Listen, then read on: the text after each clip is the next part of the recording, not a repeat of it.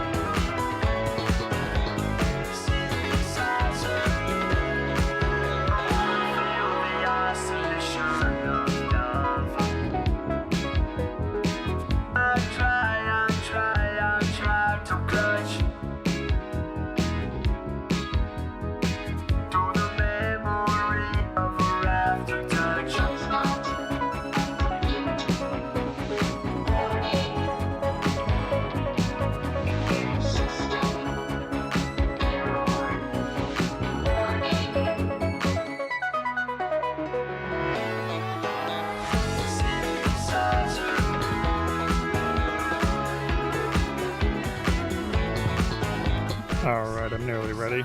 Sorry about that. Throwing out a Twitter post nobody will see.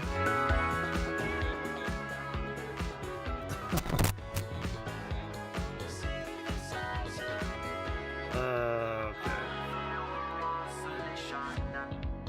Pop this chat out.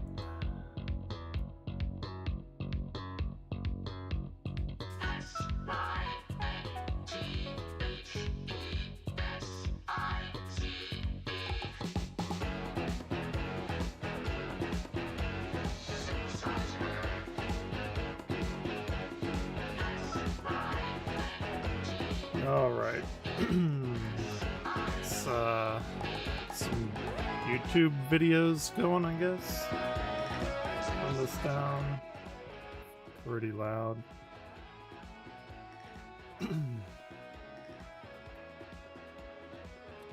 See what's going on in the old YouTube realm. YouTube sphere.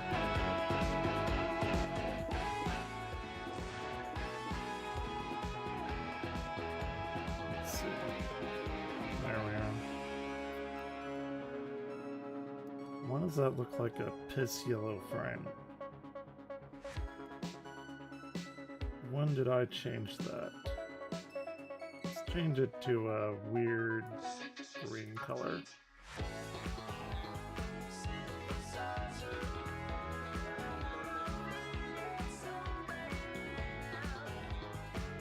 I got a few games. I got Metroid Federation Force working. It's the only Metroid game I've actually never played before.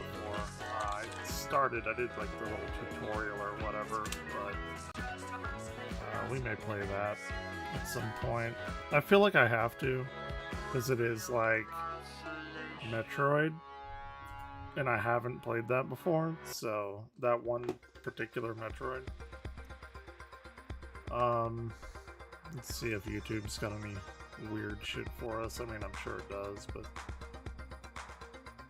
let's see. Hardest Mario Maker? What? I thought that was 12 days ago? Huh. Weird. Don't really want to get into politics bullshit tonight. I assume at some point I will have to get into it. I say a bunch of shit nobody wants to hear.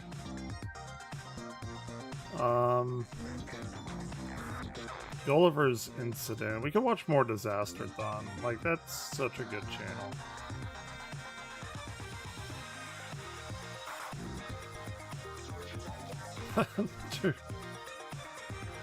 Drew Pickles is trash, and I can prove why.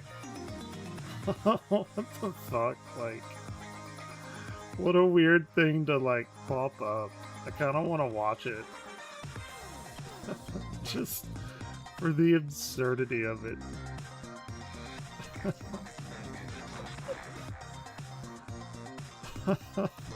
Let's save it to watch later. 7 banned YouTubers that everybody forgot. Okay. Let's see People it. get banned from YouTube for a lot of reasons. Some Okay. bullied kids, others did other things to kids. In some cases, people didn't even I deserve wonder to how be many banned at all. But the I ban know. hammer has no mercy. Austin Jones, known online as OsDudePro, was a vlogger who started posting to YouTube in 2007, with most of the content on his uploads being covers of know songs who that by is. bands like Fall Out Boy. Is that like the guy that wanted like 14-year-old girls to like twerk and he like made them state their age at the beginning of the film or something? That was like a long fucking time ago. It was a very, very long time ago. And 21 Pilots. After these covers became extremely popular, he even started releasing original Oh, songs. look, I can play targeted guitar. At the same demographic that listened to the songs he covered, very young girls. On the surface, it seemed innocuous, just another person don't do capitalizing that. on that young demographic Don't with their do music. that. Nothing too uncommon, all things considered. In 2013, he also started posting to Vine, which became Vine. popular due to his biting comedy. Tree, you need to get your shit together. This just ain't cutting it. You look stupid! But it turns out Austin had a much darker reason for trying to become popular with teenage girls. At some point during the year of our Lord, 2010, when he would have been 17 to 18 years old, he presumably took a stroll through his follower list, picked whichever ones were the most to his liking, and took to their DMs to make a most inappropriate request. Specifically, he asked for twerking videos, and due to being starstruck and very young, many girls went along with it. I don't think it's possible to know how many And girls he got was this message 17 or and just didn't 18? reply, but it's clear that he targeted multiple girls at Thought he once, was, like, showing he wasn't even trying to be over cautious about how he 20. did it. However, the girls he was trying to groom into doing this were so young that they didn't even know how to twerk, but that was no biggie for Austin since he just showed them how to do it. So this is what you do. Oh yeah. You stand with your legs apart. That's you bend your gross. legs, and then you arch your back, and you don't arch it. You do it faster. So it's like that. A twerk tutorial from a serial pedophile was not Ooh, what starting the night off. to see today. I have to wonder how many times he did this because he's doing Fucked it up. pretty efficiently here. Did he watch some how-tos himself to get the technique down so he could pass it on? Some How fire to YouTube twerk. clap content? Regardless of how ridiculous and funny it may be to watch this bowl-cut predator throw it back, he quickly accumulated a large collection of illicit images and videos from minors. To make it Yeah. even more egregious than it already is, Austin wasn't just getting twerk videos from fans who happened to be minors. gross. He specifically requested that they state their age loud and clear while doing That's it. One of the right. most common defenses from predators is the claim that they didn't know the victim's age. But Austin was really giving his future lawyer a run for his money here. Though this began all the way back in 2010, the story first broke on May 10th, 2015, when a girl called Taylor uploaded a video titled The Austin Jones Situation, in which she recounted her experience with Austin. Yep. She decided to message him after some sad posts he had made on Facebook, and as soon as she told him she was 15, he proceeded to Could you love a boy how doesn't love himself? Boy, you have more scars than you could count. Do these things make me less of a person? Yes. Oh, okay then. Bitch, get out of here. compliment her and ask for a twerking video, followed by a twerking tutorial. It's almost as if the age was the trigger that prompted him to do it. Hey you may be in danger. The United Healthcare CEO says maybe a third of citizens were affected by a recent hack. A massive AT&T data breach affected 73 million customers. Oh, you like concerts? 500 million people's user data was just breached through a Ticketmaster hack. Your information could be at risk. Who's gonna save you now, buddy? I thought I was safe. It turns out my data may be breached.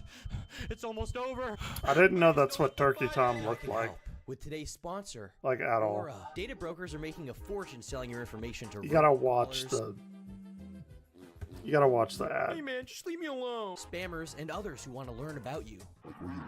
Aura can identify data brokers who are exposing your info right now and submit opt-out requests on probably. your behalf. You don't even have to do anything. I don't really have Brokers are anything that legally they can required to take, remove your so info if you ask them to, good for but them. it can be very confusing to figure out how. How do I submit an opt-out request? Never ask that question ever again with Aura, because they'll handle it all for you. Thank you! It also has so much more. It's an all-in-one app with parental controls, antivirus, a VPN, password management, identity theft insurance, and more. If you're tired of picking up the phone to robo-scammers to the point you don't even want to use it, then Aura is for you. Stop data brokers in their tracks from exposing your personal information. Go to my sponsor, aura.com/turkeytom for a 14-day free trial to see how much of your personal data is being sold. Probably What's that? all Your of data it. is safe now? Oh, Thank me later. In her video, Taylor pointed out that he never That editing is kind of obnoxious too, I'm not gonna lie. actually said her name in the video, suggesting that it had already been made beforehand, probably sent to some previous victim. Still, she refused to send anything due to being insecure about how she looked, among other reasons, prompting Austin to stop responding altogether, making it clear that his one and only interest was sexual. Eventually, Yep. Taylor told the story to some It's guy she met on fucking Twitter who gross. disliked Austin, but for other reasons, and this person, who went unnamed in her video, decided to post it. This eventually caught Austin's attention, and he engaged with it, not to apologize or anything, but to claim that Why the do people incident have to, was like, caused by him fucking be taking gross? antidepressants. This is like when Come Vito on. from The Sopranos got caught in a gay club with a guy and tried to claim that it was his heart medication that made him do it. Your Honor, I'm not gay, but I was watching a lot of Skibbity Toilet at the time. Austin proceeded to threaten to sue the guy who posted this stuff to Twitter on the grounds of slander, despite the accusations being verifiably true. Given Austin started doing this in 2010, and this video came out in 2015, this is probably not the first time he's Oh, threatened to it's sue people to absolutely keep his not. business on the low. The person on Twitter that Taylor might have been referencing in her video may be a YouTuber called D-Fizzy, who was spearheading the efforts on Twitter to expose Austin as a predator. But these efforts didn't yield anything of note besides Austin claiming he asked for twerk videos because he thought they were funny, and a classic YouTuber-style apology sent in private to one of his victims. Hannah, I just actually really do think you're pretty, and I just wanted to make you feel special. And, I'm sorry you're mad at me.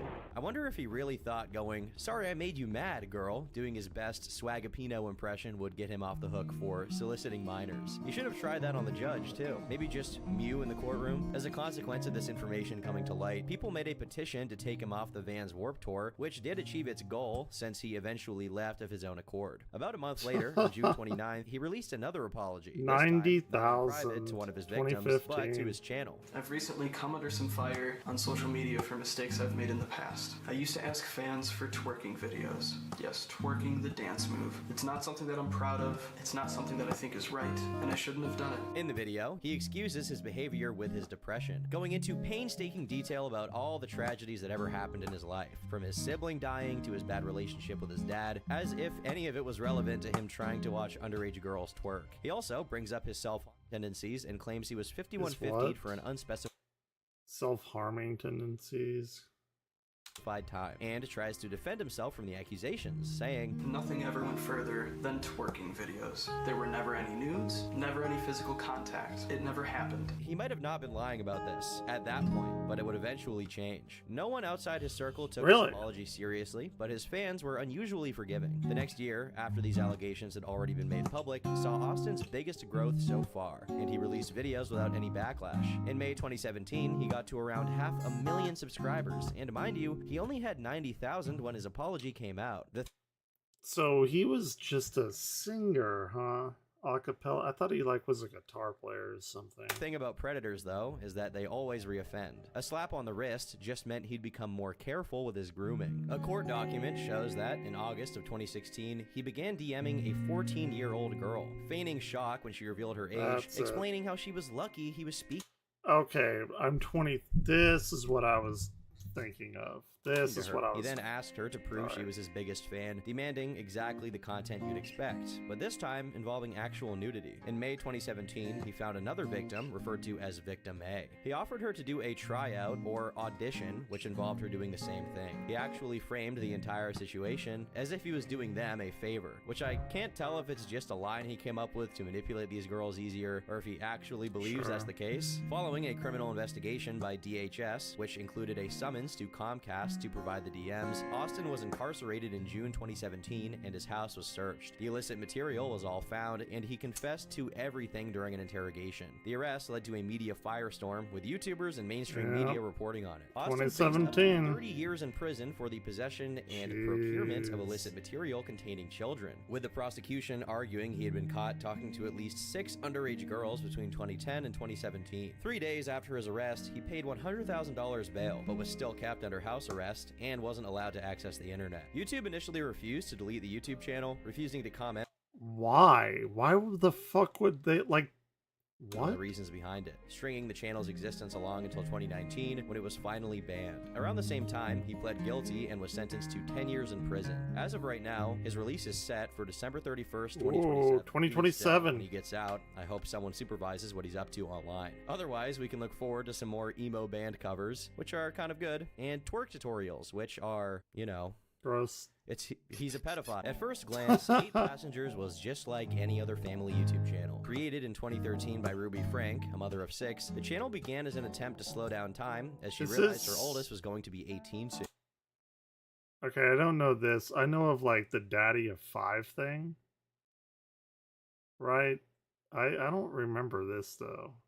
It just so happened that this wholesome family project made for extremely profitable YouTube content. The very first video posted was a gender reveal party for their then unborn child, and once the baby was born, it was shown in a video right out of the womb. Rarely does someone with that large a family have the time and patience to regularly turn their life into content, so it's not surprising that 8 Passengers became one of the largest channels of its genre. By 2021, it had gained over 2 million subscribers, getting over 40 million views a month at the peak of its popularity. However, this success didn't come without some trouble. Over the years, fans began noticing some problematic behaviors from Ruby, such as filming her kids even when they expressly asked her not to. This raised questions concerning the privacy of Ruby's kids, along with their ability to consent to being filmed in the first place. But that was just the tip of the iceberg. Since the channel is deleted, it's impossible to personally verify it, but it was claimed that the comment sections were full of files posting suggestive timestamps, something that's been documented as a phenomenon in family-oriented channels and kids content in general. This wasn't a problem exclusive to Ruby's channel whatsoever, and it really wasn't her fault, but it certainly added to the list of concerns people had with exposing the inner workings of your family life as much as she did. It was only in 2019 that there was an uproar in the community after she was notified that her youngest child, a 5-year-old, had forgotten to pack her lunch, and her reaction— Oh, I remember this one.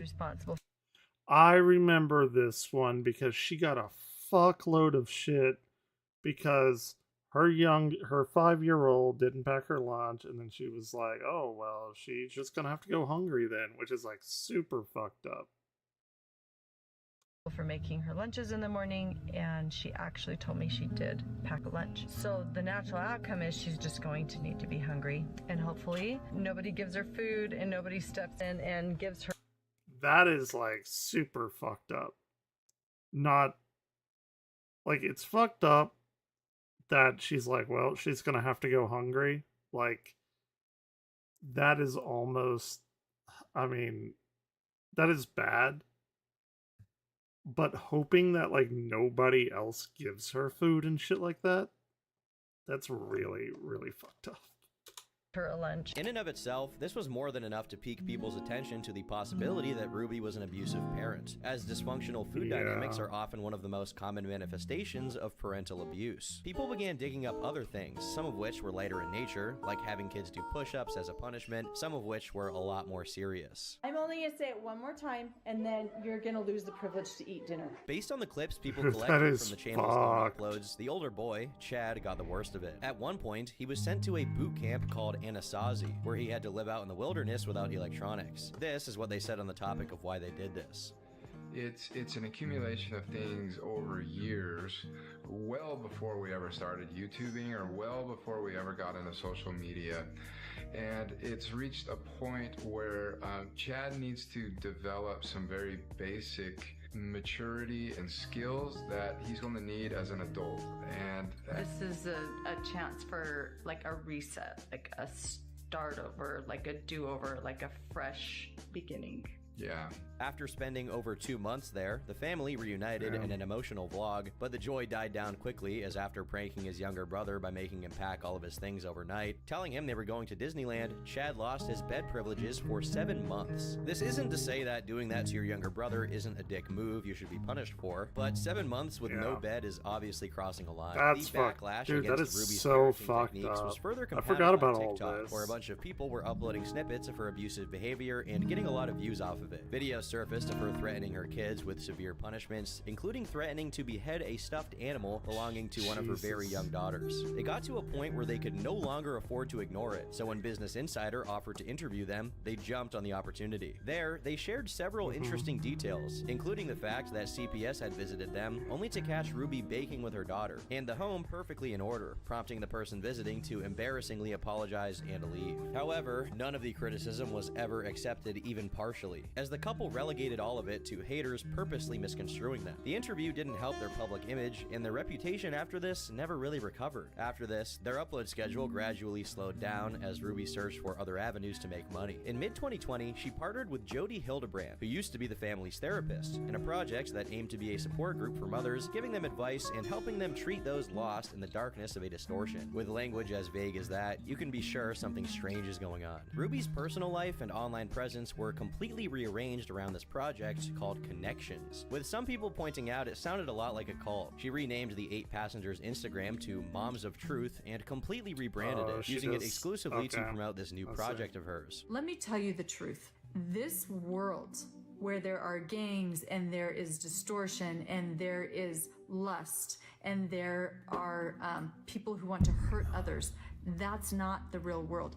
That is the delusional world. We have so many people living in the delusional world and so few people living in the truth that it looks like the distorted world is the real world. This rebrand. The fuck is she talking about? Decision to stop sharing as much of her family life, which I assume was done strategically so that fewer people were scrutinizing her decisions as a mom, but it sort of had the opposite effect. Not only were people already aware of her past deeds, but the kooky, vague, quasi-religious lingo she started using after she began Connections was raising a lot of red flags, leading people to think that something insidious was going on behind the scenes. As Ruby and Jody grew closer, Ruby decided to move Jody in to live with the rest of the family around 2022. And according to the kids' testimonies, Jody slowly brainwashed Ruby into becoming more and more vile. She even pitted her against her husband, Kevin, who was forced to abide by their draconian rules to continue being a part of the family and see the kids. Kevin was gradually pushed out of the household, first being disallowed to enter the second floor, and then persuaded to move out for bringing bad energy to the family. Kevin's absence from the house was correlated with a significant worsening in the kids' living conditions, with Ruby often leaving them at the house without supervision for several days, even covering the windows with newspapers so no one would look in. She also forced them to work outside for hours without food and water in over 100-degree weather. The kids were being isolated and malnourished, being fed the bare minimum to keep them sustained. If this wasn't a cult before...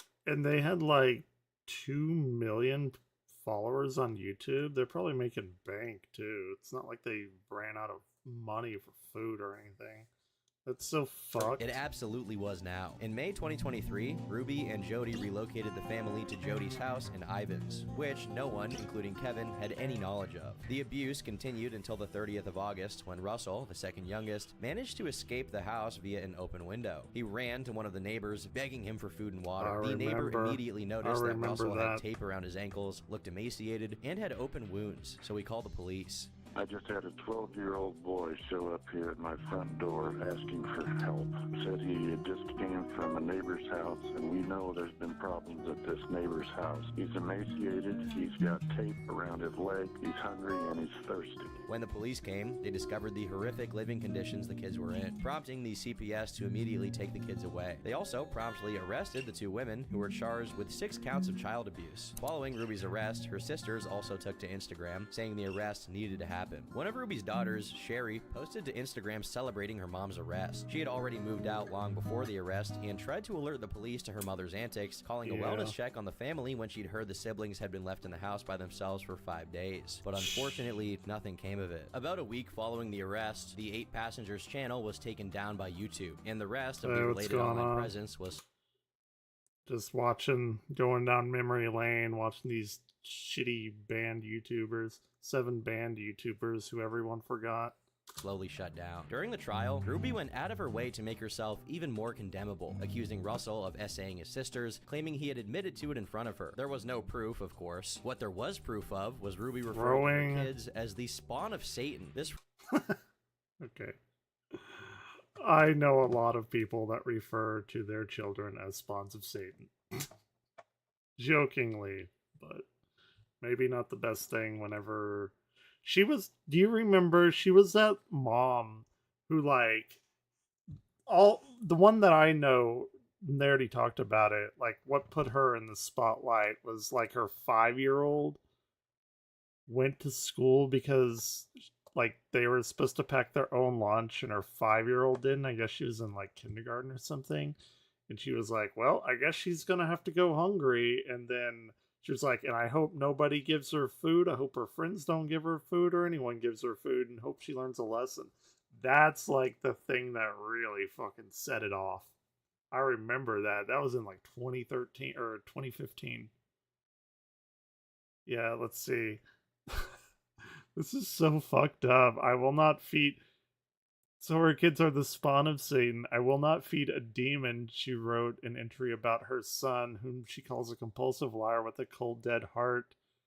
Frank wrote about shaving the boy's head as punishment for refusing to performing wall sits for pushing him into the pool while covering his mouth and nose. Big day for evil. Frank details how she punished her manipulative daughter, including making her stand in the rain for hours and dousing her in dog wash water after she complained about not eating for days. In the entries, Frank rationalizes her punishments as ways to break the children's purported ties with the devil. If you can engage a weak-minded soul in a physical activity of obedience, you can begin to break the bond of Satan made with the weak. What the came from her fuck? diary, in which she admitted to refusing to feed the demons, shaving her son's head as a punishment, making her daughter stand in the rain for hours, and dousing her with water they used to wash the dog, all in an effort to break the deal with the devil she believed they had made. In the end, she took a deal Yeah, no and shit. pled guilty to 4 counts of child abuse to prevent being convicted of 6, and being She pled guilty to 4 so she wouldn't be convicted of 6 counts? Like, how does that work? sentenced to up to 30 years. Yeah, Needless right? to say, we won't be Yeah. hearing about Ruby Frank for a long time. Calvin Lee Vale, better known as Leafy is here, needs no... Oh, there it is. Started uploading videos around 2012, Old Leafy. originally focusing on Minecraft Let's Plays. However, this kind of content was already very saturated by the time he began, so it never got off the ground, leading him to pursue other avenues. Eventually, he added unscripted commentary over CSGO Money footage to horns? his arsenal of formats, sporadically appearing alongside the... Do you remember that guy? They already did it, but that guy that he like made 14-year-olds like twerk for money and made them say like how old they were and shit, and he got put in jail, and he was like 23 at the time. Some like really fucked up shit. I remember that guy is like messed up. You don't? Yeah, you probably do. I bet you do. It's this guy, he's like a singer or something. That's not. Austin proceeded to threaten to sue the guy who posted this stuff to Twitter on the grounds of slander, despite And the it was, accusation. here, I'm gonna Predators, go though, forward. is that they always reoffend. Austin a slap on the Jones. wrist just meant he'd become more careful with his grooming. A court You document don't remember shows this that guy? In August of 2016, he began DMing a 14-year-old girl, feigning shock when she revealed her age, explaining how she was lucky he was speaking to her. He then asked her to prove she was his biggest like fan, so demanding fucking exactly the content gross. you'd expect, but this time involving actual nudity. In May 2017, he found another Yeah. victim, referred to as Victim A. He offered her to do a tryout or audition, which involved her doing the This same was like a thing. He really actually big framed the thing. entire situation as if he was doing them a favor, which I can't tell if it's just a line he came up with to manipulate these girls easier, or if he actually... It was This is guy. probably not the first time he's threatened to sue people to keep his business. And I'm sorry you're mad at me. I wonder if he really thought going, "Sorry I made you mad, girl," doing his best Swagapino impression would get him off the hook for soliciting minors. He should have tried that on the judge, too. Maybe just Mew in the... Yeah, this right here. Inappropriate request. Specifically, he asked for twerking videos, and due to being starstruck, so very fucking young, nasty. girls went along with it. I don't think it's possible to know how many girls got this message and just didn't reply, but it's clear that he targeted multiple girls at once, showing he wasn't even trying to be cautious about how he did it. However, the girls he was trying to groom into doing this were so young that they Like, didn't he even gives know how them to twerk. But that was no biggie instructions. for Austin, since he just showed them how to do it. So this is what you do. You stand with your legs apart. Dude, You it's so, bend your legs, so fucked up. and you don't arch it. You do it faster. So it's like that. A twerk tutorial from a serial pedophile was not on the list of things I expected to see today. I have to wonder how many times he did this, because he's doing it pretty efficiently here. Did he watch some how-tos himself to get the technique down so he could pass it on? Some fire YouTube clap content? Regardless of how ridiculous and funny. Yeah, you don't remember that guy? That was a huge thing. Okay, back to the Leafy shit. I remember the Leafy stuff. Commentary was out competing the formats by a large margin, so he decided I didn't really like get on, super and the deep content started into spreading it, around though, YouTube that like drama. wildfire. By January 2016, he had over 600,000 subscribers. I know there was that like big scandal. His name was like Toby or Tobuscus or something. He was a pretty fucking big pedophile too. Like a lot of those Minecraft people were, and a lot of Smash Brothers people were too. That's one of the reasons I distanced myself from like being part of that community, like online. Minecraft people and Smash Brothers people are some fucked up people. Ballooning to almost 4 million in the next 6 months, with 4 to 5 million views every single day. His success came with a very large community of people who embraced Leafy's style of commentary and even began repeating certain terms like hiss, or a 3-word phrase that can get you demonetized nowadays. Many other creators began doing the exact same format and even became successful in their own right doing it. However, there were also downsides to his success. For example, before, when he was a small channel, he could just say whatever he wanted about anyone he was reacting to, and it was inconsequential. But now that he had this gigantic community, it meant whoever he made a video on was immediately swarmed by thousands of people, flooding the person's comments with negativity. Usually, this didn't result in much. Mr. Black Darkness 666, for example, cast a curse on Leafy and all of his fans. Oh God, Lucifer, hear my plea, as my will is to send misfortune. He has done me wrong. How to perform a dark ritual to protect you from others doing you harm. Come on now. What are we doing? And now he will feel my wrath. They eventually met up on Drama Alert, where they sorted out their differences. Oh, However, Keemstar. not every target of Leafy's was going to be as simple to deal with. Just a few Keemstar. months later, he got into more drama when he made a video on a YouTuber called Tommy NC. Unsurprisingly, a lot of his fans went to Tommy's channel and left negative comments, causing Tommy, someone who is obviously developmentally challenged in some way, to become Aren't we upset all, and though? respond in a video. Hello, folks. I'm having a difficult time right now because some people are threatening my life. He has a very high voice for how large he is, and that's not a knock on him. It's surprising to me, is all. My family, and all I wanted to do was inspire people. Some Leafy guy or Team Star people are threatening me. This led to a public fucking outcry against blows. Leafy, spearheaded by Yeah, Ethan Klein, that's who made right. a video criticizing That was Leafy so for being big. a bully. Leafy That ended was so fucking big back in the day. That was whenever H3 like made funny shit. Man, that was so huge. up deleting the Tommy NC video and making an apology, thanking his fans for supporting him and explaining his side of the story. However, this apology was followed by a video accusing Ethan of hypocrisy, claiming that he behaved very differently in the DMs behind the scenes, and had done videos making fun of kids in the past. Regardless of who exactly was... Most people, if you confront them like head on, they're gonna be, oh, you know, they're all gonna be nice and shit.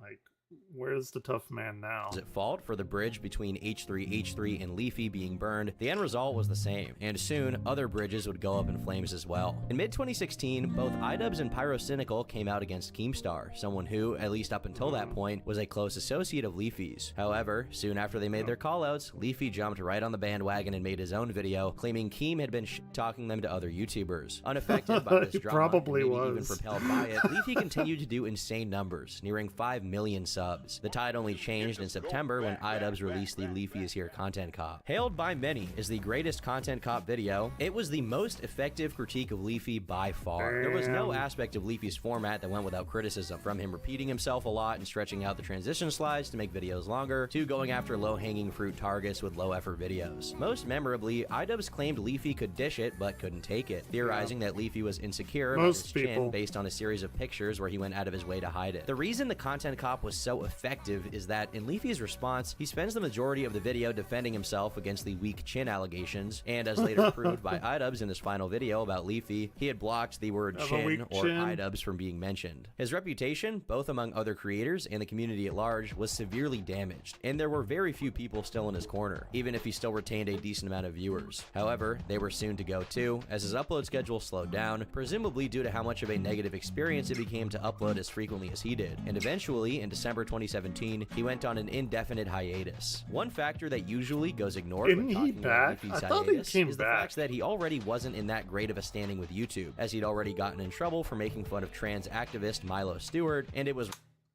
You got Ass Blaster... Oh, you've upgraded to 5,000. It's usually Ass Blaster 3,000. I, too, have had similar cramps, but they're probably not for the same reason that you do. But my stomach has fucked with me for the past few days. Right around that time that YouTube was beginning to become a lot more strict on that kind of stuff. This meant that it was a huge risk for him to continue putting all of his chips into YouTube, since many people already thought his content was little more than glorified cyberbullying. Admittedly, the humor was very rough around the edges, I think, even for that time. In his video about Keemstar, he had the clip of Keemstar screaming out the N-word play multiple times within the first minute of the video. It's pretty insane to think this was mainstream YouTube at the time. That was a wild, wild time on YouTube. That was a very wild time. Yeah. Yeah, and if I have to get up real fast and run out of the room, that's why.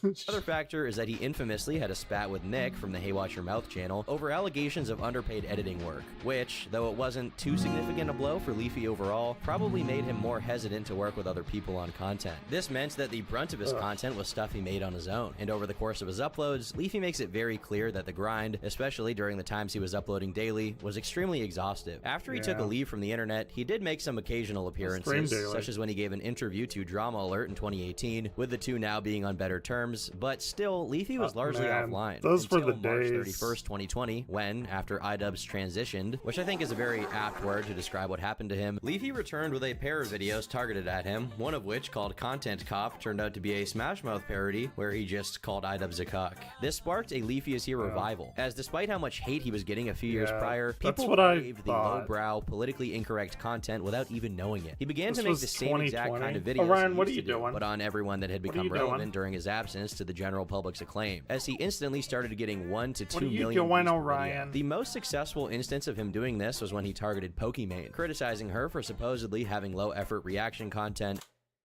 He's actually very right about that. I do not know why Pokimane is like the #1 female streamer. Sorry, I've tried to figure it out. Swear to God, I cannot figure out. She's cute, sure, but there are cuter. She doesn't react to things. She shits on, like, people that don't have money. She's not especially good at any video game. And I'm not trying to be mean. Like, I've legitimately tried to watch Pokimane, and I have no fucking clue why people watch her. Other than maybe it's like The Simps or something. I legitimately don't know. Abusing the copyright system against people she disliked, her appearance, and last but not least, publicizing the fact that she had a boyfriend to the dismay of her tier 3 subs who simped for her. All things considered, it wasn't exactly the best kept secret in the first place, but the video had an impact nonetheless, as in the immediate...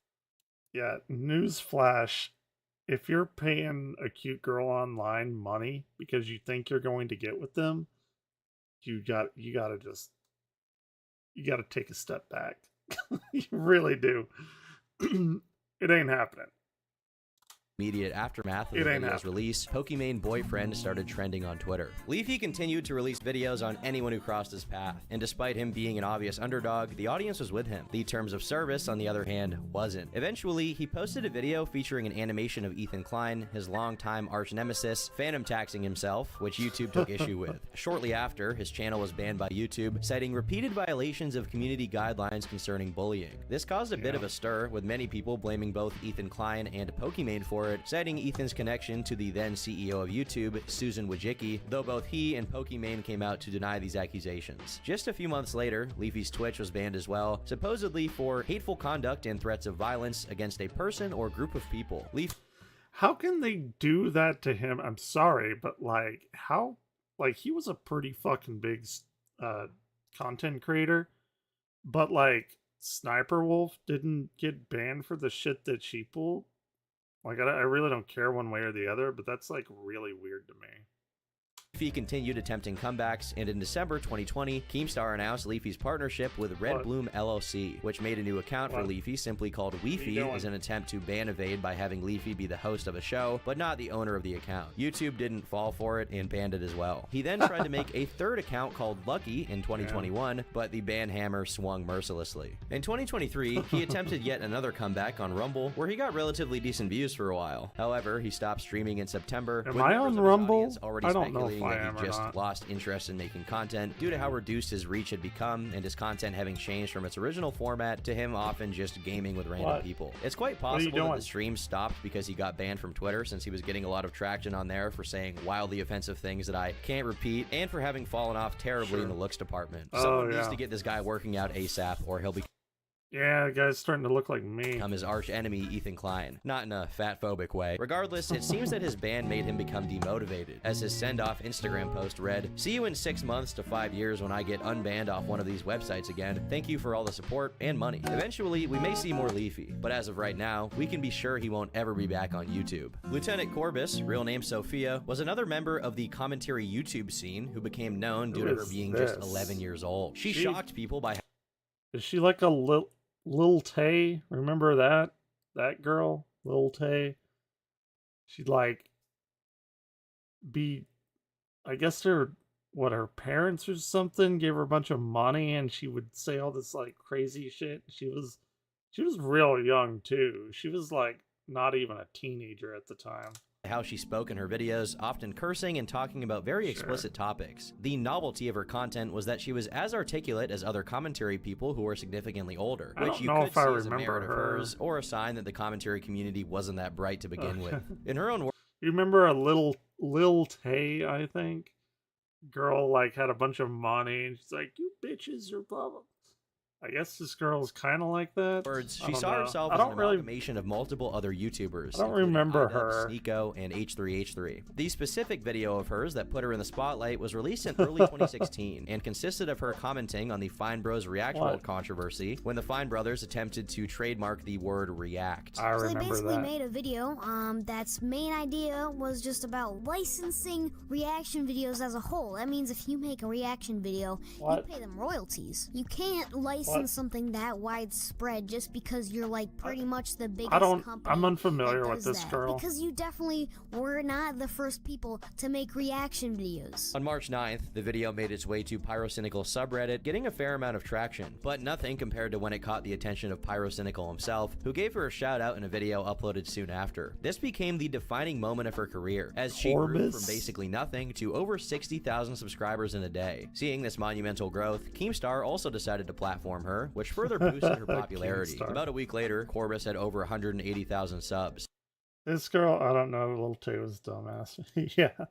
And while her explosive initial growth eventually slowed down, she continued to gain subs at a good pace, getting hundreds of thousands of views per video. But things soon began turning sour. Corbus eventually made a video essentially disavowing the community at large, and based on what she herself says in that video, this was because they'd already turned against her, supposedly due to her being rude to no fuckers as friends. Her critiques boiled down who? Some fuckers as friends or something? Down to a few factors: lack of originality, low standards, and most importantly, in-group loyalties that protected anyone in the community from criticism. She found this hypocritical since most of the content creators in this sphere got big off of making fun of others, but didn't tolerate being treated the same way. There were follow-ups to this video, but none had the same impact as the first, since at that point, she'd already burned bridges with pretty much every other commentary channel. I don't know who this is. Corbus moved away from the community format altogether, Twitter, but continued to do skits and freeform rant videos, eventually changing her name to Soph. It's interesting that she mentioned Sneeko being one of her influences, because over time, these rants grew increasingly political in nature, making fun of woke celebrities and people in Hollywood being pedos. It's very odd to see because the format was still indistinguishable from regular content you'd see on YouTube, but now it had a distinctive right-wing vibe becoming increasingly present in the new uploads. This element continued to intensify until it boiled over into an 18-minute screed against Islam called Be Not Afraid, none of which can be shown because it seems there's a really strict content ID ban on it that prevents any segment from being uploaded to YouTube. In the video, she's wearing a hijab and addressing comments she'd made on Discord, where she said that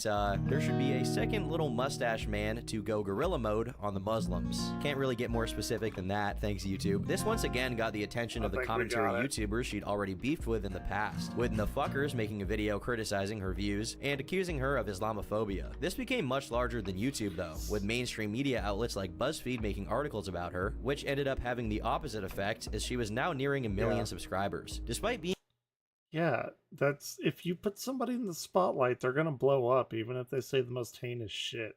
In fact, they'll probably blow up even more because people are there for the cue the Michael Jackson popcorn man.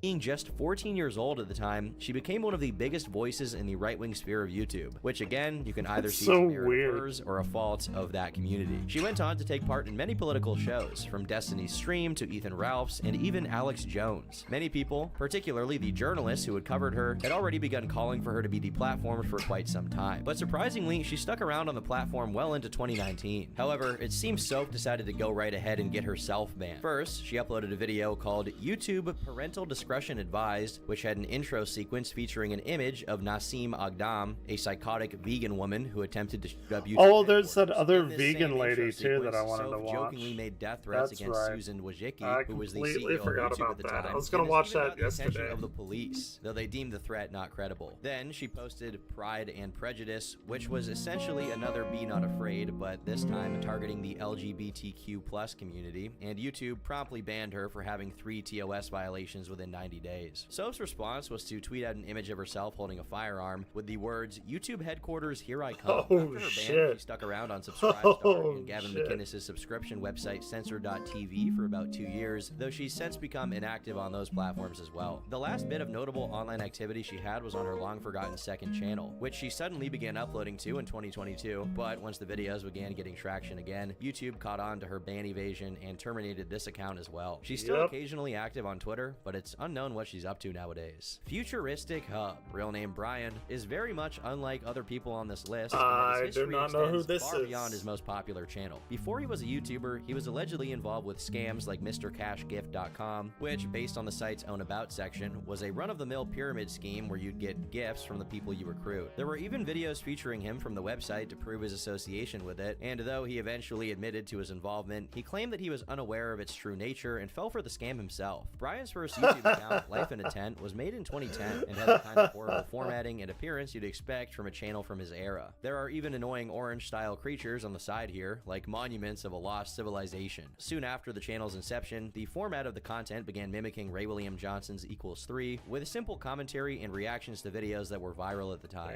The thing is, unlike Equals 3, which made it clear in the thumbnails that they were transformative, Brian branded his content so that it'd be impossible to distinguish between it and the stuff he was reacting to in a kind of primitive clickbait. Since the terms of service were a lot less effective at preventing this kind of thing at the time, this strategy worked, and he got enough views on his channel to start monetizing it. During this time, he married Megan Lee Hart, and the channel also became infamous for going after other creators, most notably Alejandra Gaitan, who became known as the original Reply Girl, one of the main people behind the 2012 YouTube trend of making reply videos with cleavage in the thumbnails to siphon away all of the potential viewers of the original content to, you know, cleavage. YouTubers tend to get in drama with and insult each other, but Brian admittedly went as far as mass flagging her. However, this didn't get him in nearly as much trouble as when he made a video about the 2011 earthquake in Japan that was very insensitive to say the least. They seem to be getting hit by a lot of earthquakes nowadays. I cannot believe it. Anyway, thumbs up this video for epic earthquake. This sparked criticism from many.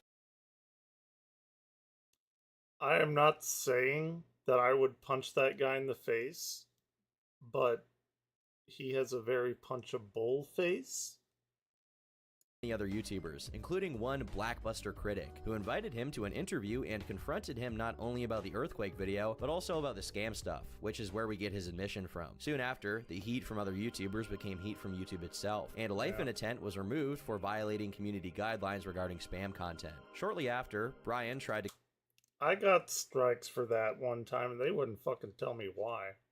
Come back with a channel called K Martin, but he got caught Spam botting views and he got deceptive terminated. comment. This is documented in a Daily Dot article from 2012, and apparently he wasn't botting views for himself, but for other people. He figured out that he could get other people's channels affected by botting their views blatantly and having YouTube punish them for it, so he tried to do it to a few channels, including the Yogscast. Ultimately, it didn't work since the payment for the botted views was traced back to the email he was using, and one of the patterns in his bot attacks was that people who spoke out against reply girls would get hit with it. Dude, this person spent like nearly $1,000 for bots trying to get other people like deplatformed? What the fuck? Like, how petty do you need to be?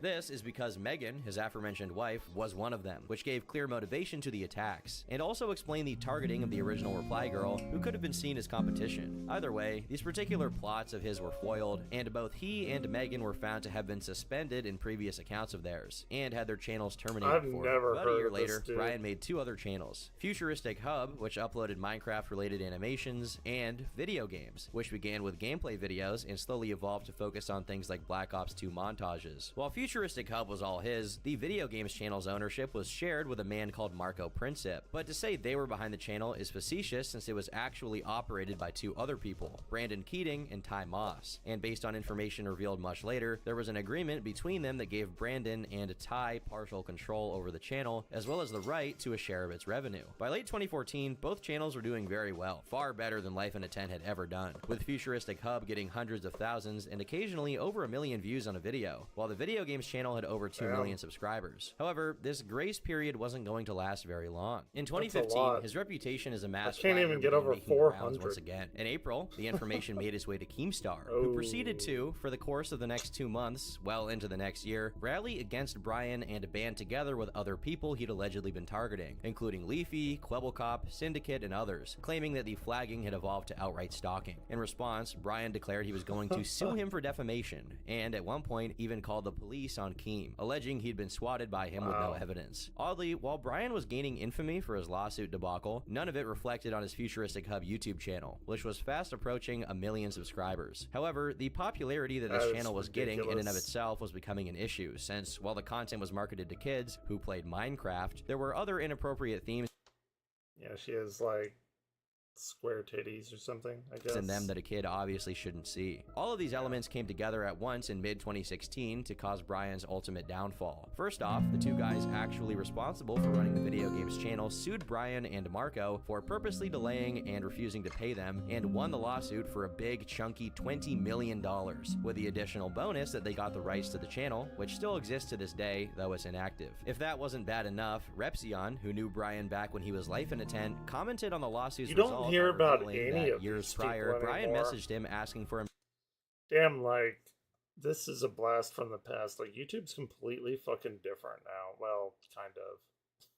Still got Boogie doing stupid shit. To take one of his videos down because he didn't like what he said in it. When Repzion refused to do so, Brian proceeded to dox him and his entire family. Repzion's mother began to be harassed with sexual phone calls, and most egregiously, Brian made a webpage with a picture of This is so Repzion's fucking 1-year-old stupid. nephew attached to Repzion's address, followed by a series of very out-of-line threats to the infant. Repzion successfully took the page down by calling the company that hosted the site, but still, it showed what kind of person Brian truly was. Around the same time this I don't information came out, remember Mudahar this from Some guy. Ordinary Gamers released a video called Minecraft Sex on YouTube, covering the tone-deaf adult-themed videos in the Futuristic Hub channel. I don't think I was watching Mudahar at that point. While he never actually says the channel's name, people figured it out anyway, and shortly after, YouTube took down the animation Muda was commenting on. Multiple people were very happy to see Brian getting his deserved comeuppance, many of whom were owed money by Brian themselves. While Brian did make the time to animate Keemstar getting probed by aliens, which I can't show here for obvious reasons, his concern eventually shifted away from what other YouTubers were saying and toward the prospect of losing what little he had left after the settlement. In fear of having Futuristic Hub taken away, Brian began claiming that Futuristic Hub was was actually owned by a girl named Holly, his new partner, since behind the scenes, he had divorced Megan in 2019. This directly contradicted a statement he had made during the video game's trial, in which he said the channel belonged to him. He proceeded to diligently scrub the internet for anyone claiming he owned Futuristic Hub, leaving comments and sending DMs claiming to be Holly, going as far as to take— That's like a thing you see a lot of people do. Like, whenever they're about to get their shit taken away, they're like, oh, I don't own it. This other person owns it. Take down videos that insisted on saying he owned the channel. This pattern repeated for multiple creators across the platform, including yours truly. I personally received a bunch of emails from this guy threatening me with a lawsuit, and he even tried to flag my video down. While it's still up, he did get it age restricted. In late 2020, the proceedings began for a second lawsuit, coming from the same guys that won the previous one, attempting to take Brian's other accounts, as he'd predicted they would do. Specifically, the proceedings began on September 15th, and this matters because in order to stifle the court proceedings, he left the US altogether on September 20th, which was easy to do since Holly was a British citizen. Then, Brian claimed he'd left the country. Like, this is couple months before COVID. A day prior to the lawsuit first being filed, which would create complications if it weren't for the fact that they quickly found out that the file he'd submitted as evidence of his departure on the 14th was falsified with a PDF altering tool. And it doesn't seem he addressed this at all, since Brian just went on to claim he'd misremembered. This strategy of moving all of his assets to Holly didn't hold up though, as the judge ruled in favor of the claimants and gave them Brian's other channels. Not only Futuristic Hub, but also Wildcraft and Creamworks Animations as well, which were never nearly as successful. But even then, they didn't stop. There's a court document indicating Brian and Holly started abusing copyright notices against these channels to take them down. They then declared they were going to sue Google over copyright infringement in the United Kingdom and threatened the plaintiffs with physical harm, which led to YouTube deciding to take down all of Brian's accounts. Since then, Brian has filed an appeal, and a number of channels popped up on YouTube that are suspiciously similar to Futuristic Hub in format, with a very similar sounding voice actor for the characters. Eventually, Brian confirmed his association to these channels via post to Kiwi Farms and emails he sent from one of the channels. He's also occasionally made phone calls to the claimants to voice his dissatisfaction with their conduct. When I get my hands around your neck, I'm gonna squeeze the life out of you. You understand me? Brian, why are you talking to me like this? Eventually, he even attempted to swat one of the claimants, the police report on which reveals he might be back on US soil. Last but not least, I'd like to mention a little wrinkle to the story I haven't seen talked about, but here's a clip of Holly stating her date of birth. What's your date of birth? My date of birth is the 27th of October 1999. And here's Megan saying when she first heard of Holly. When did you first hear the name Holly? I actually heard it back in 2010 when I met Brian through his Life in a Tent channel. She had an account that she commented on his videos on, and he would sort of make suggestive comments back to her. Something is wrong with this picture. I'm not some kind of savant mathematician, but unless Megan is off by 70 years or Holly was mistaken about her own birthday, doesn't this mean Brian was exchanging messages with a then 11-year-old Holly or something? Make of this what you will, but it certainly sounds very strange. Sneeko, real name Nico, started posting to YouTube in 2013, doing basic commentaries over Call of Duty Black Ops 2 footage, and even early on, there was a distinct— This guy's been called out recently too. This guy's a fucking moron.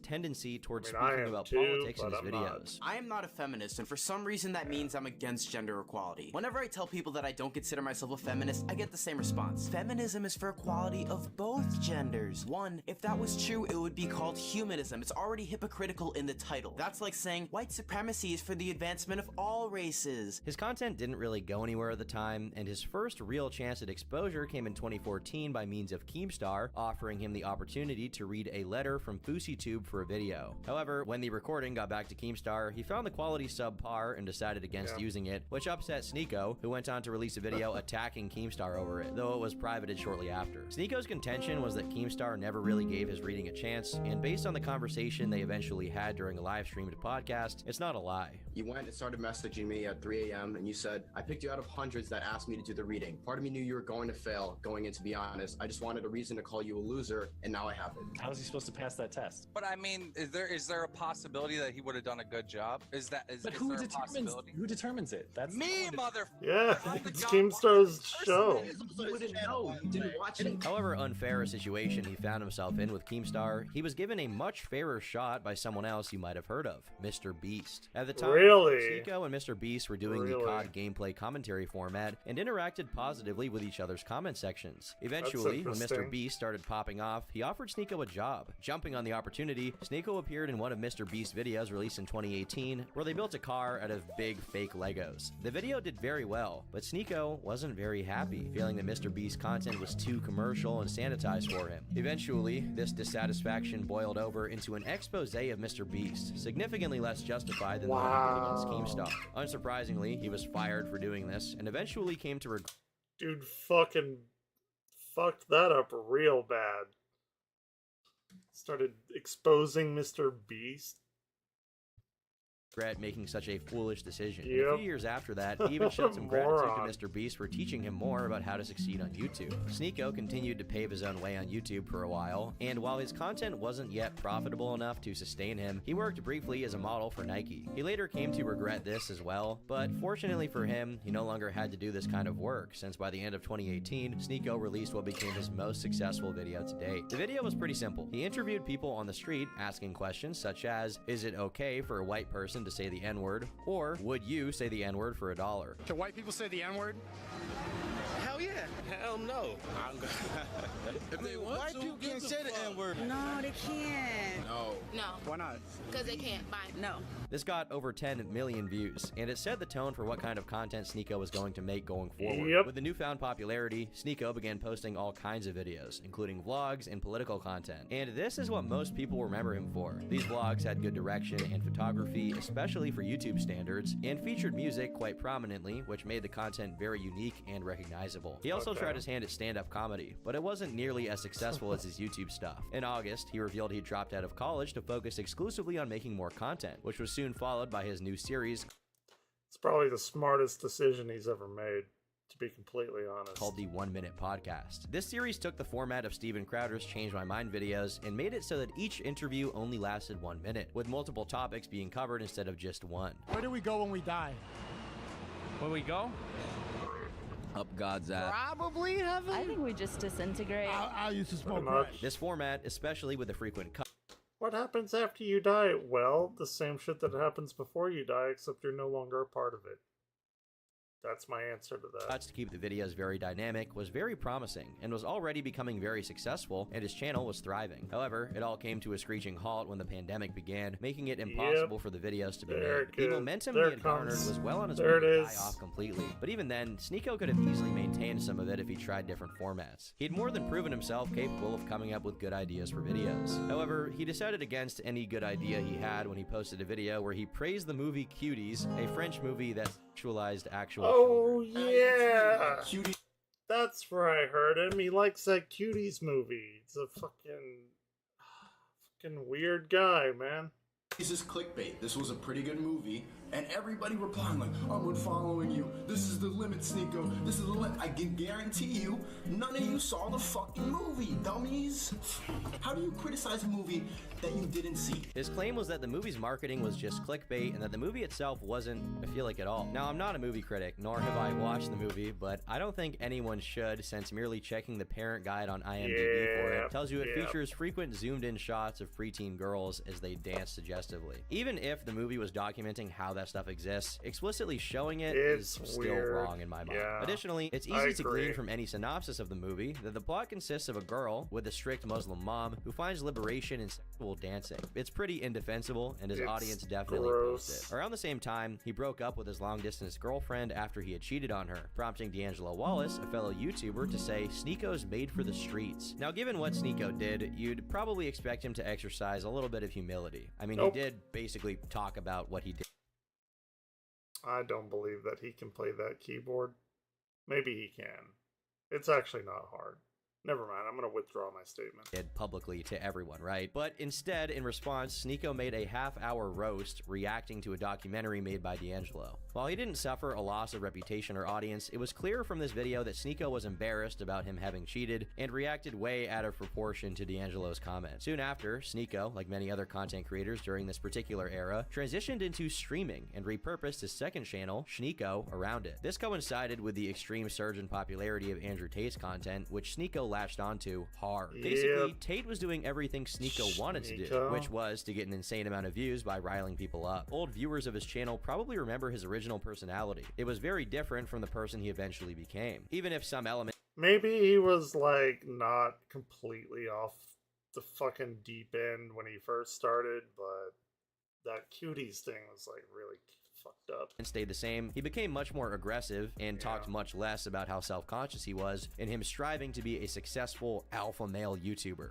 With the rise of Andrew Tate on social media, Sneako once again transformed into a Tate-light streamer, parodying many of his talking points. However, even if he truly began to believe the things he was saying... Could you imagine, like, if I tried to do that, like, started, like... Yeah, I can't even, like, possibly think of how I would say that without laughing. Saying they were a far cry from the guy he was just a few months prior, who, for example, thought Dave Chappelle's jokes about trans people were in poor taste, and most importantly, well, good for took his him. girl to Yeah, a party and so he's a sellout, effectively. That's what he is, and that's fine. But you know, that's what watch someone go gorilla mode on her. We went to a couple different sex parties. Oh, word! What in the yeah? And so I wanted to tell on this podcast. You said something to the nature of whatever happens, happens. What? Yeah, so we go in there with the mentality that whatever happens inside that party, it just stays at the party. Like, yeah. And so I saw her. Hold on, I'll be right back. I gotta do something real quick. Be right back. Have fun with New Sidonia.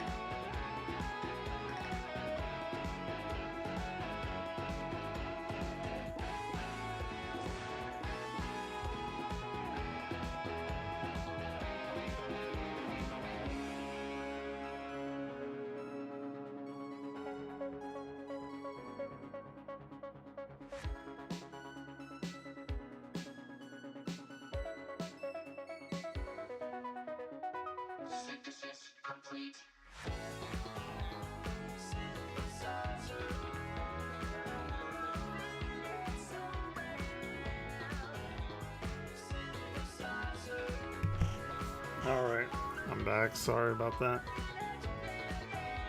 The body issues have arisen. Let's see. Let's get back. Stomach does not feel well. May have a funny clippable Twitch moment though. I've seen her other men, and it's just like that. You've seen it? Yeah, I saw it like literally right. I can't be no Bruce. Oh, I remember this. You love. I watched this. Fuck this. It's like, what the fuck? Like, this dude is weird. Like,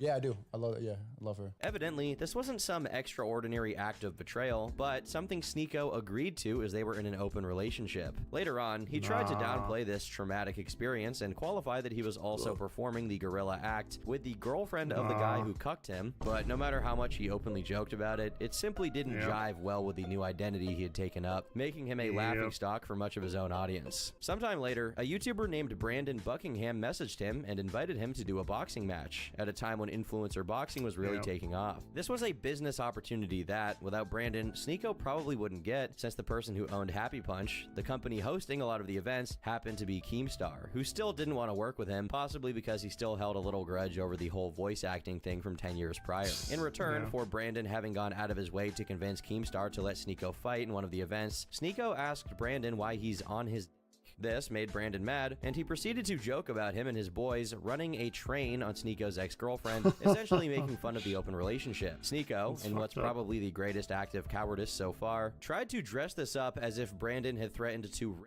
his girlfriend. This eventually led to Brandon making a long expose video about Sneako. A similar situation took place when Sneako attacked KSI for celebrating Tate's ban, only for KSI to challenge him to a boxing match as well, causing Sneako to back off. Sneako continued to grow on YouTube, amassing over 1 million subscribers on his stream channel, and, at least according to him, earning hundreds of thousands of dollars a month. However, this didn't last very long either, as he made comments about the vaccine and the legitimacy of the 2020 election that got him striked. The final straw was when he said that Chad, a female YouTuber who had criticized him in the past, needed to be known in the carnal sense by a man, proceeding to mime himself performing the act. The community at large reacted to this by calling for everyone to flag his channel, resulting in his ban by the end of 2022. He moved to Rumble, where he continued his activities, collabing with people like Aiden Ross, and even getting into a conflict with Moist Critical, which was ended swiftly by the latter. You wanna watch my clips?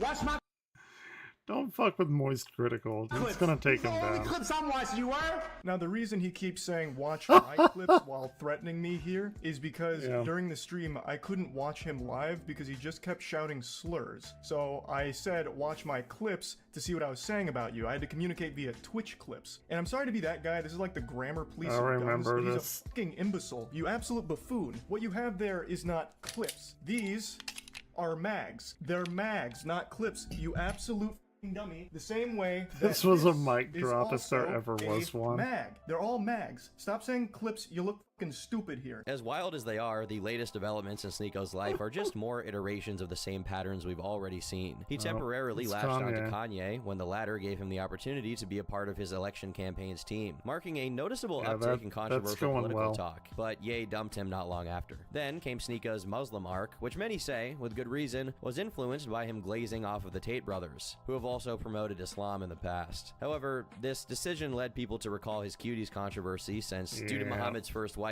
being 9 years old, Sneako had a very hard time talking about topics like the age of consent. What do you think the age of consent should be, Sneako? Yeah, this is not an important conversation. No, it's a super. You don't think fucking kids are not as an important conversation? What do you think the age of consent should be? If you want to be consistent, you don't think anything updates, just tell us what you think it should be. I think it should be past at a developed age, Dustin. What is a developed age? If you had to set a law for it, what would you set it? What would you set it about? It's a developed age. No, answer the question, you fucking pussy. Holy shit, you're such a cowardly fuck. While his devotion to Islam seems to have resisted the test of time, he suggested he was considering other options multiple times, complaining that the restrictions it places on him are too rigorous. Oh, the internet. A possible It never stops. Which, again, was probably influenced by Tate. We can expect at least 5 new arcs by the end of the decade, with probably a few religions and role models mixed in there. Tyler, known by most as Mumkey Jones, is said to have started on YouTube back in 2007, but the first documented instance of his online activity comes from when he he was 15, a now abandoned channel called That Random Hater Guy with just 3 videos, all of which are attacks on another small channel. For a while, he didn't take YouTube too seriously as he was going to college, eventually majoring in English. However, in 2011, he partnered up with a friend of his named Biggs, and together they started a Let's Play channel called The Mumkey and Biggs Show, the name Mumkey being a combination of human and, of course, monkey. They did this for a few years without much success, but eventually in mid-2015, Tyler came up with the idea of doing satirical anime reviews. The first 2 episodes were decently successful, but the third one, a review of an anime called B Gata H Kai, was the first video that really got people's attention, going viral on Reddit and getting 500,000 views. One of the main reasons it got this big Maybe was my that sister Mumkey knows derails what the that video is. I have entirely no to discuss clue. the topic of age of consent, which set the tone for the kind of edgy humor that defined his videos. Seeing the success, he made an account just for the reviews, which was well timed since not long Light after, Yagami. Mumkey and Biggs had a falling out, causing the latter to delete the channel. I don't know. It was called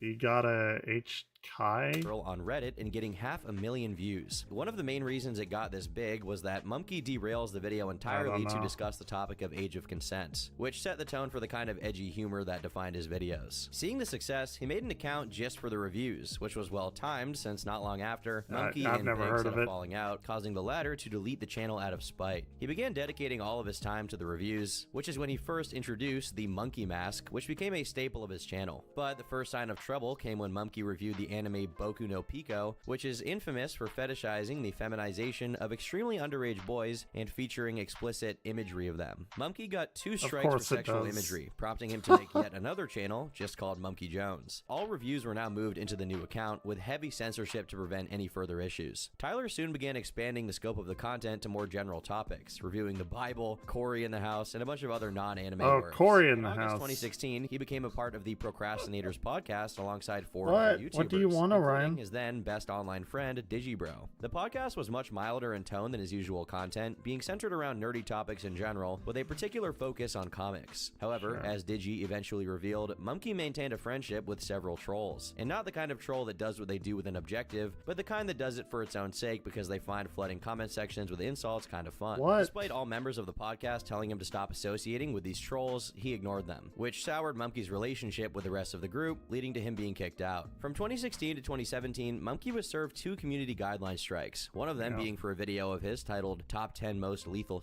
Methods. The third and final strike was dealt on his video titled Mumkey's Declassified Sharia Law Survival Guide, getting the account banned. In a somewhat strange bout of luck, someone called Trusted Flagger went out of their way to contact him on Twitter, who had some kind of association with YouTube and could get the ban reversed. Lo and behold, this person wasn't lying, as the channel was reinstated. I gotta say though, Mumkey definitely didn't play it safe. One of the most prominent elements on his channel around this period was the recurrent theme of none other than the Supreme Gentleman, Elliot Rodger. Technically, the first time it was ever included in one of his videos was in his Cory in the House episode, but in May 2016, he posted his first Elliot-centered video, Happy Day of Retribution, in reference to the Isla Vista shooting. 3 months later, he posted a 10-hour-long, full reading of Elliot's manifesto, and in August, he released an anime review dedicated to Elliot. Over the course of not only this upload, but multiple others that came after, Mumkey went over anything and everything Elliot-related, documenting it in his videos. While it did begin as a facile attempt at dark humor, it slowly grew into a kind of true crime evaluation of what led up to the crime Elliot committed and how it could have possibly been prevented. Of course, there's a lot of making fun of Elliot for being a psychotic What are you doing, Orion? people out of jealousy because others could get a girlfriend and he couldn't. While his video about Diary of a Wimpy Kid was his channel's most popular upload, the Elliot content became synonymous with Tyler's brand, even being featured on the channel's cover art. Eventually, he stopped using the mask, and right around the same time, another arc of his channel began as he came across an Indiegogo started by Derek Savage, the creator of the infamous Cool Cat Saves the Kids movie. The fundraiser was for a new movie called Cool Cat Stops a School Shooting, and seeing the potential for dark humor in it, Mumkey reached out to Derek, who promised that he could get the role of the shooter if he gave the Indiegogo page a shout out. But despite his shout out, the Indiegogo never met its goal, and Derek reneged on his promise, prompting Mumkey to encourage his fans to get refunds. In fact, as revenge for Derek's actions, he promised to make his own version of the movie, which he released not long after.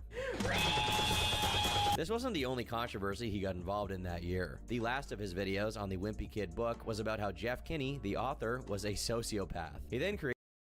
Okay, I don't know who the fuck this guy is, so we're gonna... I guess it's pretty much the end of it. For reasons that were never adequate. So, there's this girl, apparently, that's supposed to be worse than the vegan teacher. And if you don't know who the vegan teacher is, then I'm jealous. She's a terrible person. Here it is. The vegan TikToker who's worse than vegan teacher. 2 million Vegan views. Booty is often called the vegan teacher's daughter. She thinks walking your dog is Vegan animal abuse, Booty. has been on the Oh, walking your dog is animal abuse. Let's see.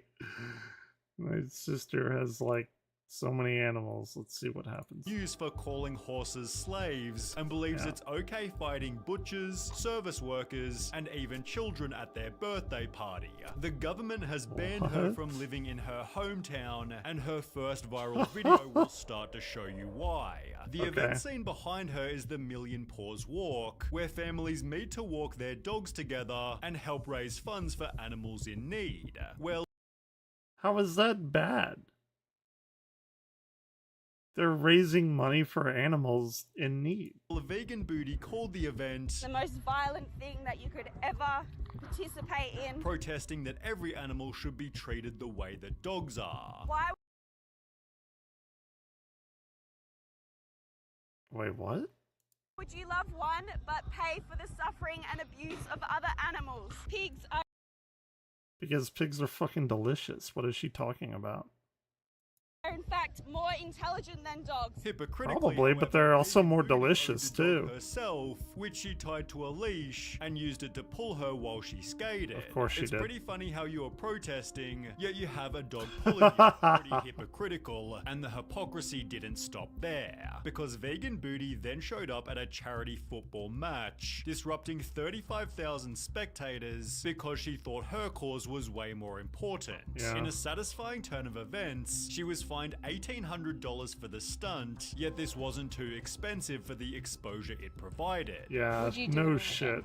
Yes. Of course she would. However, at around the same time, Isaac Butterfield was going viral for his anti-vegan videos, featuring Okay. Tash in the worst vegans on TikTok. Why is your name Vegan Booty when you're running around with that? Change your name to Vegan Pancake Ass and let us all get on.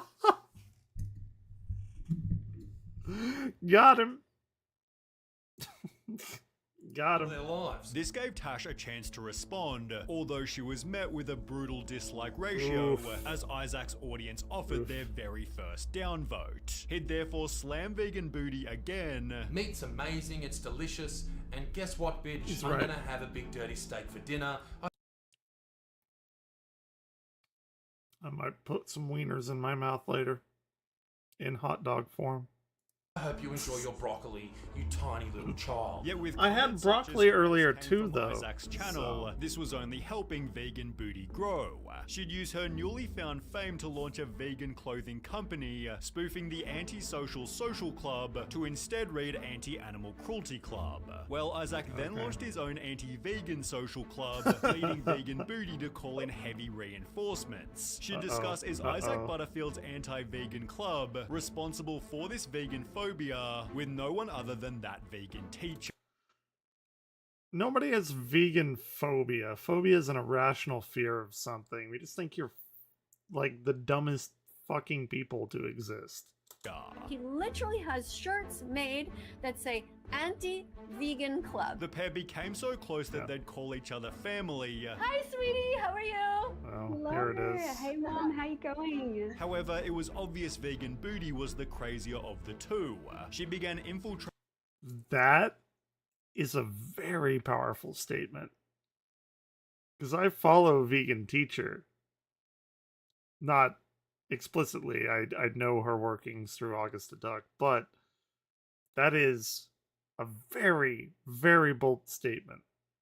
Trading supermarkets wearing an animal onesie before standing in the milk section dissuading shoppers from their purchase. For obvious reasons, staff weren't too happy about this, and even after being ejected, she still yelled outside the store. Her babies are taken away from her straight after birth, and her son are murdered. As a result, Tash was See, my thing that I tell like vegans and vegetarians and stuff, which is fine. You know, it's one thing if you like can't eat the meat for whatever reason. But like, I think it's pretty fucked up that, let's say you destroy all the meat so people can't buy it or something. That is like super fucked up because a little cow or whatever had, or big cow, I guess, had to die to make that meat. And you're like not even gonna honor the cow by its sacrifice and eating it. You're just literally gonna make it have been like killed for nothing at all. I think that's super fucked up. Like, the cow already died. Just fucking eat the cow meat. Like, that's what I would want if I were to die and I got packaged up. At least eat my meat. Make my death meaningful, worth something. Was permanently banned from Australia's 2 main supermarkets, yet this didn't stop her protests, as vegan booty would only get worse. She'd shop at McDonald's in a much more detailed costume, being kicked out. I could fucking slam a few Big Macs right now. Absolutely. Or, actually, I get double cheeseburgers and you add the mac sauce, no pickles. It's fucking terrible for you, but you know exactly what you're getting. It's like a comfort food of shit. Not by staff, but instead this time police. Hilariously, this guy began his own protest, countering her with a legendary sign. Yes. In Vegan Booty's stunt, she walked into KFC and poured orange paint everywhere while blasting dying animal noises for over 15 minutes. See, that would just make me hungrier. Right? Orange paint, orange kind of makes me think of like the fried chicken skin. The animal's dying, or that just means that the food is about to be here. I don't think she's making the point that she thinks that she's making.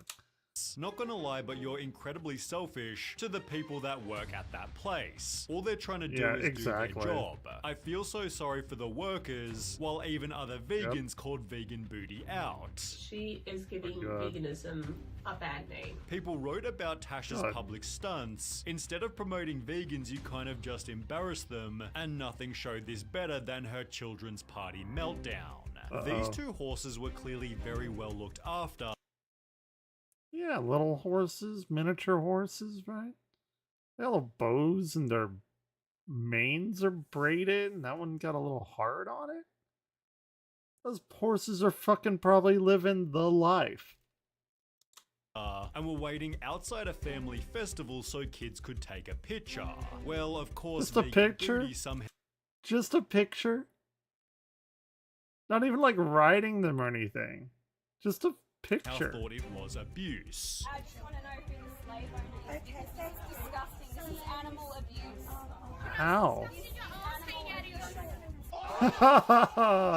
Got him. Failed to make Got any him. decent points. Taking pictures with little kids, like, that's what people do at theme parks when they dress up, like, in the costumes and, like, what? What is she talking about? Although Vegan Booty wasn't finished there. In a pretty good lifestyle, taking pictures with children? Again, disrupting all photos by making a public announcement. Orion, stop. That hurts. They look like they're under so much stress. This awesome dad... Yeah, that's right. Funny enough, she's like probably stressing out the animals more than anyone else does. But you know it's all performative, right? Like, she doesn't actually believe this. There's no way. Then quickly stop their antics. No photos of my kids, man. She's like ruining that little girl's birthday. Keep walking that way. And thankfully police were there to intervene. Yeah. After posting her video to TikTok, Tash again made national news in which they'd interview the horse's owner. Meg Freeman owns the pony business. She says she's being bombarded with abuse by vegan protesters. Meg Freeman wants her charged. They're like terrorists. They're not going to go away. Well, only 1 week later, what does she want him to do? Those horses are clearly like incredibly well kept. It seems. Like, does she want to like free them? They would instantly die. Like, I don't understand what the end goal is here at all. Vegan Booty announced, "I'll be going to court on the 13th of May as I received a summons for a restraining order from the owner of Ponies for All Occasions. Oh, good. Those who dislike me are triggered because I've made them realize that they're animal abusers." No, you're just stupid. That's why they're triggered. What I'm going through right now isn't a loss. It only means we're winning. I'm always a non-violent protester, and I never harass anyone. I don't even Yeah, think you the do. vegan What? teacher is this crazy. This What? girl is making vegan teacher seem like an angel. At least the vegan teacher didn't have her own number plates, as this made Vegan Booty foolishly recognizable. Meat and cheese smeared across her family's car. Vegan activist Tash Peterson says this cruel joke crosses the line. People recognize That's pretty funny. Damn, now I want a sandwich. Maybe later. her car, then threw meat bones on her driveway, yet trolls weren't the only people who showed up at her house. I've woken up Yeah, you once fucked again up. to the police knocking at my door. So I've been issued with another barring notice. Controversial vegan activist is banned from every pub in her state after becoming notorious for wild stunts where she Dude, screams at every pub. families. Anything that sells It's weird. We usually don't call them pubs in the States. I mean, I know they're like we do, but it's not usually a blanket term. It's like bar, but whatever. It's weird. alcohol I'm whatever. not allowed into. A penalty of $10,000 applies if I break this barring notice. The ban had come after That's another wild. disgusting protest. This man is 30,000 shots every hour! Animal abusers! Animal abusers! Dude, that looks like a nice place. Like, to enjoy, like, the water side or whatever, waterfront. Like, what the fuck? It's like an Yet attention Vegan whore. Booty was still That's all she convinced is. that she'd done nothing wrong. I don't really have a right to freedom of speech here in Australia. It's honestly Oh, she's in pretty corrupt, Australia. if you Okay. ask me. Her Pubs. freedom of Alright. speech is just going to I a thought she restaurant was and screaming like over a here. lunatic about murder. There is a difference between speech and screaming. Your freedom of speech, our freedom to eat meat. Goodbye. She'd therefore leave Perth and spend a Okay. month Perth. protesting in Melbourne, but when she tried to fly back home, Nope. the government said she couldn't return. But I lived there. No, you don't. Not anymore. The Australian police have banned me from entering into my own city. If I choose to fly home, I could face a 1-year imprisonment. Her application was rejected based on her statements made in public, and after eventually having the rejection overturned, you will not believe how awful she became. She'd go back to harassing the innocent pony. Ponies can't give consent, therefore it is forced labor. Forcing animals to work for you is immoral and slavery. Business before trying to ruin the life of a hard-working chef. John Mountain owns Fire Restaurant in northern Perth, where on one unassuming night, a diner made a complaint about the lack of vegan options on the menu and was charged $32 for vegetables. Well, rather than bending the knee, John instead stated it is not a vegan restaurant, and Yep, if fair customers enough. want vegan options, they should go elsewhere, Yeah. announcing on their Facebook page, sadly all vegans are now banned from Fire for mental health reasons. We thank you for Yeah, you fucked it up. You fucked it up for everybody else. I'm sure there are some, like, stand-up vegans that do it for their own sake, which is fine. You know, obviously that's fine, but you ruined it for them. your understanding. All vegans are banned. End of. No more. Never again. God help them. Everybody loved the chef's bold move, well, That's except funny. for one person Well, known as Vegan there you go. Booty. Oh no, he had the blood on his hands before, like when he was making the meal, but he's like probably clearly washed his hands since then, I'm pretty sure.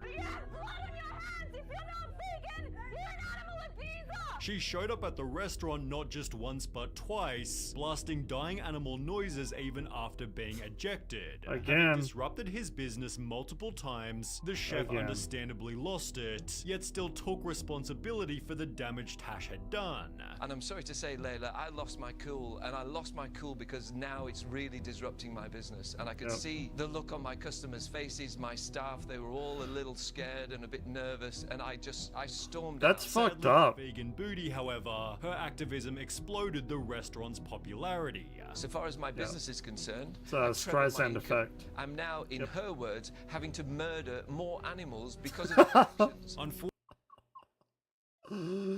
You gotta love it. You gotta love that shit. Unfortunately, there was a bit of a trade-off. I lost my partner because of this. I thought I was going to marry this woman, and she just couldn't handle the amount of attention. She's a very private person. Yet this wasn't the That's sad. That's like really sad, dude. Makes me want to cry. only marriage that Tash's TikToks ruined. Her next target was, get this, the Bicton Veterinary Clinic, a business literally Hate those guys treating animals, making them better for disease. You can't fucking have that. What are you talking about? designed to help unwell animals, and Vegan Booty lost it over budgies out the front. You're the type of vets that eat your own patients, are you?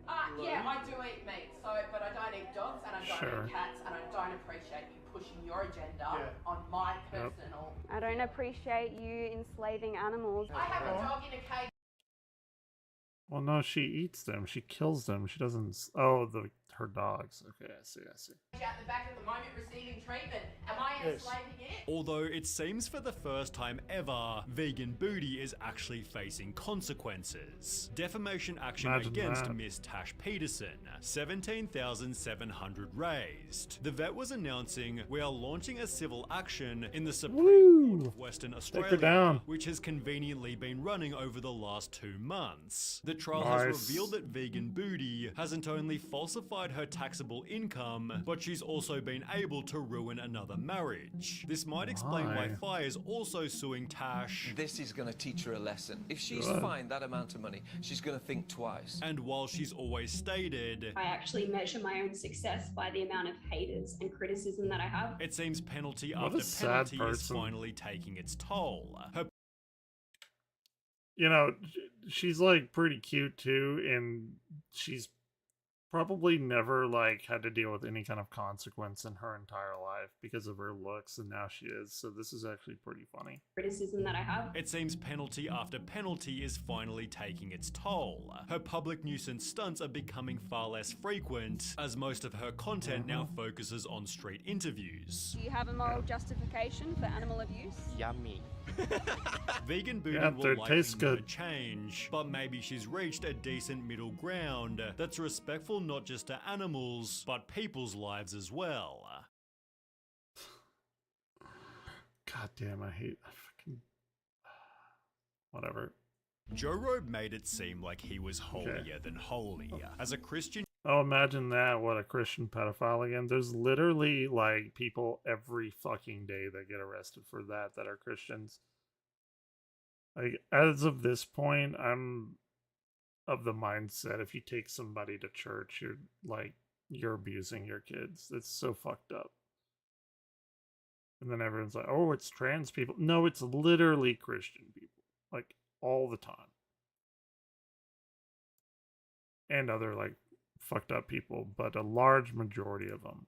Youth pastor, he dedicated his TikTok to showing respect for women until 6 different people exposed him for his own secretly terrible history. You could see the red flags in early tweets like this one. I am a Christian, and I support LGBTQ, and I support BLM, and I support people of other faiths, and I support a women's right to choose. The need to vocalize his own morality was almost strangely excessive, and his TikTok videos weren't any different. He wanted to punch all men.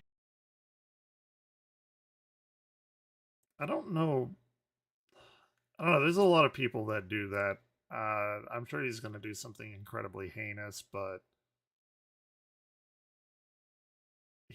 I get what he's saying, because he's trying to like lay a foundation of like, oh, you know, I'm this good guy that supports people and stuff, and yeah, I see where this who is talked going. about how women dressed while reminding his female followers that they had total control of their body. When he wasn't supporting women, it was instead minorities. It's homophobia, racism, misogyny, you name it, all thinly veiled as a joke, and you're not fooling anybody. Which people found suspicious long before he was exposed. But when this dude is making almost his entire personality about respect women, always be nice to women, respect, respect, it gets a little overboard, to be honest. When questioned about his motives, Joe... I don't, like, I see people like that all the time, though.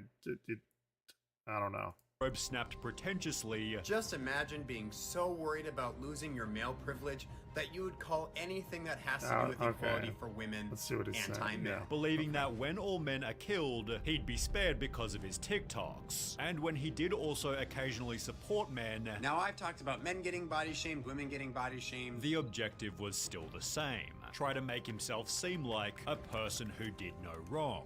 The caption of his merch was literally "Be Better," which seemed true to him as a church office manager and youth pastor on the weekends. So depending on how long... Imagine that, a youth pastor, probably exactly what I said is going to happen is going to happen. Imagine that. You may or may not know that I'm actually a very religious person. People therefore heavily respected him, even making Stan... Played the flute? Is that But I'm right? actually a very religious person. People therefore heavily respected him, Good for him. even making stan accounts such as Lovely Joe Robe, while comments on his live streams read, "I have so much respect for you. You speak for another's and it makes me so happy." Any videos criticizing him They're were falling met with right thousands into of his dislikes little until web. people became suspicious of Joe Robe's supposed morality. In late 2020, a TikToker named Gemini Official was exposed for his relationships with multiple young girls. Being in line with Joe Robe's content, people asked him to talk about it, although for whatever reason, Joe Robe avoided the topic. Oh, let me guess. There was the girl that whoever this other guy like diddled, he like that girl, I'm assuming, is one that he did as well. That's why he avoided the topic. Message Joe Robe saying, "Hey, this is a problem. Can you speak about it?" Which is bizarre. That Hey, someone it's would Papa talk about Gut. somebody who's grooming children. Joe Robe later explained I watch Papa Gut. You should definitely sub to him. He's a pretty funny channel. on Discord that denouncing the actions was simply too obvious. Pedophilia bad, yeah. Previously claimed the goal of his TikTok was to create a safe space for young people. It seemed odd that Joe Robe didn't want to talk about it. Perhaps he was simply avoiding drama, but this wasn't the only example where Joe Robe deflected an obvious topic. Here it became comes. friends with a TikToker named The Calvin Brandel, whose videos promoted a similar sentiment to those made by Joe Robe. Well, turns out he'd been doing exactly what he disavowed, explaining he thought it was okay because he was TikTok famous. I felt that with TikTok my ego was super inflated and I felt like I was invincible, I was unstoppable, I couldn't make any mistakes. Despite having photos together on Instagram, Joe Robe avoided the situation. You have no problem calling out problematic men, but it seems like the problematic man is your friend Here it and you're a little comes. quiet. Eventually addressing what had happened with this iconic statement. I'll say it again. If you groom somebody, you are disgusting. The scum of the earth. Joe Robe, however, was doing exactly this himself. This was that. somebody that I Imagine felt that. safe around. But I don't feel safe around him anymore because he's a groomer. On one unassuming Wednesday, 17-year-old There it is. TikToker DillG16 uploaded the following video. This video will be about one of the biggest hypocrites I have ever met in my life, Joe Robe. John is a disgusting and terrible hypocrite who abuses his platform by using his clout to groom and prey upon underage boys. He has done this Oh, boys. It is boys. including me. John first followed me whenever I had about 30,000 followers and joined my live stream and asked for my Not Snapchat, girls. so I gave it to him. I mean, After I'm not Snapchatting for a surprised. few weeks, he asked me if I wanted to get an Airbnb with him on my 18th birthday, which was over 3 months away. He started to send me links to one-bedroom Airbnbs, and he offered to purchase me alcohol if I went, and this is him talking. It's like so unsurprising. So unsurprising. And it's sad that it's unsurprising. Like, that's the real kicker. talking about the one bedroom. He knew that I did not want to get the Airbnb, so he thought if he invited one of my IRL friends, I would want to go. That's him asking when he was going to turn 18. And while Joe Robe was at least waiting until their 18th birthday, the group chat they shared wasn't quite so clean. During one of the Zooms with all of my TikTok friends, John thought it would be a good idea to have us all take a BDSM score test and send him our results. Keep in mind, the youngest was 15 years old and the oldest were 19, and there were only two 19-year-olds and everybody else was 17 and below. Which had happened just a month before Joe Robe's 28th birthday. Dilgy added one more detail before the video finished. I found out that there are multiple people that John has groomed. As a person named Coco then also came forward. He started asking like different questions, like what state do you live in, and do your parents let you travel, and do you like to travel, and do I, or like what? And he offered. What the fuck goes on in these people's mind where they're like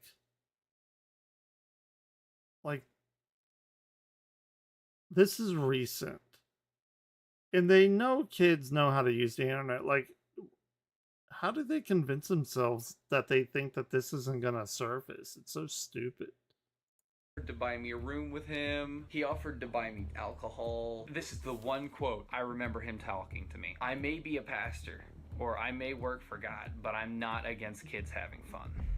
I should have realized it right there. Then there was another. I can't go into specific details about what happened between me and Joro because it is quite not safe for work. And another after that. He'd also make promises about getting Airbnbs and meeting up with us. He'd promise alcohol and hot tubs. Joe Robe's accusers then made a Google Doc listing everything else he'd done. He'd tried to get blank and blank to create an OnlyFans once he turned 18 and said he'd set it up for him and subscribe. Also strangely bribing the group to call him hot, and locking a girl who was also intoxicated out of Zoom for calling him old and refusing to call him hot. Papa Gut talked about the document in this video here, after which he'd be messaged a story worse than every other one combined.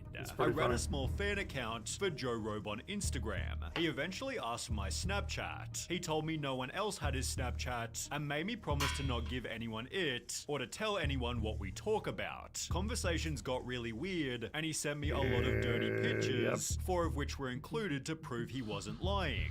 I was also 14 at the time. He didn't even bother to ask how old I was or for any form of identification, but he would call me a baby a lot and would try and force me to call him daddy. To make matters worse, John's church profile explained, outside of his work at St. John, he is a private music teacher with over a dozen students. Don't bring music into this. And up until recently, was the activities chair for the Northern Sky District of the Boy Scouts of America. But wait until you hear why he left his previous job.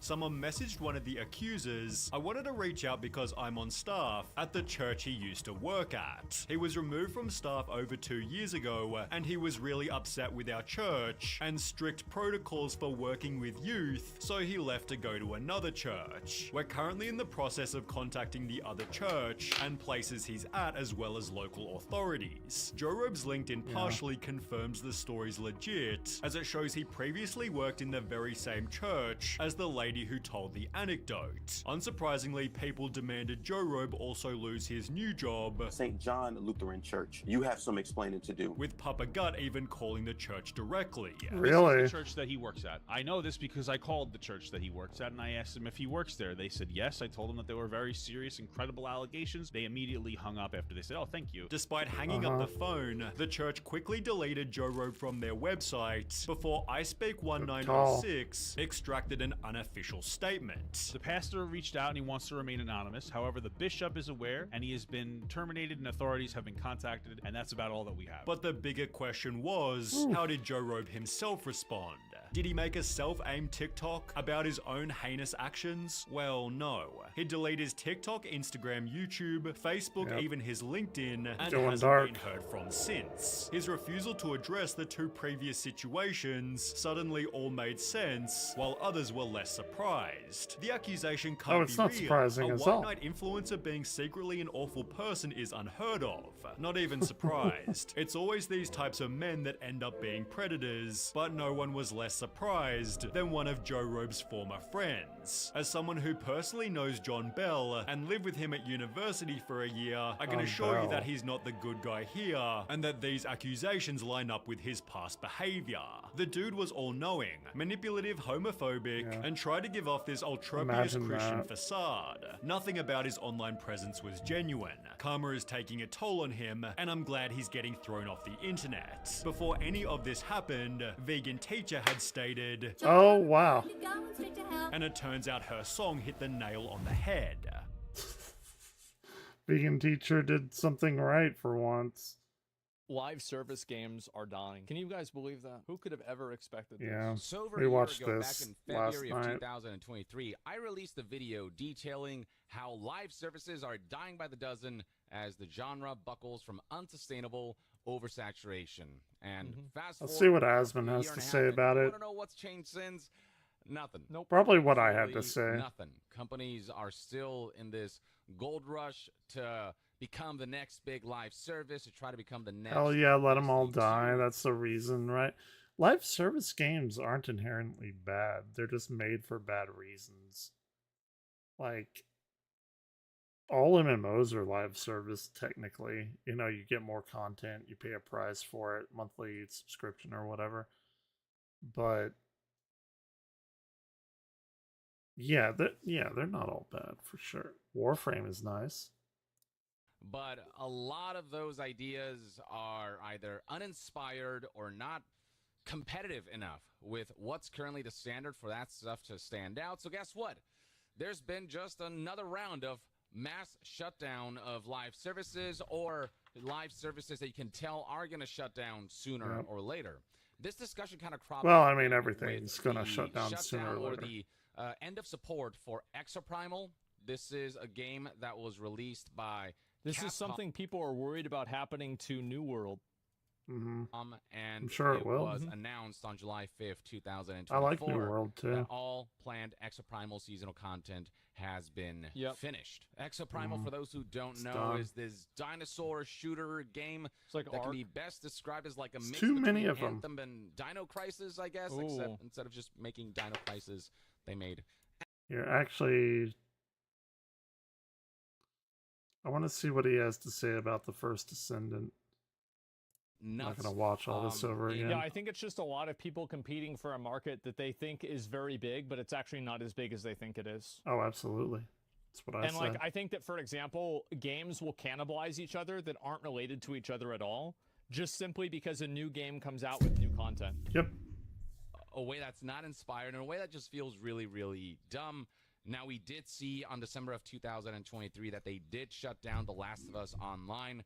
The quality just wasn't there, and Naughty Dog just decided that they're better off being focused on what they do best, which is single-player, campaign-driven, story-heavy experiences. Because, I mean, have we not learned the lesson at this point of what happens when you take Concord. a company, a studio? Yeah, I heard that game. It's not great. That are a couple of people really like it though. Single-player So, campaign experiences. When you take your BioWares, when you take your Crystal Dynamics, when you take your Arcane Austins and throw them into the live service looter genre and expect them to make something that's as competitive and that can match the stuff that comes from companies who've had live service experience for many, many years and have been able to update that. There's no reason why people should have been clipping through the foreign in Redfall. Like, it doesn't matter what your experience is before then.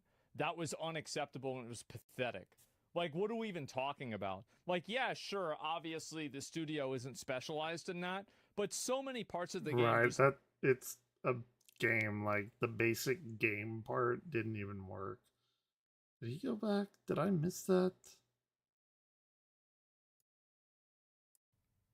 Out it, word of mouth spread, and it's a bad game based on impressions with all the shenanigans that can ensue during a play session in terms of its hype and reception. When does he... Check one's human Steam numbers. Seem to like this. They're a lot of times just like... I feel like games don't really need to be live service, but they're made live service on purpose. That's exactly right. And I think that's really what the problem is. So if you look at, for example, let's look at where are the most popular games. Live service, kind of a Valorant. live service, not just the greatest game ever made. Live service. Yep, I yep. don't know about this game. Live service. I think they do updates for this, but I'm not really sure. Live service, Dead by Daylight. live service. All of these games basically are live service. Mm-hmm. They got to get that money. Isn't that interesting? That's why these. You got to get that money. It's because if you can capitalize on these numbers, you can make a ridiculous amount of money. That's the reason why they're doing it. But it's hard. They want to be one of these games, Mhm. but what they do is they just try to make their own version of There's it. an Like, IRL for example, portion like this game of Twitch. I didn't it's know quite that. popular. People do seem to like this. This is actually pretty good. Now, you look at other games, it's not as much, right? Like you see, let me see, like you scroll down, like let's look all the way down to like right here. Where's some more live service games? Many of these games down here are all games that are probably, you know, the ones that are not, you know, single player. I'm not talking about that. These are all games that are under threat of shutdown. Yep. Check Once Human Steam numbers. Yeah, sure. I'll look at that right now. Once Human. I was thinking about downloading that. Let's see here. Game charts. Oh, they're actually going up. Damn. Oh my god. That's a lot. We might have to check that is out. Fucking incredible. Good for them. That's amazing. It's like actually What the rising. fuck? It's like a definite rising trend. Cool. Wow. That might actually make me download it. Show Concord? Okay, let's show Concord. Oh shit. Okay.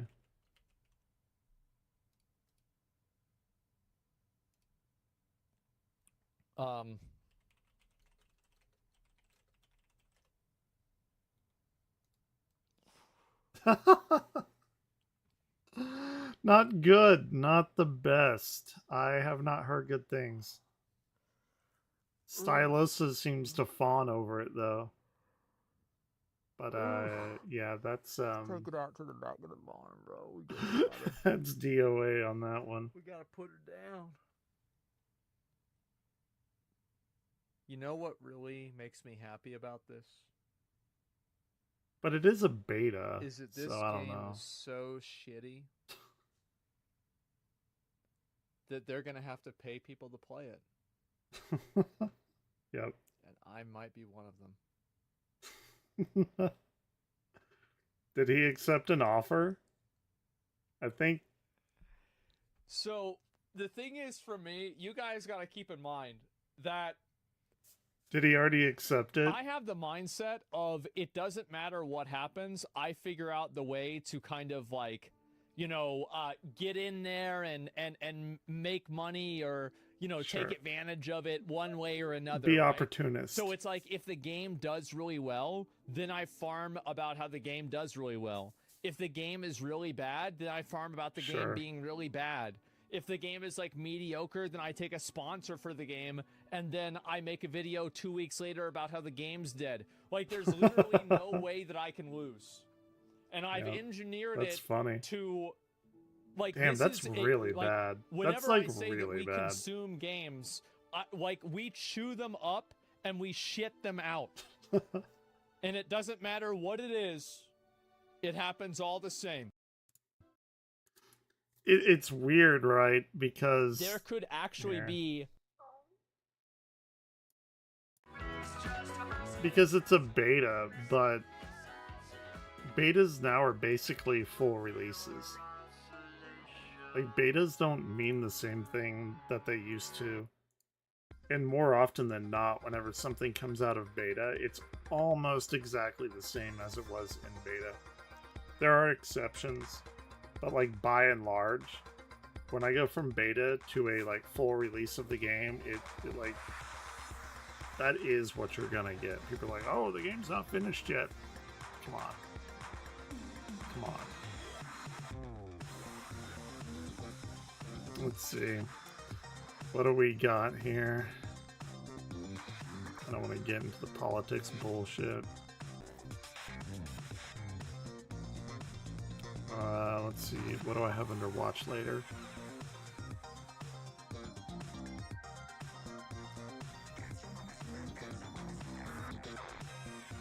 Okay.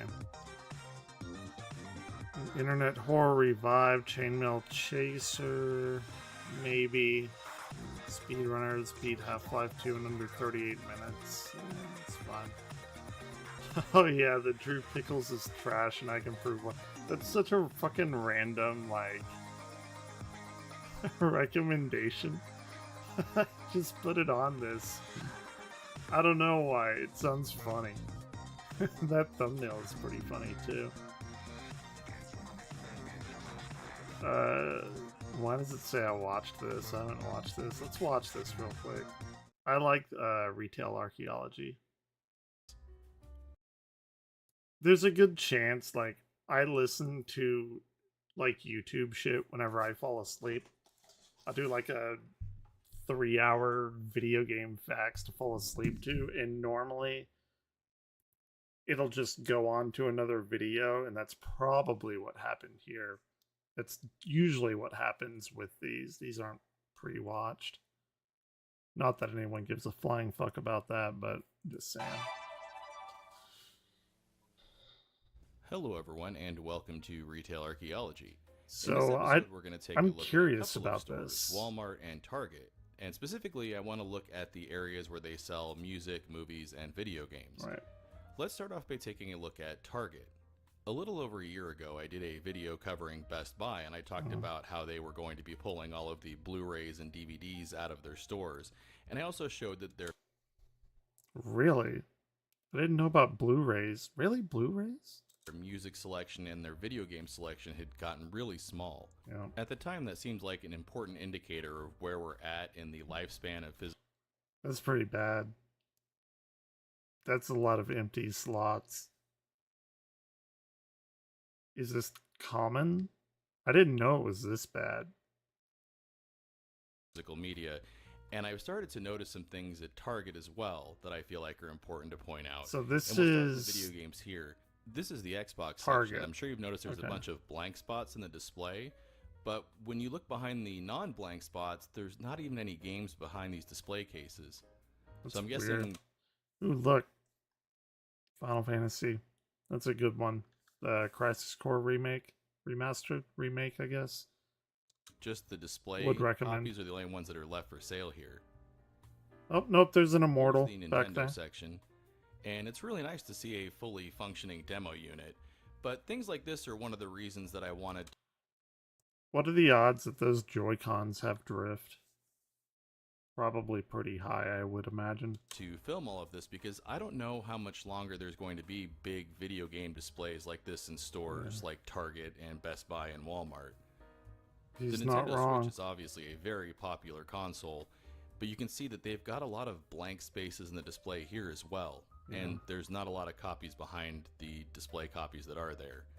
I don't know, like, how they refresh or, like, I don't know what goes into them deciding to take a game out of their display. I don't know if it's like a contract where you have to, like, display it for so many months or something. I'm not quite sure. I have always loved the pole dancing Mario on the modern Sexy. Nintendo retail displays. Lumisax. I'm curious to see how Nintendo handles the launch of their next console and if they put elaborate full demo units like this out. Because it seems like stores like Target aren't as interested in stocking physical games anymore. It's really starting to feel like the push to all digital distribution for video games is really accelerating now. Something you can't distribute digitally is the hardware, though, like controllers. So you might just have one little shelf like this for Nintendo stuff in the future. Now let's take a look at the Sony display, and they also have a working demo unit, but there are hardly any PlayStation games here. Yeah. Sad. That's sad. That is a lot of blank spots in the display. I don't even know what's out. This is definitely the worst stock section of the big three video game consoles. It almost seems like they're not interested in carrying Sony PlayStation stuff at all anymore with the way they're restocking this. Biding my time As for far as God I of know, War. Target I'm hasn't excited. made any official announcements on played how it they're yet. going to handle physical media for video games in the future. Yeah. But they have made an official announcement about DVDs and Blu-rays. So let's go take a look at the movie section. And what you're looking at here is pretty much the extent of the Blu-rays and DVDs that are Holy left in this shit. Target location. Really? Target did recently announce that they are going to pull out all of the Blu-rays and DVDs out of their stores. Really? And only carry Blu-rays and DVDs during the holiday season or when like a new release of a major blockbuster comes out. They'll get like a But little this is it, and standee. it's one of the saddest displays I've ever seen in a Target. I had no idea it was Anime that bad. and anime-inspired titles. Look at all that anime, like the Flintstones. What the fuck? Anime-inspired titles. Avatar. Elemental. Shrek. Everyone knows Shrek is definitely very, very anime-like. And Madagascar and Shrek. And somebody dumped their empty Wetzel's Pretzels bag. Maybe that's another indicator that the death of physical media, at least for movies, is very near. I remember when... The sad thing is, somebody would probably buy the Wetzel's Pretzels over the Blu-rays. There was 2 huge aisles of DVDs and Blu-rays at Target, and now this is... If that isn't the fucking perfect 2 screenshot. Huge aisles of DVDs and Blu-rays. It's actually beautiful that DVDs and Blu-rays and all that shit are going away. But now we have aisles of vinyl. That is so fucking wild to see. And I love it. I love my vinyl collection.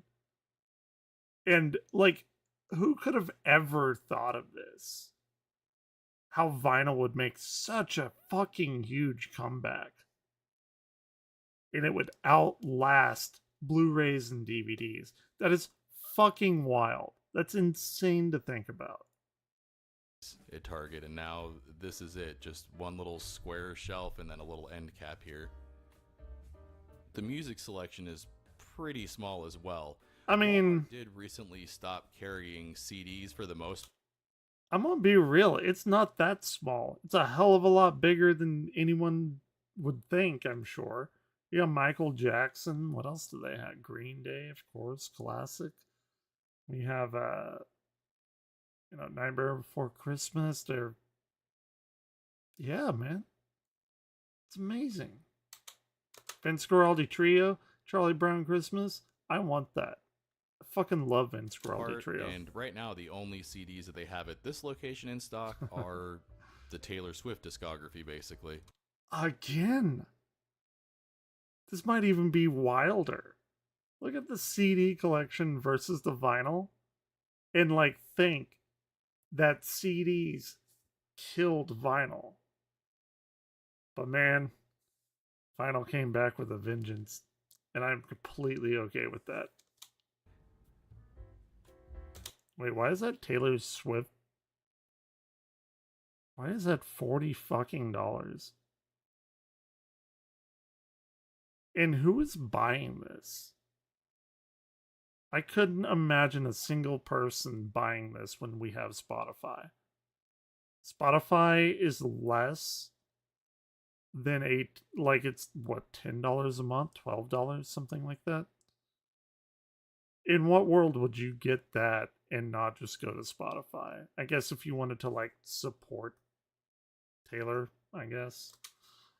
Because that's all there is. For anything besides Taylor Swift on CD, you're all probably not Taylor. gonna find it at Target. It's interesting to Oh, see shit. there's far more records That's in their music section wild. than CDs. Look at that. I love it. You love to see it. Target giving up on physical media could definitely be a nail in the coffin for it. Now that we've seen how sad the selection is at Target, let's go take a look at Walmart and how they're handling physical media for music, movies, and video games. right. Here is the movie section at Okay. Walmart, and I have to say, I was pleasantly surprised when I saw this. Still pretty I haven't big. been over in the electronics department in a Walmart in a long time, and I did not realize that they still had this decent of a selection of Blu-rays and DVDs. I didn't either. It looks like Walmart hasn't given up on physical media yet, at least for movies. Megan. Amazing movie. Loved it. It knows what it is. And it's amazing. There's a wide variety of things here, from older movies to new releases, and this looks like what I would expect the movie selection at Best Buy to look like. Yeah, that's fair. Down to having a copy of Beavis and Butthead, the complete collection. Fuck yeah. I love that there's even big monitors showing what the new releases are that they have for sale. This whole area just feels like a late 90s, early 2000s movie retail display. It's really nice to see. Now, the music selection is not... What is that? I think that's JoJo. Love it. Love the vinyl. Nearly as large. JoJo vinyl. A handful of vinyl records. And they also do have CDs, and they have stuff besides Taylor Swift. Hell I did notice they yeah. have a lot of soundtracks on record here. But yeah, down here are the CDs. Golden Wind. Definitely a lot more than Taylor Swift. Not a huge selection, but at least there's some classics here. Yeah. Now that I'm watching this footage again, I am kind of annoyed because I meant to come back and grab this R&B. CD. There's a pretty great track list on here. What do we have? Fantasy, Real Love, Invoke My Lovin'. What is that one? Let me look up some of these. YouTube's gonna annihilate me. I just want to see what they are. I'm sure I've heard all of them.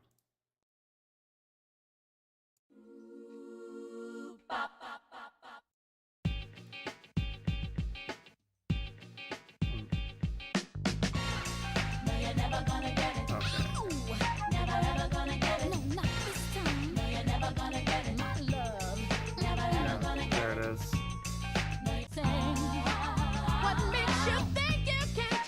Okay, yeah, YouTube's gonna annihilate me for that. What else is on here? Belbive DeVoe. Poison.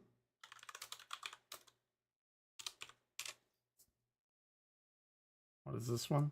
Oh, okay. Classic. Humping Around? What? Yeah, Spider-Man and Freeze in full effect. That's the 90s. Ready, Ron? I'm ready.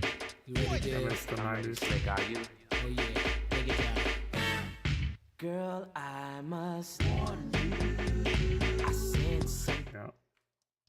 What is Humping Around? Am I gonna get banned? Come on. Come on.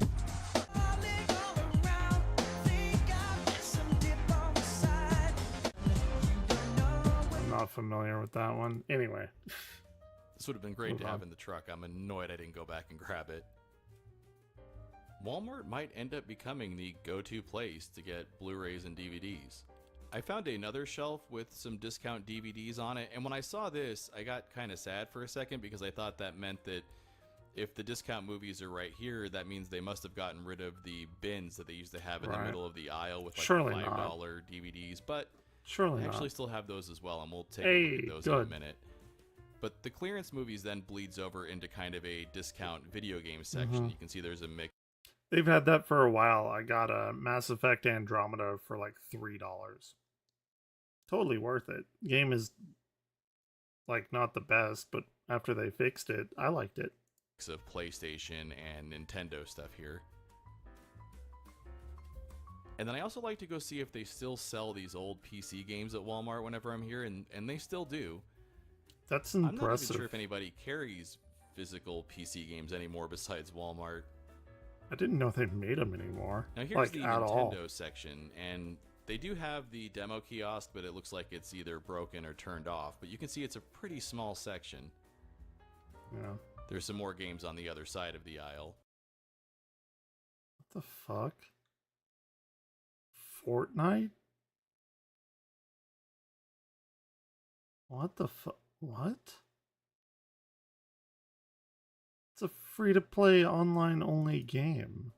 And there's some blank spaces there as well, but they do seem to have more stock than Target did. I don't know what to think about that.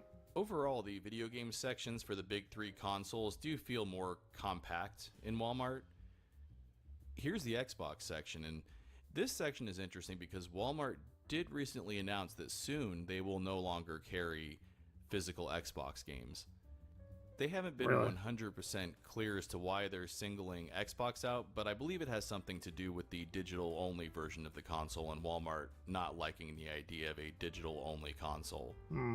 I think they do still plan on carrying Xbox hardware, so it'll be weird to see Xbox hardware for sale. That's weird. We're living in a really weird transitional time, media-wise. No games. Now here's the Sony PlayStation section, and you can see it's... Again, Fortnite. That's what? Is that like $25? Again, got a couple of blank spots, but it's much better stocked than the Target PlayStation stuff was. There might be more PlayStation games in this clearance section here than there were in the entire Target store we looked at.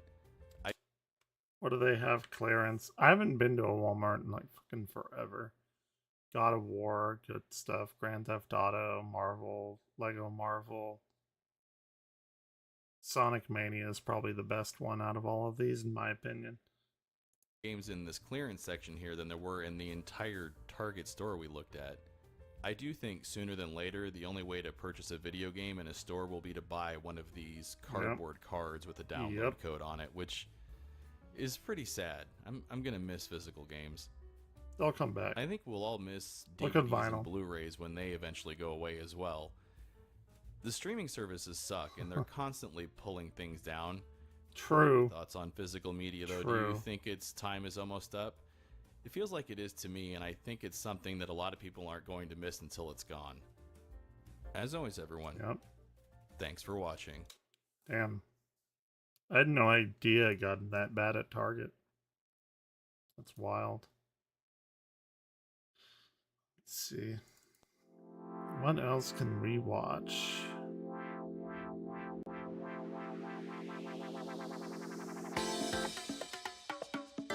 Super... I don't want to watch that. Come on, internet. Where the fuck is the algorithm?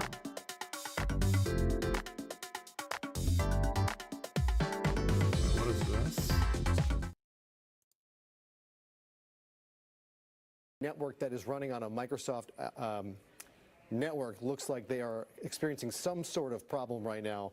CrowdStrike issues is what is happening here tonight. I'm just being told in my ear. So this is a large network problem. We're told our stations through the Disney ABC group in San Francisco, in Fresno, are having similar problems, as well as...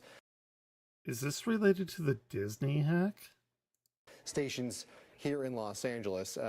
We have dealt with issues like this before, or similar outcomes. We had a bomb threat about a decade ago, and we were forced to pull operations out of this building and go onto the lawn across the street.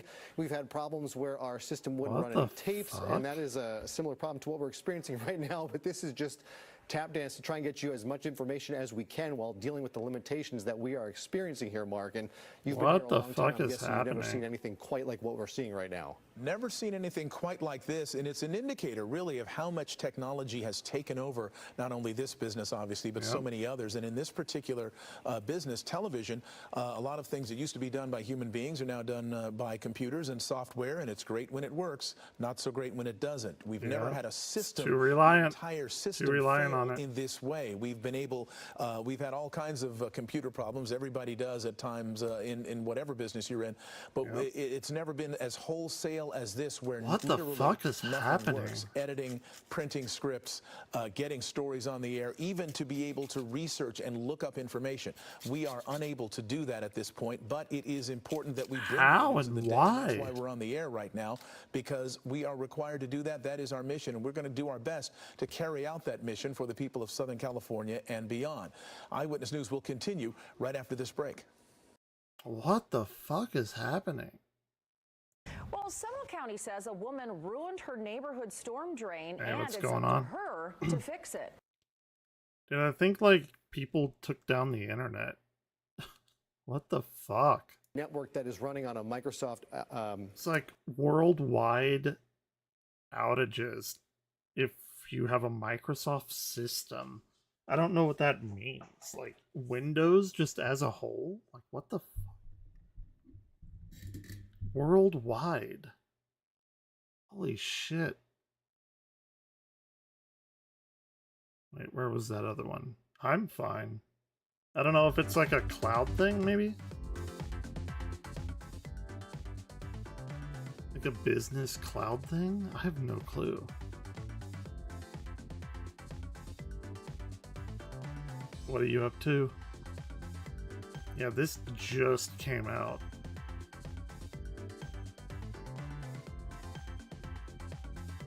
What else do we got?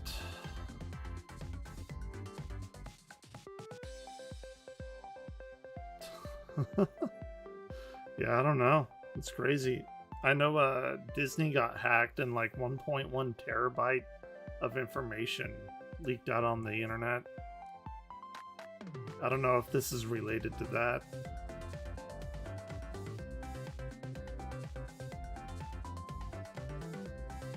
Oh, there was a Watch Mojo that I wanted to watch.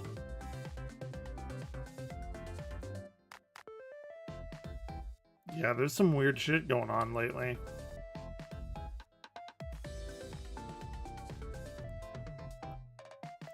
Shit, I don't remember what I wanted to watch. Maybe it was that disturbing confession.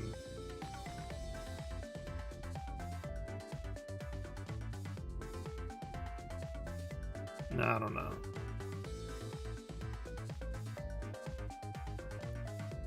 Let's see. Yeah, things are afoot tonight, apparently. Yeah, we'll watch it. Desensitize myself to it. Welcome to Dahmer. Watch Mojo, and today we're looking at the most depraved killer confessions that shocked us. Tried to make Mr. God Otero damn as it. comfortable as I Hair could. is bothering the fuck out of me. Dennis Nielsen, a former Never civil heard of him. servant and one of Britain's most notorious serial killers. Dennis Nielsen was apprehended in 1983. Upon his arrest, he Before my confessed time. to the murders of 15 young men, all committed between 1978 and 1983. He enjoyed doing it, and I think it's that enjoyment that he got from that first murder that propelled him to kill again and Sure. again and again. Nielsen lured men to his It's like the first hit, you know, that's how they get you addicted. Except this is addicted to murder. Probably not the best thing to be addicted to. North London flats with promises of food or shelter, subsequently strangling and drowning them. His confessions were horrifying, revealing grisly acts on the remains. I have to believe that he was going to do something. He was trying to asphyxiate me. Nielsen's openness about his gruesome crimes I've never heard shocked about the that public guy. and law enforcement, providing a harrowing glimpse into his disturbed psyche and the horrors that transpired behind closed doors. He's nothing. He's a liar. He's taken human lives. Richard Ramirez, the Night Stalker, terrified Southern California during the mid-1980s. That guy sounds familiar. Hide in a tree or hide behind a fence and watch his victims at nighttime. His reign of terror ended with his arrest in 1985. During his trial, Ramirez Before me. exhibited disturbing behavior, including showing no remorse and making satanic gestures. He confessed to a series of heinous crimes, including 13 murders, numerous assaults, and lot. burglaries. Why on earth would you have hurt those people? What, this guy? Ramirez? Why did you kill those people? I think I've only ever, like, seen him in passing. No comments. I cannot answer at this time. His confessions were marked by terrifying... Hold on one second.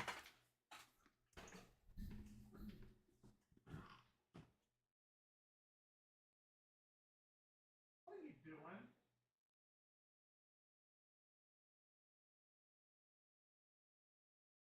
Stop.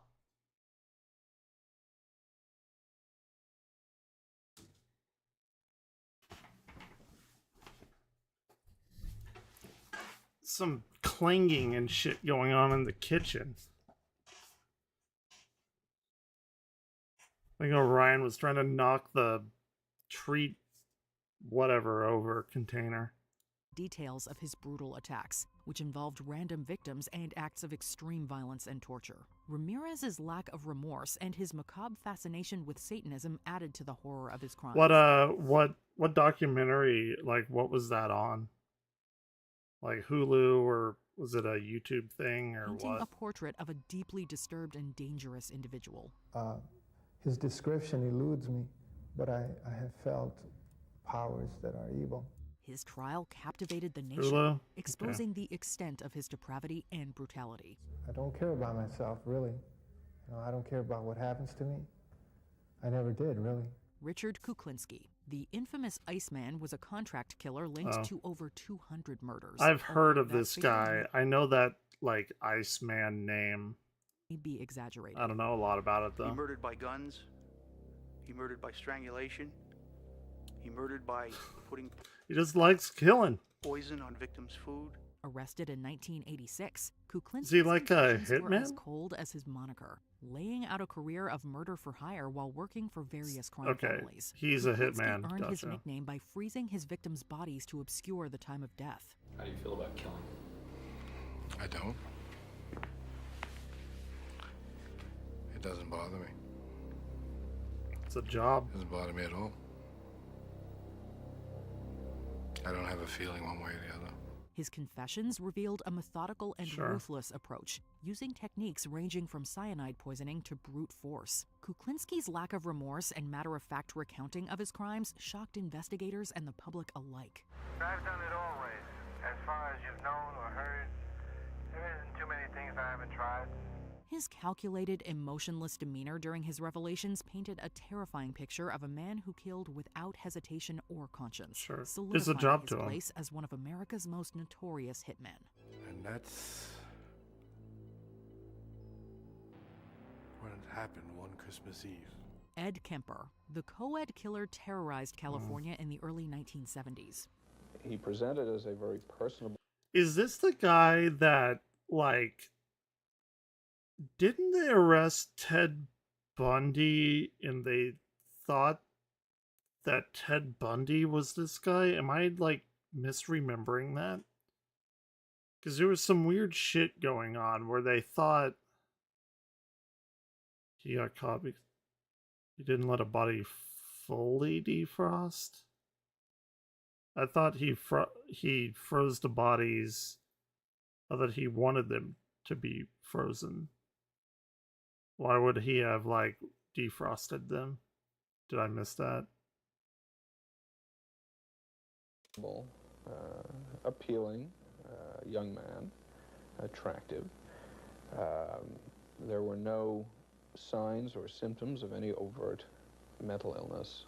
Arrested in 1973, Kemper voluntarily confessed to the brutal murders of 10 people, including Damn. his grandparents, his mother, and So, like, the 70s were fucking terrible with crimes.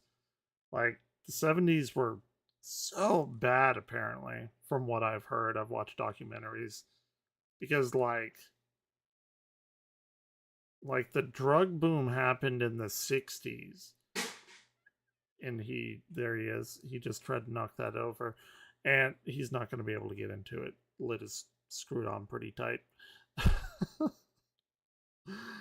Anyway, like, the drug boom happened in the 60s, and then, like, cocaine started being, like, introduced in those circles of, like, hippies and shit. And that's how cocaine became, like, really prominent. And then as a result, as I understand it, is when violence rose as well. Although you do have, like, these serial killers, which I don't... Like, Manson, like, got his people because he fed them drugs like LSD and shit. So I don't know if they're, like, I know there's a correlation, but I don't know if it's necessarily, like, related with the serial killers, like, specifically with them, like Ted Bundy and everything. Anyway, and 6 whatever. young women he picked up while hitchhiking. His confessions were disturbingly detailed, revealing his method of luring unsuspecting targets into his... Yeah, that's what they were saying. He would freeze to fuck up the time of death, but, like, why would he unfreeze them? To, like, dispose of them or something?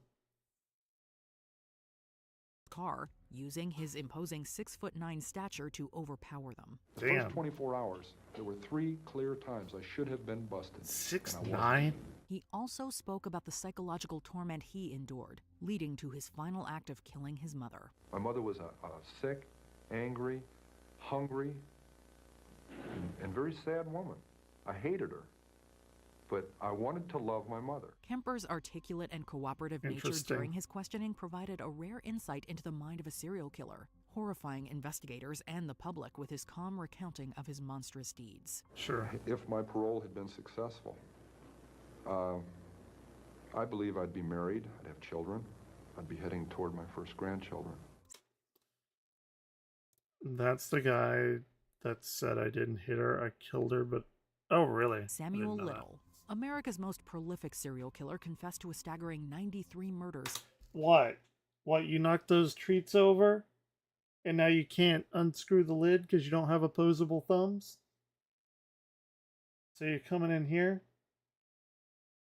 You think you deserve treats? Committed between 1970 and 2005. We reported on him here last night, and tonight the FBI is now asking for your help in identifying additional victims. Arrested in 2012, his confessions came during a series of interviews with the FBI. Little provided ornate accounts of his crimes, vividly describing how he targeted vulnerable women, often strangling them. Seen the sign say Little Woods.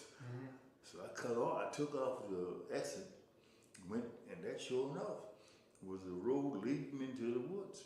These were I never heard corroborated of by that cold guy. case evidence, revealing his method of avoiding detection by preying on marginalized individuals whose deaths were frequently misclassified. So I pulled up in concealed the car in that little vegetation up there on top of the hill. Right, that didn't make sense. Hold on. Deaths were frequently misclassified.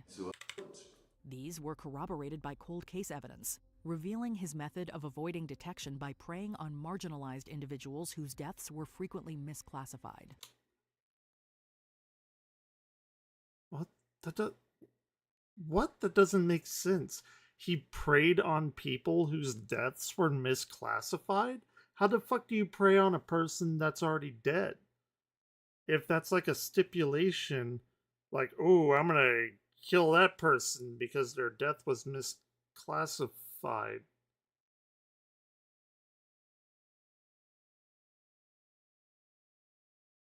That doesn't make sense to me.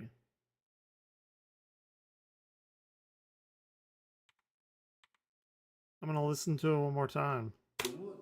These were corroborated by cold case evidence, revealing his method of avoiding detection by preying on marginalized individuals whose deaths were frequently misclassified.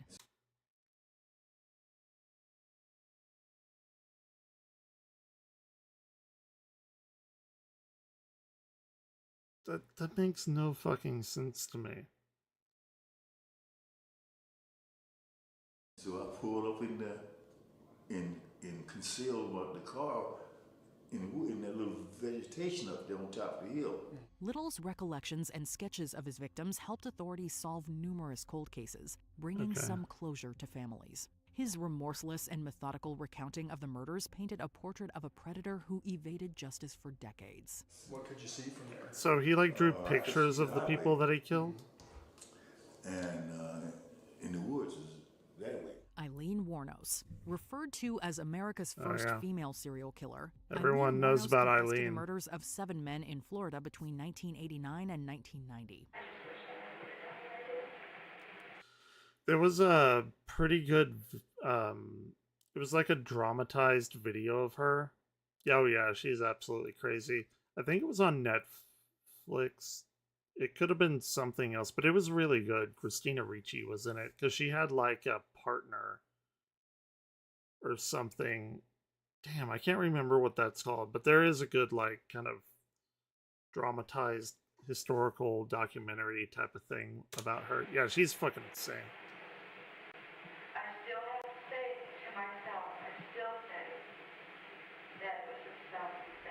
Arrested in 1991, her confessions were marked by claims of self-defense, stating that her victims had either attacked or attempted to attack her while she was working. Fuck, what is that? There's like a really famous person that plays her too. what's her name? Eileen Wuornos. Oh, it's just called Monster. Came out in 2003. And it starred... Or the actors. It only got a 2 rating? No, that's a new one. There it is. Charlize Theron, yeah, she played her. It's wild. Like how she like shaved off her eyebrows and stuff for the role. It's crazy shit. Would recommend. Pretty good movie. As a sex worker, Wuornos talked about how she shot each man at point-blank range, providing graphic details of the encounters.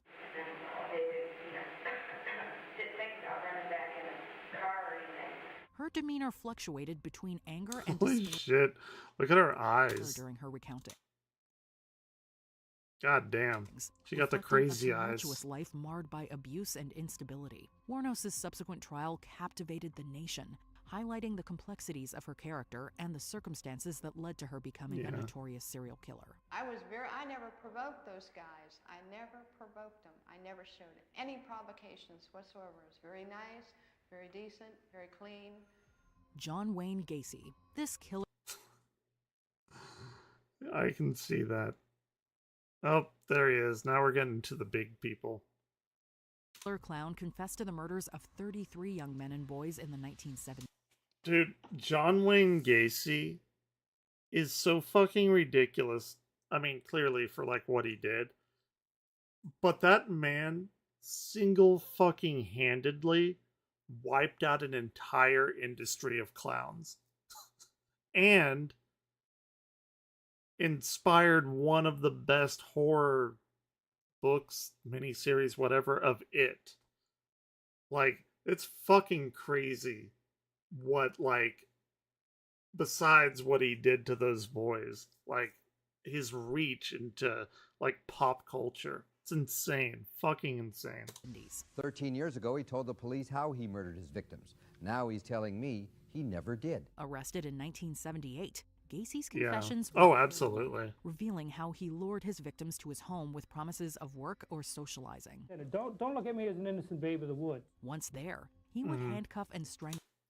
He was a master. He was like super involved with the community. Right? He was hiding in plain sight. That's the ridiculous thing about it.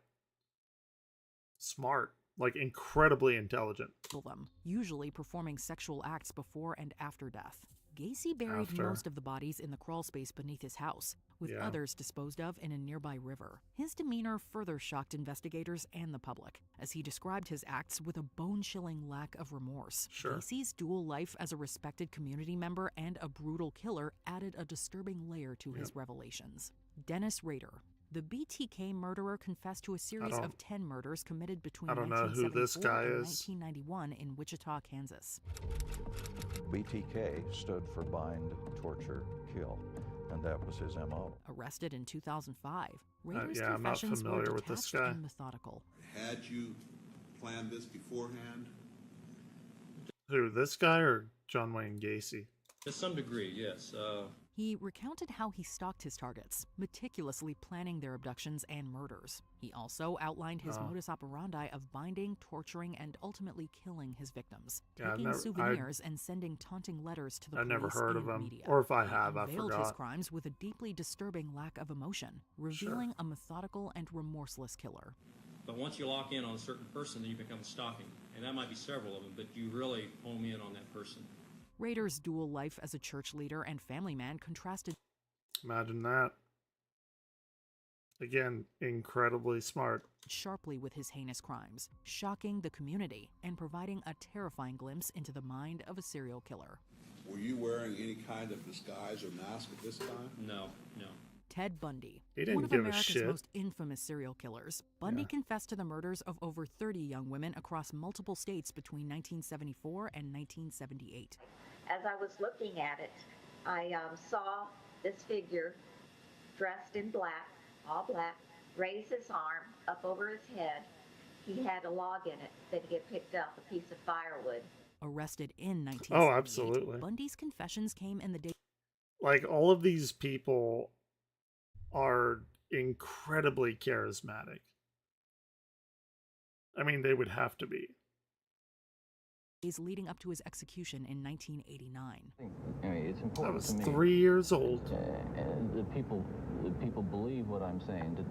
He provided excruciating details about how he lured women with charm and deceit while pretending to be injured or impersonating authority figures. Bundy traced his methods of kidnapping and murdering his victims, then disposing of their bodies in remote locations. In the past few days, myself and a number of investigators have been...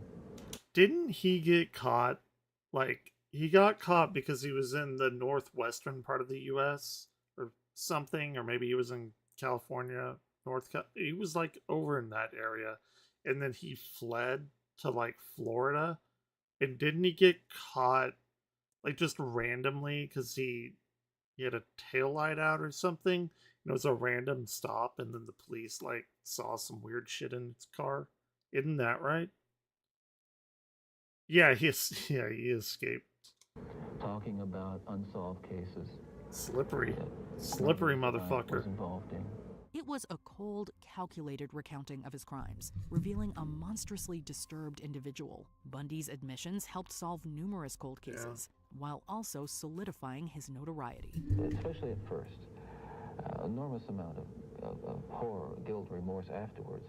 But then that impulse to do it again would come back even stronger.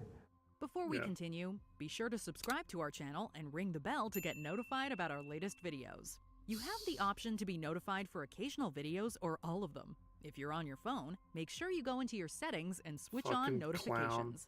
Bullshit. Jeffrey Dahmer, there it known is. as the Milwaukee Cannibal. Dahmer there confessed to the gruesome murders of 17 young men between 1978 and 1991. Arrested in 1991, Bill, when I sat down opposite Jeffrey Dahmer for this interview, I wondered what he would tell me, how hard it would be to get him to discuss his horrific crimes. Dahmer's confessions were shockingly detailed, revealing a horrifying pattern of luring victims to his apartment, where he would drug, sexually assault, and strangle them. I was coming back from the shopping mall back in '78.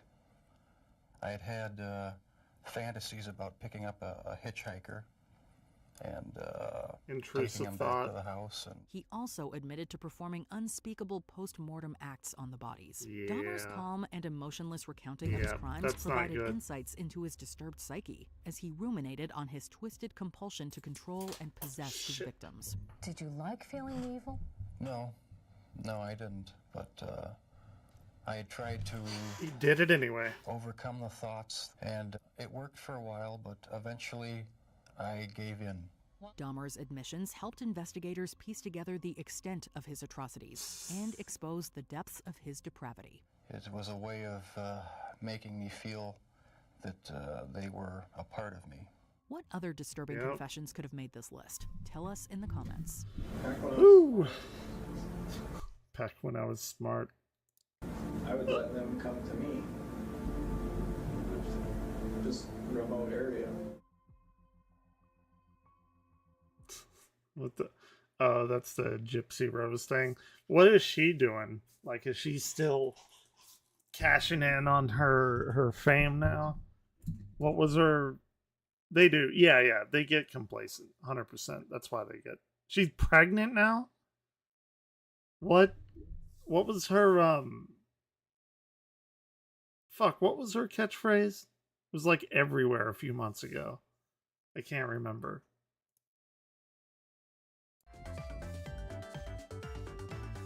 She has a TikTok, really?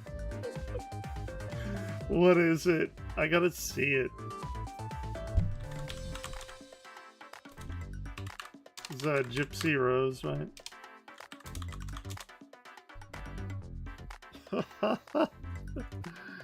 There it is. Nearly 10 million people following. Damn, she got some big titties. Anyway. Hi everybody, so I am excited to announce that I will be narrating the audiobook version for my memoir, My Time to Stand, coming out in December 10th. Dude, she is fucking raking in this money. Weirdly enough, murdering her mom is like the best possible thing that could have ever happened to her. Oh, motherfucker. I like, it's so weird. I really like, it's super fucked up what she did and everything, but I mean, you can't blame her because that was really fucked up what her mom did. I mean, you can, but there's nuance there. I mean, she was fucked up to make her boyfriend do it. Her mom was gonna, oh yeah, of course. Oh, you don't? Okay, so you need to go watch the Hulu thing. There's a Hulu series. Effectively, what happened? The long story short, the act. That's what it's called. Effectively, what happened is her mom kept convincing her that she had like cancer and a bunch of other shit, and like went to the hospital. Like, she'd go to the hospital all the time, and like she would keep shaving her head and like putting a feeding tube in her and like telling her that she like was about to die and stuff, and she kept pushing her like birthday back weird so she wouldn't turn 18. And I know that sounds weird, but like she didn't want her to be like an adult because her mom didn't want her to leave her, so she kept her perpetually sick. What's the yeah, and all of her doctors. Yeah, her mom was telling the doctors what was wrong with her, and they were like, oh, okay, well, she clearly has a feeding tube, so why would her mom lie about that? And it's oh fuck, what is that word? It's Munchausen by proxy, right? Like, Munchausen's like faking your own illness or something, but by proxy is like somebody is telling you you're ill and you're believing it. Like, it's really fucked up. I think that's the situation. But yeah, you should go watch the act. It's fucking amazing. Yeah. Here, I bet I can pull up some like little clips of it just to show you.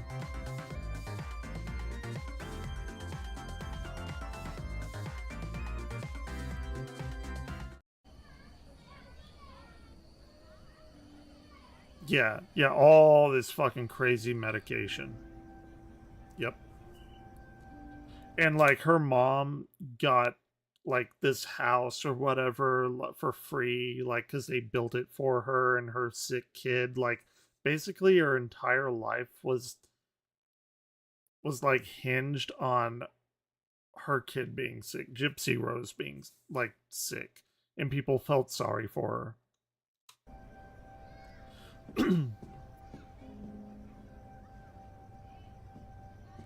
Did you have a nice visit? Yeah, I think her mom was wondering where she was, though. It's funny, she come over and her mama didn't.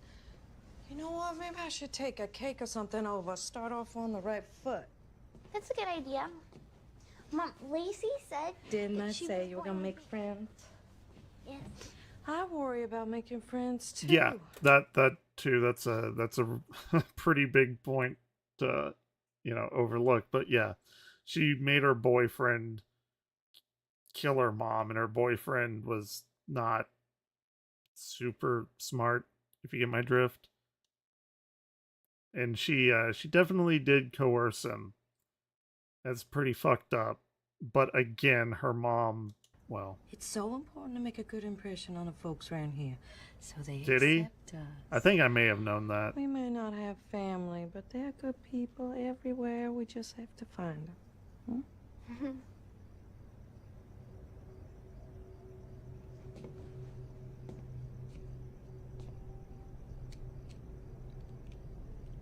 And this was like right after, like, they just moved into this house, and then they met the neighbors, and she like went over to the neighbor's place, and I guess they like did a makeover or whatever, and yeah, her mom didn't like that. Yeah, he was mentally fucked up, yeah. Mom?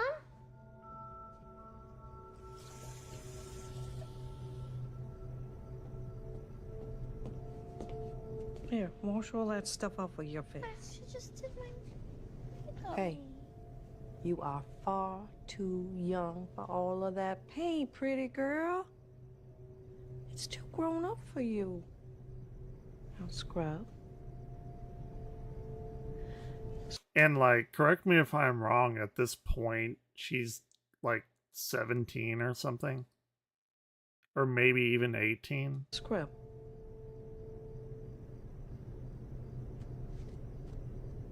Girls wear makeup, Mom. You're not like other girls. Aw, 17. Sweet pea, I know sometimes you want to be like everybody else, but you know what? It's a super fucked up I like situation. You special. Yeah, she does. That's her fucking meal ticket. I know. Okay. Put a smile on that clean face. Oh. Oh, that's my baby.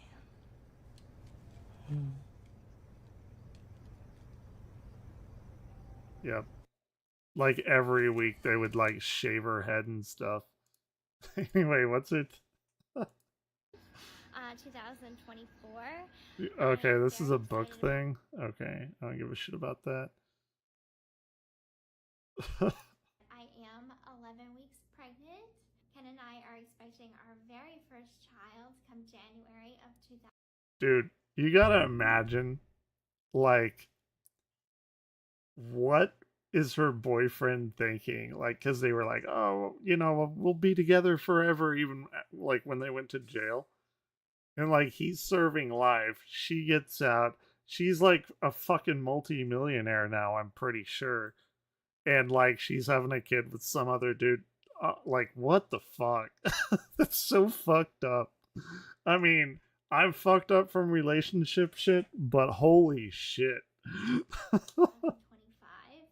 We're both very excited. This was not planned at all. It was completely unexpected.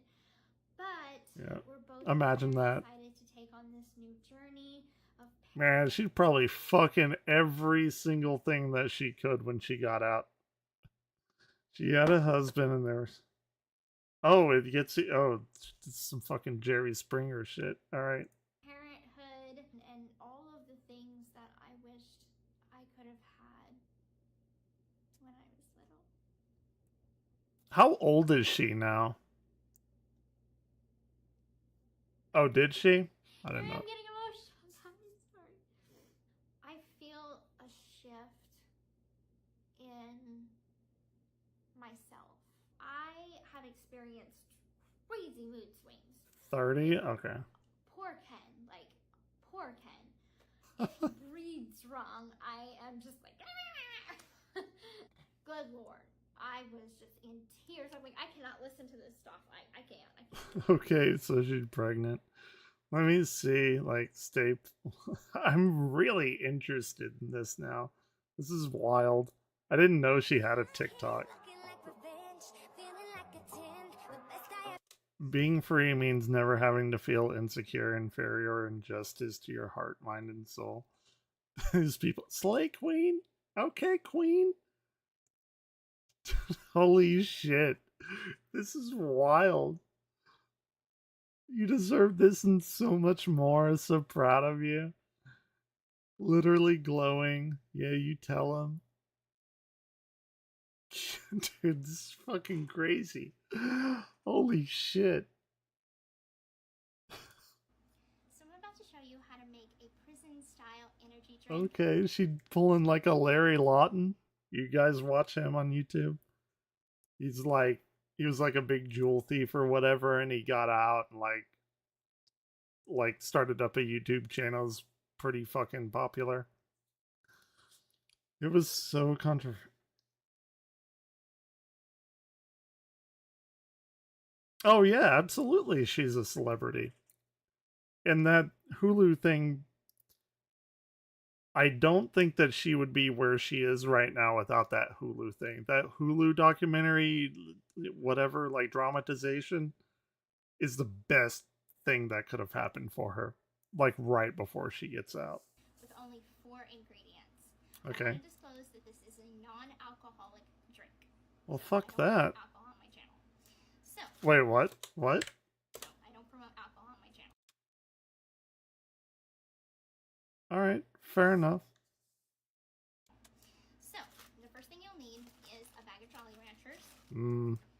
Favorite Jolly Rancher, go. For me, blue raspberry. Easy. It's not even close. Not even fucking close. Kool-Aid Hawaiian Punch singles. A strawberry Fanta. Ooh. And Folgers instant coffee.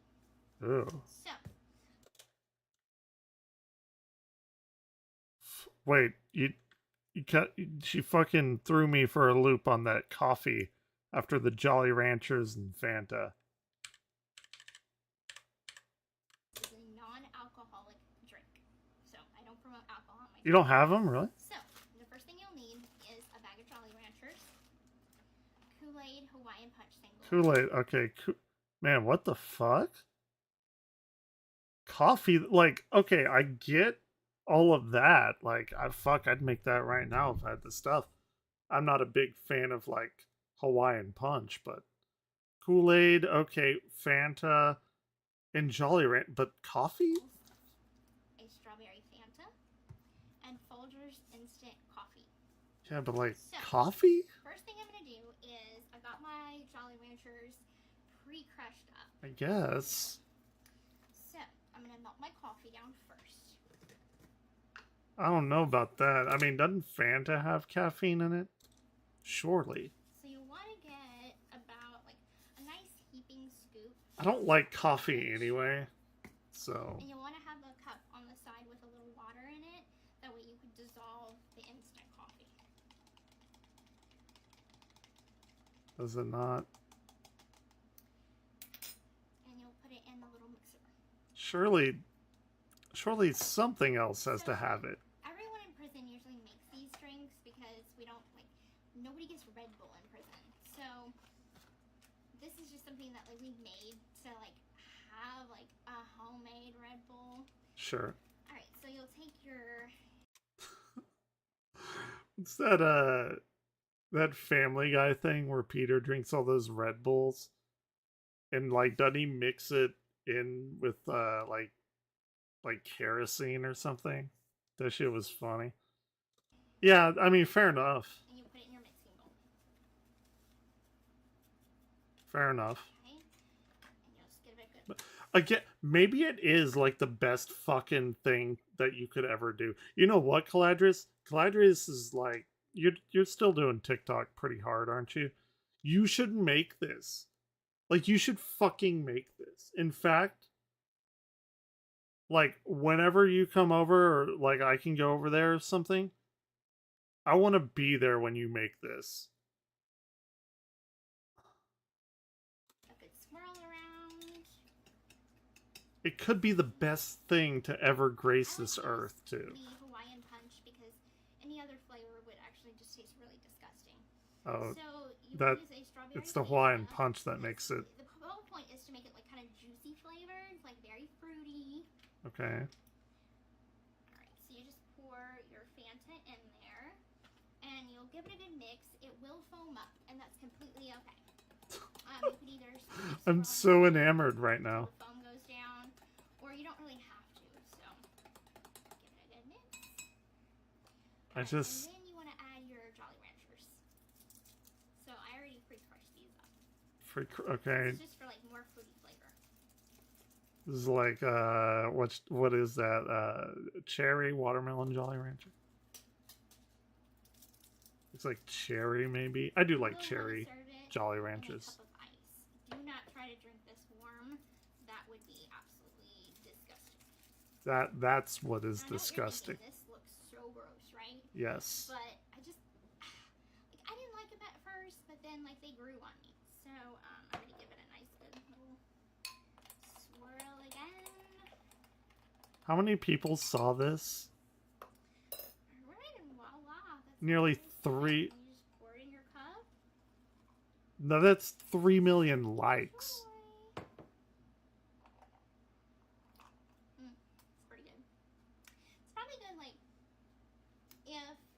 if you're used to drinking Red Bull, if you're used to drinking Monsters, and you are also a coffee drinker, this is something that you probably might like. Like for me, the first time I tried it, I did not like it, but I probably had to like make my own to have it kind of grow on me. Okay. That's loud. This is wild. This shit is so fucking wild. You're glowing, beautiful, pretty. This is so fun. Slay, stunning. There's not like a single negative comment either. There's nothing like shitting on her. She's living the best she can for us. She's living the best she can for all of us, I think.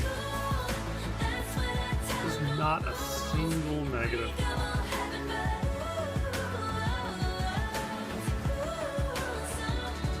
Hey Jitsi, I loved hearing about your story. You didn't deserve it. I'm glad you recovered from that. You deserve way more. You can see how much she's changed. She's so nice. She's always been. Bro, she's gorgeous.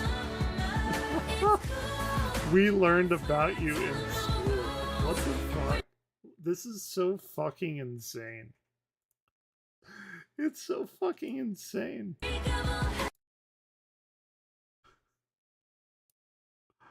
Oh my gosh, okay. I followed her, right?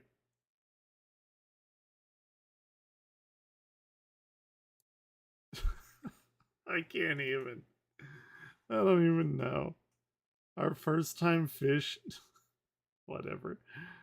Okay. Let's find something else. I could go on with that like all night. It's so interesting to me.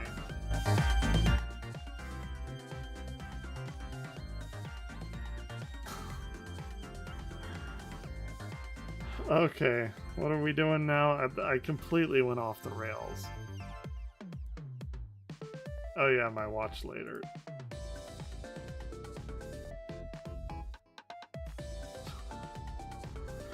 Drew, I kind of want to watch that. Drew Pickles is trash.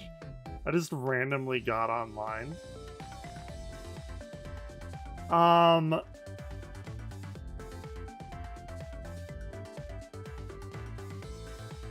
don't... Caladrius would know more about that than I would. I haven't followed it. I thought, like, they had to sell it or something.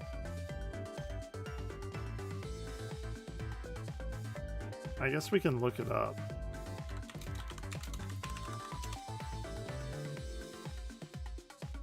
This was 4 months ago. This morning, the clock begins ticking down for TikTok after the Senate last night passed a bill giving the social media platform's Chinese parent company an ultimatum: sell the app or be banned in the U.S. TikTok is a major foreign threat. The bill we are passing today puts an end to that. Lawmakers in both parties. No, you know why they did this, right? Is because a lot of people get their news from TikTok, and TikTok is generally like more progressive leaning, and they're like spreading like wildfire on there, and the Republicans don't really have a foothold on that, and so they pushed it to get banned like huge. That's exactly why. Whatever they say is like a coping mechanism. That's 1,000,000% why they pushed for this to get banned. Parties say TikTok poses a serious national security risk. They claim the Chinese government could force TikTok's owner ByteDance to hand over Americans' data or use the app to spread misinformation by promoting certain content. The platform is used by... Yeah, because Republicans don't do that on every fucking social media platform that they're on. Come on now. What are we talking about? 170 million Americans, some of whom make a living off the app. I'm happier than I have ever been, and it is because this app has opened the door for me to figure out how I can make a difference in the world. TikTok denies sharing data with China's government and says it Yeah. stores data in the U.S. But Senator Mark Warner says critics of the potential ban haven't seen all the evidence about the damage the app could do. At the end of the day, It does a lot of damage to the Republicans. That's why they want it gone. they've not seen what Congress has seen. They've not been in the classified briefings that Congress has held, which have delved into more deeply some of the threat posed by foreign control of TikTok. Then show them. They're like, oh, they don't know. Well, then fucking let them know. Like, put out the documents. What's the deal here? President Biden is expected to sign the bill today. At that point, ByteDance will have 9 months to sell the platform. If they can't Okay, or 9 won't months. sell, TikTok would not So this was 2 months ago, so they have 7 more. disappear from phones. Americans would simply be unable to update or download the app. But ByteDance is vowing to fight the ban in court, calling it a clear violation of the First Amendment. The bill passed last night also includes $60 billion in aid for Ukraine's war. That's right. They did a dog tag on, or what do they call it? Dog ear tag or whatever on that. They like attached it to the Ukraine bill, and they're like, okay, well, if you want to help Ukraine, you gotta also ban TikTok. I forgot all about that. That was like a last minute addition. That shit was wild. Completely forgot about that.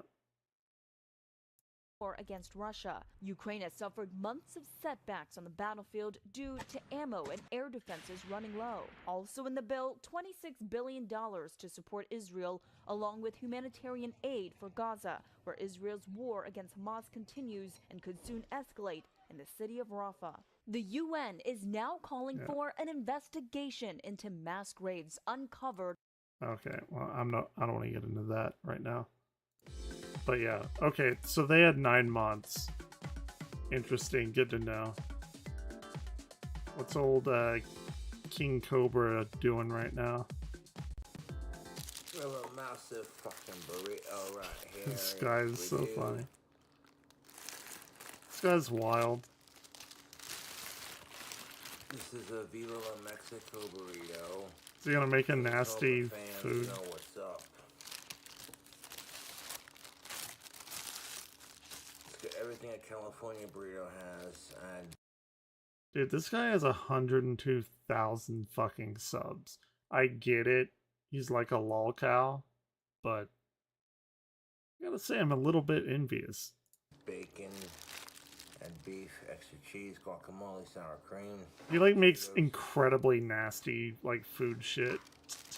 Yeah, this burrito has been a guest on the channel before. They're gonna open it up. I think he's just being stupid now.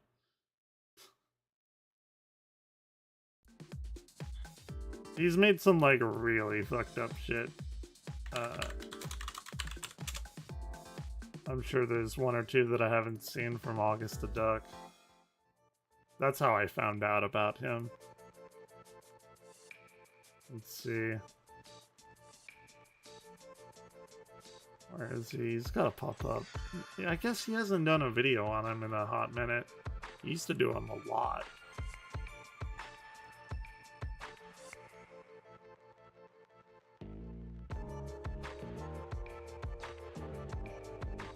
It's like, oh, here it is. Oh, I haven't watched this one. Okay, the most disgusting thing I've ever seen on YouTube. What up, YouTube? When you're adding bacon to your mead to make it bacon-flavored mead, I have to drink some of this down to make some. Oh no, bacon flavored mead. I like mead. honey wine, but bacon Going flavored. for more juice. Dude, that looks fucking disgusting. Well, guys, I'm a little bit scared. I figured since tomorrow is Christmas, I would try and make a video that's a little bit Christmassy themed, and, well, I think I've made a mistake. Ladies and gentlemen, boys and girls, today we are watching something that I think might honestly be the most disgusting thing I have ever covered on my channel. And this is coming from the guy who made a video on people who eat high meat, which is just rotted, maggot-infested meat. Yeah, today's gonna be rough. Oh, now, joy. you might be thinking to yourself, August, this doesn't sound too Christmassy to me, and I understand where you're coming from. Allow me to explain. For a few months at this point, we have been following the chronicles of King Cobra JFS and his cooking adventures here on... Other than this, I actually, like, everyone shits on him. He's a weird dude. I mean, who amongst us isn't? But, like, I don't know. I haven't seen him do anything, like, incredibly stupid for the lolcow status he's in. Like, compared to, like, Chris Chan or Cyrax. So, I don't know. I mean, the guy is fucking weird for sure, but I'd hang out with him. On YouTube. If you don't know who King Cobra JFS is, well, then you are in for a treat today. Not a good one, but a treat nonetheless. I've probably made 5 or 6 videos on Mr. Cobra at this point, and every time I've made one, people always leave comments asking me to check out his videos where he tries to make mead. So, a couple of days ago, I did, and oh my god, I'm kicking myself for not looking sooner. What we're about to watch is by far the most disgusting thing we have ever seen from King Cobra, and if you're familiar with the videos I've already made on King Cobra, you would know this video has some pretty tough competition. Now, why am I making this the day before Christmas? Well, because in my mind, I knew of people in college that did homemade mead. It's pretty good, too. Is a holiday drink. I don't think I've ever gone somewhere and they're just like serving mead. In my mind, the only 2 scenarios where a person is drinking mead is 1, it's Christmas, or 2, they're trying to LARP as a Viking. Now, I'm not a drinker, so that could be one. I feel called out by that Viking LARP comment. I feel personally attacked. Wildly inaccurate, but hey, it's what got us here today, so it's gonna be accurate for now, alright? Doesn't matter. I promise you that's not what you're gonna be worried about in roughly 3 minutes. If you've got a weak stomach, this is your last chance. Let's begin. Please subscribe. What up, YouTube? The phone is still charging up, but I don't want to wait. So let's just get into it. I'm going to start off with 2 cups of sugar. You got 2 bananas. Okay. Take the seed off the banana right here. I'm with him so far. Sugar, bananas. Leave that out. It's fine. Bunch of honey. A little bit of cold water to swish around to get the excess out. I'm not going to remember everything else, so we got to mix it up real quick. Alright, so I'm not exactly a mead master. Like I said, I don't drink, so I've never had mead. I've definitely never made it before. But I feel like maybe if we stopped here, this would be okay. Yeah, it would be. I mean, like it would said, be. I don't know, but it's just honey, banana, and sugar, so kind of hard to go wrong with that. Just let the honey ferment. The banana as well, I guess, is going to create that fermentation process. Right? Don't worry, we will though. I'm gonna add some Reese's peanut butter chocolate syrup. Okay. A little bit weird. A little bit. I'm down with it though.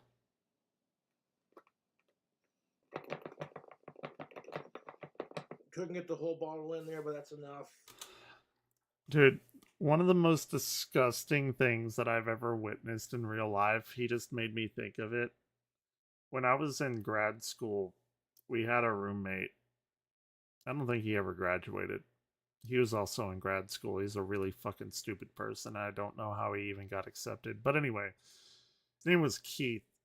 He's a very large, fat person. I mean, just matter-of-factly he was. And, like, I eat shitty, for sure, but I've never done what he did. I remember it because it was like the day after Skyrim released. And he comes in the living room, and he sits down. And he has a bottle of, like, squeezable, like, Hershey's syrup, like, for chocolate milk. And that's what he drank. He like had two fucking like microwave dinners, and his drink literally was just the chocolate syrup from the bottle. Not in any milk, not on ice cream, directly from the fucking bottle. It was, I'm kind of gross even like remembering it. What we need I'm it grossed for. out. He just sits there like, oh yeah, this is good. Watching me play Skyrim. Okay, so this is where I feel like we really start to go downhill. Once you've begun adding processed candy into your mead, I feel like it's pretty safe to say you don't know what you're doing. This entire video is just a giant red flag that this guy has no idea what he's doing, but Sure. This is still not that bad, although I'm biased because I like Reese's. But yeah, I don't know how well that's gonna stack up here. I remember me and my friend Ken, he really liked Skittles. And one time, and another one of our friends in the physics department had just gotten a like a kegerator or whatever to make your own like sodas and to pump like beer and shit. I forgot exactly what it is, but it was like to make your own sodas. And we tried to distill down like a package of Skittles and tried to make Skittles soda. It did not go well. It was incredibly disappointing. Didn't know how to do it. It's all grainy and shit. I think we flew too close to the sun that day. Because it sounds like if it were to have been done correctly, it would have been amazing.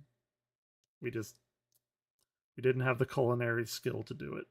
I feel like this is the first big clue. Also, I'm pretty sure that what appears to be a used ocean spray bottle is not the ideal container for homemade mead. But hey, I don't know. Maybe they had these bad boys back in the Viking days, and he's sticking to the traditional method. We're gonna add one more ingredient to it. I was gonna add like a now I know why it's brown, because he added Reese's. spot of Jif creamy peanut butter to it, but with that Reese's peanut butter ice cream spread having peanut butter in it, we're not going to need it. Oh, see, look, he's very practical.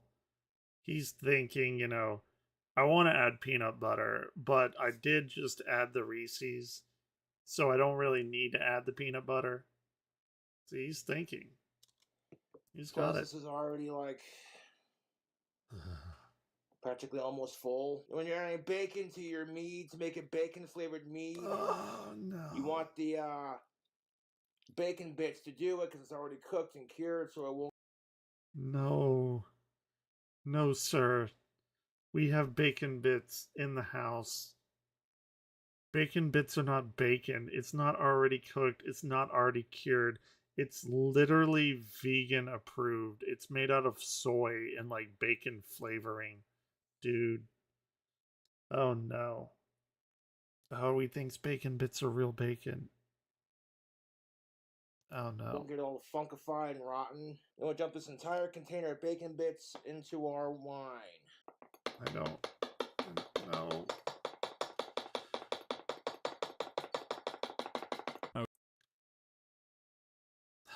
Like, I get it. Like, Sonic here had this, like, novelty burger that was, like, bacon and peanut butter was on the burger, and I had to try it. Like, I just had to, because I'm weird like that. It wasn't great. It wasn't terrible, but it wasn't great. But I do know, like, people do that, though, like the peanut butter and bacon thing. That's what he's trying to do here, I guess, or like chocolate bacon, because they do that as well, because we're America. We're like the fucking fattest people. We cover our bacon in chocolate. But with, no, dude, not with bacon bits. Okay, Cobra. Not sure if there's really a place for meat in home brewing. Maybe I'm wrong, but I feel like that's something you don't hear about too often. I feel like it's a little bit counterintuitive when you're making something that requires it to get a little bit funky. I mean, meat's gotta ferment, right? I feel like it's a little bit counterintuitive to put stuff in it that you're hoping doesn't get funky. Also, did a quick Google search, and not that I expect King Cobra to look up or research literally anything that he does because I know better, but I looked up stuff that you can't put into mead and home-brewed alcohol, and every single list includes meat, so hopefully Cobra doesn't die. He's not putting in meat, though. That's the thing. I want to see if they commented.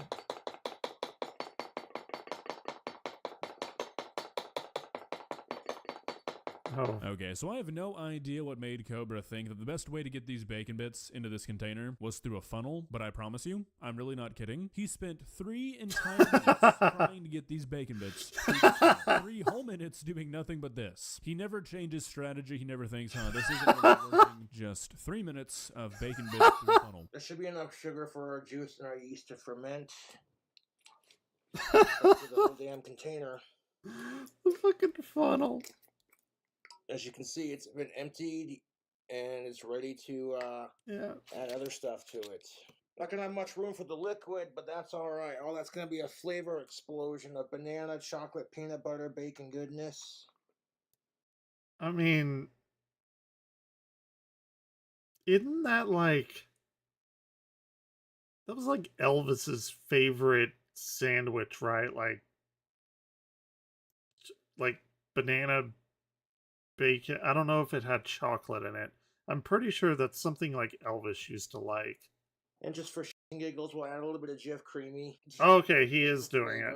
But we gotta get all that. I guess he decided that it did need more the peanut juice butter. we're making it from is this Mucho Mango. Okay, I don't really know what I was expecting. I don't know why I...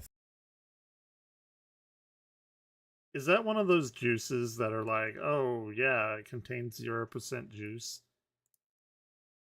Because it looks like that's what that is. Thought there would be some sort of juice that would complement these flavors, but I feel like mango's the wrong choice here. I'm not gonna lie. I don't like mango. I don't know what juice I would use for a bacon peanut butter Reese's. Wouldn't be mango. Mead. I don't know, maybe blueberry. I'm not really sure. Okay, there's too many things to keep in mind here. We've got bacon and banana, which is really throwing off this whole chocolate theme we were kind of establishing here. Maybe cherry juice would kind of work with the chocolate, but I feel like that would really clash with the banana, so I don't know. Okay, I don't know. This is where we're going to require a lot of shaking because of how thick all the ingredients are. I'll have to drink some of this down to make some room for more juice. Oh no. Oh no. Dude, I have a pretty, strong stomach.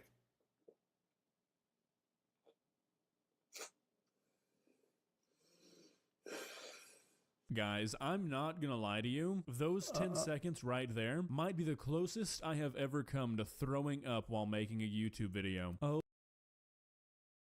Oh my god. He's right.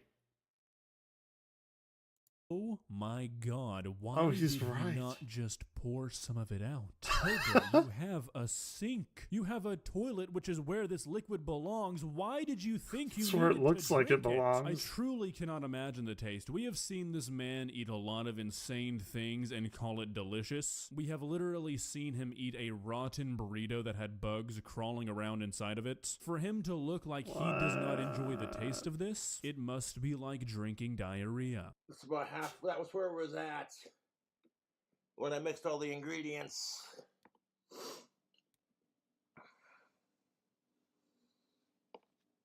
And this yeast is... This is literally like what you do in school whenever,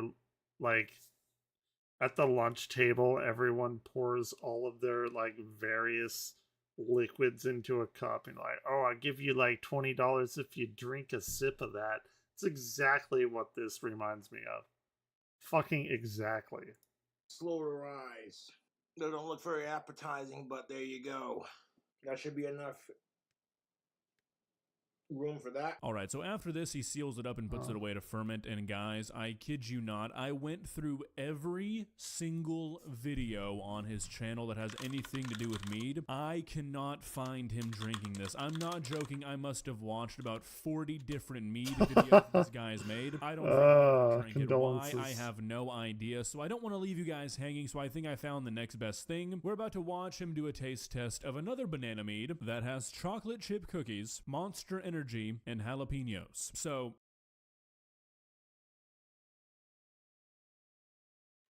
I feel like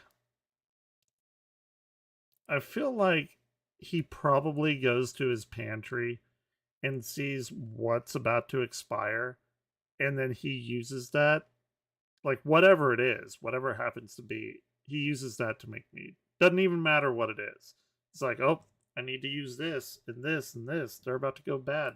You know, might even be worse than this one. Yeah. I put like chocolate chip cookies in it, bananas. Oh man, like I like those things, green but Monster Energy, jalapenos, sugar and honey. You know, you saw the video. You know what's up. I've been getting great results with my homemade brews.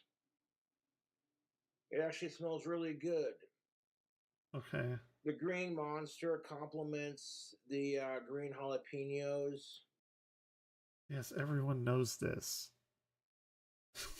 Everyone knows that green Monster complements jalapenos. Cobra, that's not even kind of how that works. What are you talking about? Just because they're the same color does not mean they complement each other. It's Monster and jalapeno. And I can tell you right now, having had a jalapeno energy drink before, who came up with that idea? I don't know. You should be in prison. It's not good. Yeah, let's have a go at it. Doesn't sound good.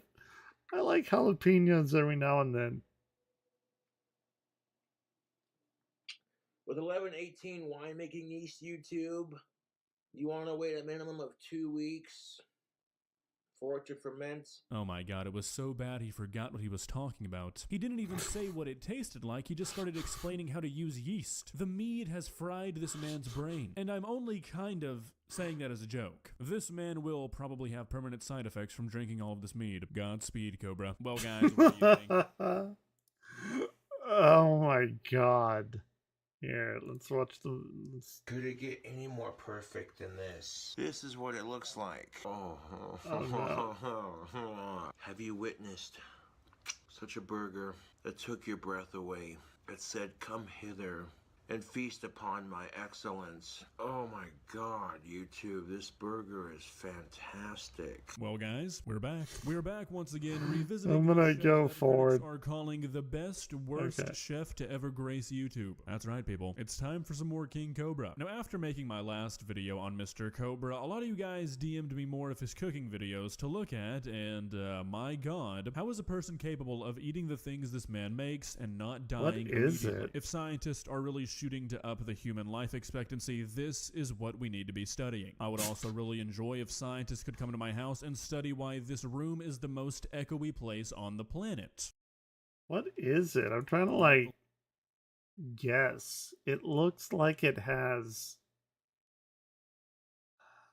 I don't know what the yellow is. I want to say it's like some kind of cheese, but it kind of looks like an egg. Like sometimes, like my sister gets burgers with eggs on it, and then the red is like clearly like tomatoes. I don't know what the yellow on the top is. Maybe it's some kind of like nacho cheese or some shit.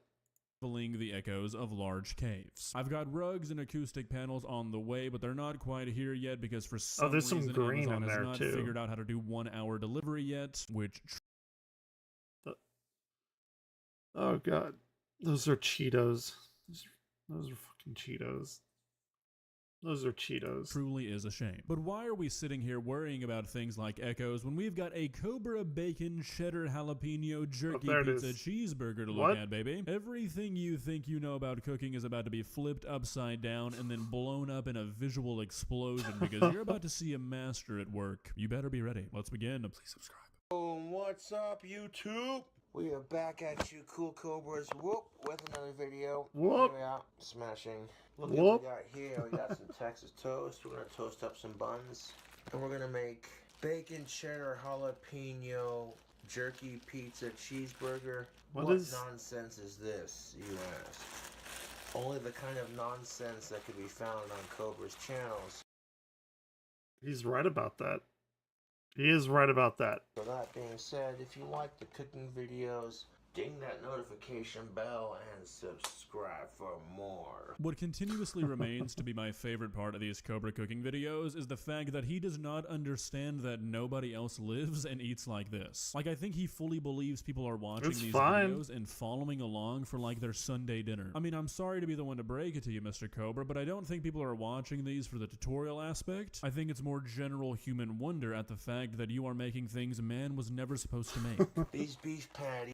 But you know, to be fair, a click is a click, and if he likes it, Godspeed to him. These are stuffed with bacon and cheddar. Oh, ho, ho, ho, ho. Ooh, it's This the burger would be so Sam's good, it'll make Club Homer Simpson version. and Peter Griffin cream their pants. They'll be like, what the hell? Hey, Lois, you see this crap? Gothic King Cobra's cooking this food on his channel, and I'm kind of digging it. I mean, you know, at first I wasn't really believing this, wasn't quite buying into it, but since this video has been uploaded, Seth MacFarlane has confirmed that this is canonically Peter Griffin's favorite burger. oh, look at that. It's just about Yeah, I'm kind of hungry right Just now. about done, Mr. Cobra. Just about. With all due respect, Mr. Cobra, not to step on any toes here, that burger's about 15 seconds away from legally being classified as a piece of charcoal. I think please subscribe to my gaming channel, or I'm gonna make the echo 10 times worse next video. You've been warned. We're gonna have some of that jalapeno bacon. Okay. Oh. This is fine. YouTube, it's about to... This is fine. If he wants the charcoal burger or whatever and bacon, completely fine. 100%. Good day. All right, look at that bacon. Look at it. I don't normally get bacon on my burgers. Oh yeah, they look good. So we got our burger, we got our bacon cooked up. Let's start building, fair enough. shall we? Yeah, just like that. This man is like the antithesis of Cooking with Jack. Every single thing he makes is burnt. Actually, you know what? Now that I'm looking at it closer, it looks like that one left side of the burger is somehow still raw. This man is cooking with abilities we've never seen before. How the fuck you char something like charcoal? And he's right. That's a skill. Some cheddar jalapeno Cheetos and some sliced jalapeno. Man, he is. 4. He is going heavy with the jalapenos. Put a couple on top of them jalapenos. You gotta get the presentation good. This burger's wanting to fall apart. Is this really even still considered a burger at this point? I mean, at what point does a dish deviate from being a burger? Is the rule as long as there's a patty somewhere it still classifies as a burger? Because, I mean, we're not even like halfway through all the ingredients going on top of this bad boy. This should really be called like meaty trail mix. Now, on top of those Cheetos, we're Fair gonna enough. add some slices. He is going heavy on those jalapenos. Beautiful. Okay, squish it down. And then we're gonna add on top of that cheese 2 more slices of bacon. Okay. Jack Link's jalapeno beef jerky. 2 delicious. There's what the jerky is. Okay, I love me some beef jerky. Oh, absolutely not. You're 100% right. I eat barbecue potato chips on my sandwiches. It's pretty good. It's actually preferable. This is a lot though. And I don't know about Cheetos. I don't know about that on my sandwich. Potato chips, though, 100%. Delicious pieces of Jack Link's jalapeno beef jerky. Then I'm gonna put the bacon on top. Throw on a couple of Doritos. Some Prig. Alright, you're getting Doritos and Cheetos and beef jerky and jalapenos and 2 specifically different layers of the jalapeno bacon. What is this nonsense? Go 3 cheese sauce. Alright, so I was about to make a joke about how this is like the ultimate gamer meal. You've got beef, jerky, Cheetos, and Doritos all in one. But now we're just whipping out anything. Prego 3 cheese sauce. Oh. Oh yeah, he's going for the world record. Yeah, what the fuck? Why you adding some Italian into that? This is like an apocalypse meal. I'm starting to think that Mr. Cobra was left home alone for like a weekend when he was a kid, and he had an experience of putting all of his favorite ingredients together and eating that for a meal, and he decided to eat that way for the rest of his life. Plop it on top of there just like that. Oh man, like this is a pepperoni. Oh my god. Oh right, that's why. He said it was like a pizza thing in there as well. That's got to be his pizza sauce. Because he's got the pepperoni. But he doesn't have the mozzarella cheese. He only has the cheese slice. It's making my brain hurt. Kind of crush it down just a little bit. And there we are. Beautiful. Delicious, YouTube. Look at that. Okay. Yes. It's coming together quite nicely. Messy good. See, I fucked up. I thought the red in there was like tomatoes. I love tomatoes. I get extra tomatoes on everything I get. Those aren't tomatoes though. That's either the pizza sauce or the pepperoni. Okay. I was completely wrong on that. I'll take the L. This delicious. There's the mozzarella. So close, Mr. Cobra. I mean, you're there absolutely right that it should be illegal to make a burger like this. Not due to it being delicious, but because this is beginning to resemble a crude homemade bomb. And to be fair, this is definitely going to be blowing up some stomachs. I mean, quick recap here. We've got a half-burnt, half-raw burger, bacon that is almost crumbling to ash, some cheddar cheese, jalapenos, Doritos, Cheetos, Prego sauce, and then like some dog treat pepperonis. I think a single bite would end the life of an immunocompromised individual. No. I have a funny story. He made me think of it with the dog treat pepperoni. One time, like, I was very, very young. My sister Galadrius is like 8.5 years younger than me. So, like, when she was like 2, I must have been like 10, I guess, 10 or 11, something like that.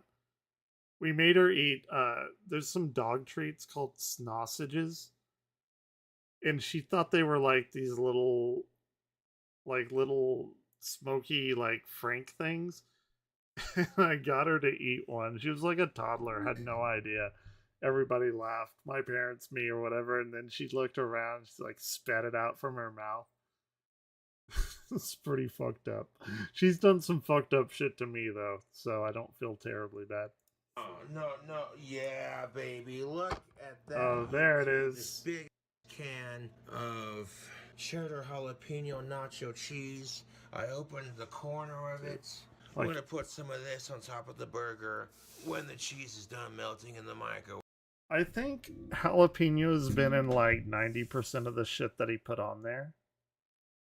Dude, he's going to play Ass Blaster 5000 Turbo Championship Edition later. His toilet is not going to survive that with all of that jalapeno. There's no way. You not. No way. Burger's so no good way. to make you want to smack your mama. Once again, Mr. Cobra, I'm kind of on the same page as you here, but we're just not reading it the same way. I'm not doubting that if I ate this burger, my brain chemistry would be altered in such a way that it would force me into a feral burst of rage where I start smacking people, possibly including my mother. The burger is just about complete. All that cheese. Oh yeah, baby. Oh my God, YouTube, look at this burger. Oh, look at this burger. Look at it. He's an entertaining guy. I'll give him that. It's kind of Christmassy, too, because you got the jalapenos and the pepperoni. All right, no, look, that's where I draw the line. This is not a Christmas burger. Christmas is a time of cheer and joy, none of which this burger brings. It only takes it away. You know what this burger needs? More cheese. Glob number 3. Could it get any more perfect than this? I say this with absolutely zero sarcasm intended. That is the most disgusting amount of cheese I've ever seen on anything. And I've seen almost every single video that Jack Scalfani has ever uploaded, so that's really saying something. We have completely eradicated the relevancy of every single other ingredient on this burger. All that's left to taste is nacho cheese. I think it could. I think it would, and it could. We're going to take our bun. Bloop, and pop it on top. I'm gonna crown this beast. A sandwich worthy of the gods and the kings and whoever the you worship, because I'm ashamed to say this, but I would definitely probably at least try that. I would have to. If it were like in the vicinity, in the range of my reach, I would have to at least try it once. I would have to. How could you not? This right here, YouTube, is how you make a bacon cheeseburger.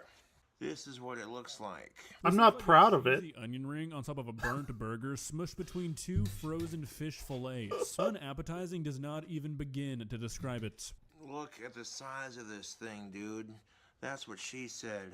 Oh, Got him. that is a fat mother sandwich, yo. I take pride in what I do. When I'm making a burger for YouTube, I want it to look and smell good. It's like a work of art. You just don't want to eat it, but it's gonna be so good. I think everything on there would be fine, except for the pizza part. And also reel in the cheese. Just reel in the cheese. Otherwise though, I mean, it probably tastes like charcoal, like he's saying, but all of the other things in there don't necessarily clash with one another. The Italian sauce and mozzarella and pepperoni. I don't like pepperoni anyway. Like I really don't. I'm not a big pepperoni person. Cobra's cooking videos. Oh, joyous. Alright, so in the last video I made on this guy, it seemed like I got a lot of comments from the people who routinely watch and follow this guy, and I desperately need answers. Is this a bit? Like, is this just a joke, or is this really how this guy is? Because it almost seems a little bit too on the nose, but at the same time, I don't know, because it seems just a little bit too believable for this not to be the way he lives. And honestly, I don't know which answer would be funnier. Get into it, YouTube.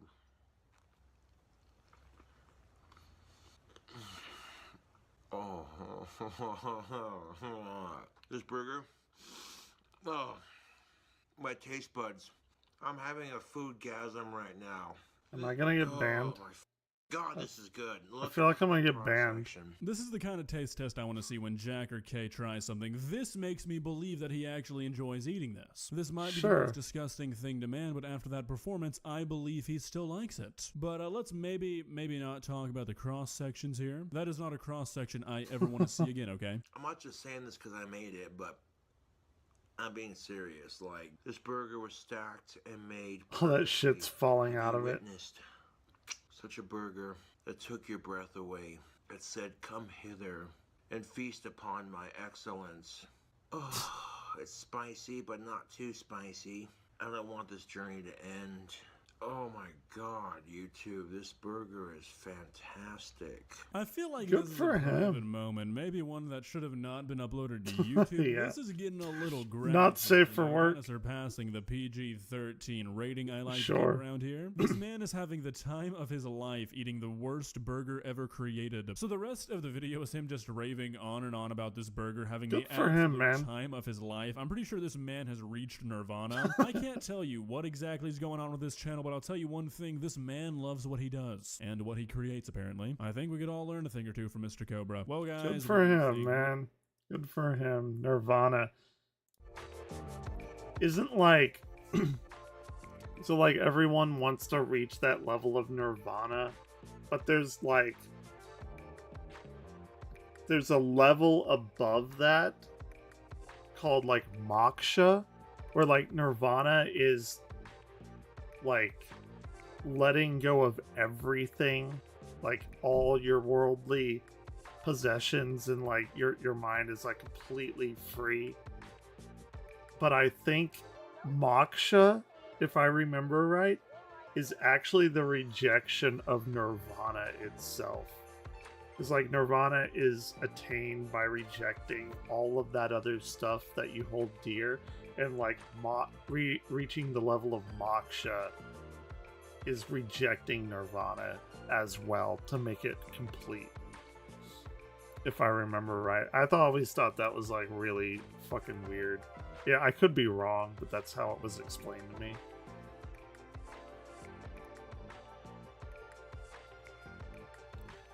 Let's see. What else did I miss? Anything?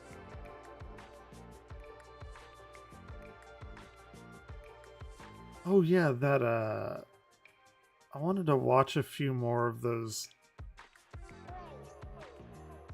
Where was that? Fuck, where is that? We watched them this morning. It was like tragic carnival ride accidents. It's a new channel I had found. Where the fuck was that? It's like flat ride.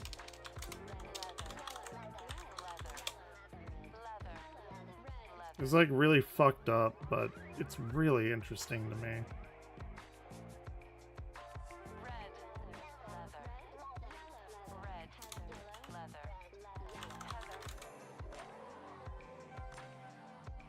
Maybe if I type in like Verrucht. I'm not gonna watch the Verrucht one, but just trying to find that guy's channel.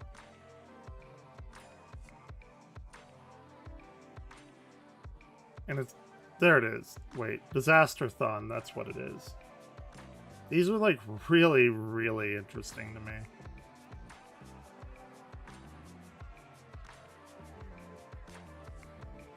King's Crown disaster. The Gulliver incident. In April of 2011, 12-year-old Emma Neild and her family visited Gulliver's World in... Do I drink soda? Not often. I'm not like against it. I normally just drink tea. Like right now, in fact, I'm gonna have to get some more, but I have a raspberry tea. Normally I just drink tea and vodka when I have it. in Warrington, England, eager And for water. fun. I drink a lot of excitement. water. Little did they know, this visit would take a tragic turn, changing their lives forever after boarding one of the park's most famous rides, the Antelope. This incident not only sparked a painful medical ordeal, but also ignited a fierce legal battle that would leave many questions unanswered. I've never heard of What really this one. happened that day, and who was held responsible? Let's talk about it. This is the infamous Antelope disaster, the fate of Emma Neild.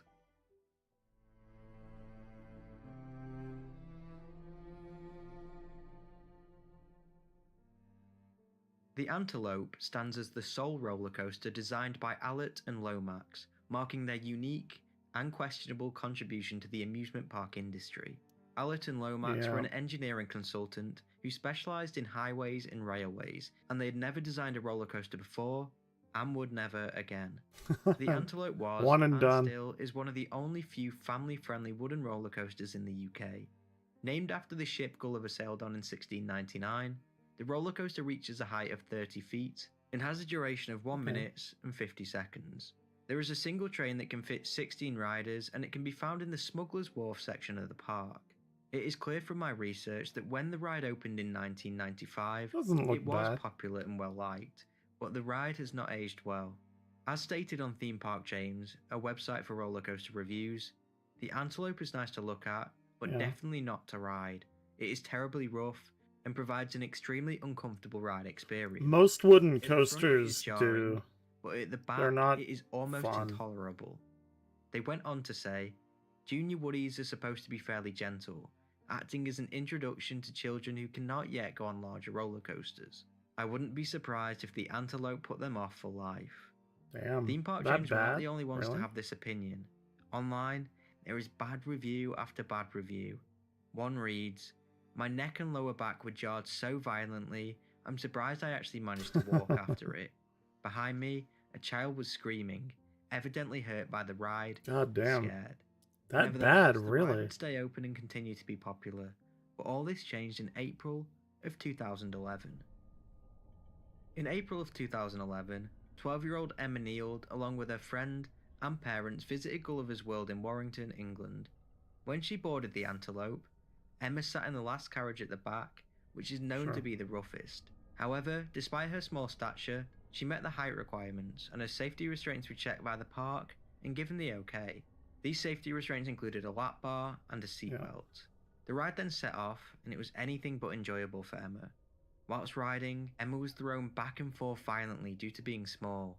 It was said Emma experienced very strong oscillations due to G-force, which had the effect of forcing a passenger's head forwards and backwards.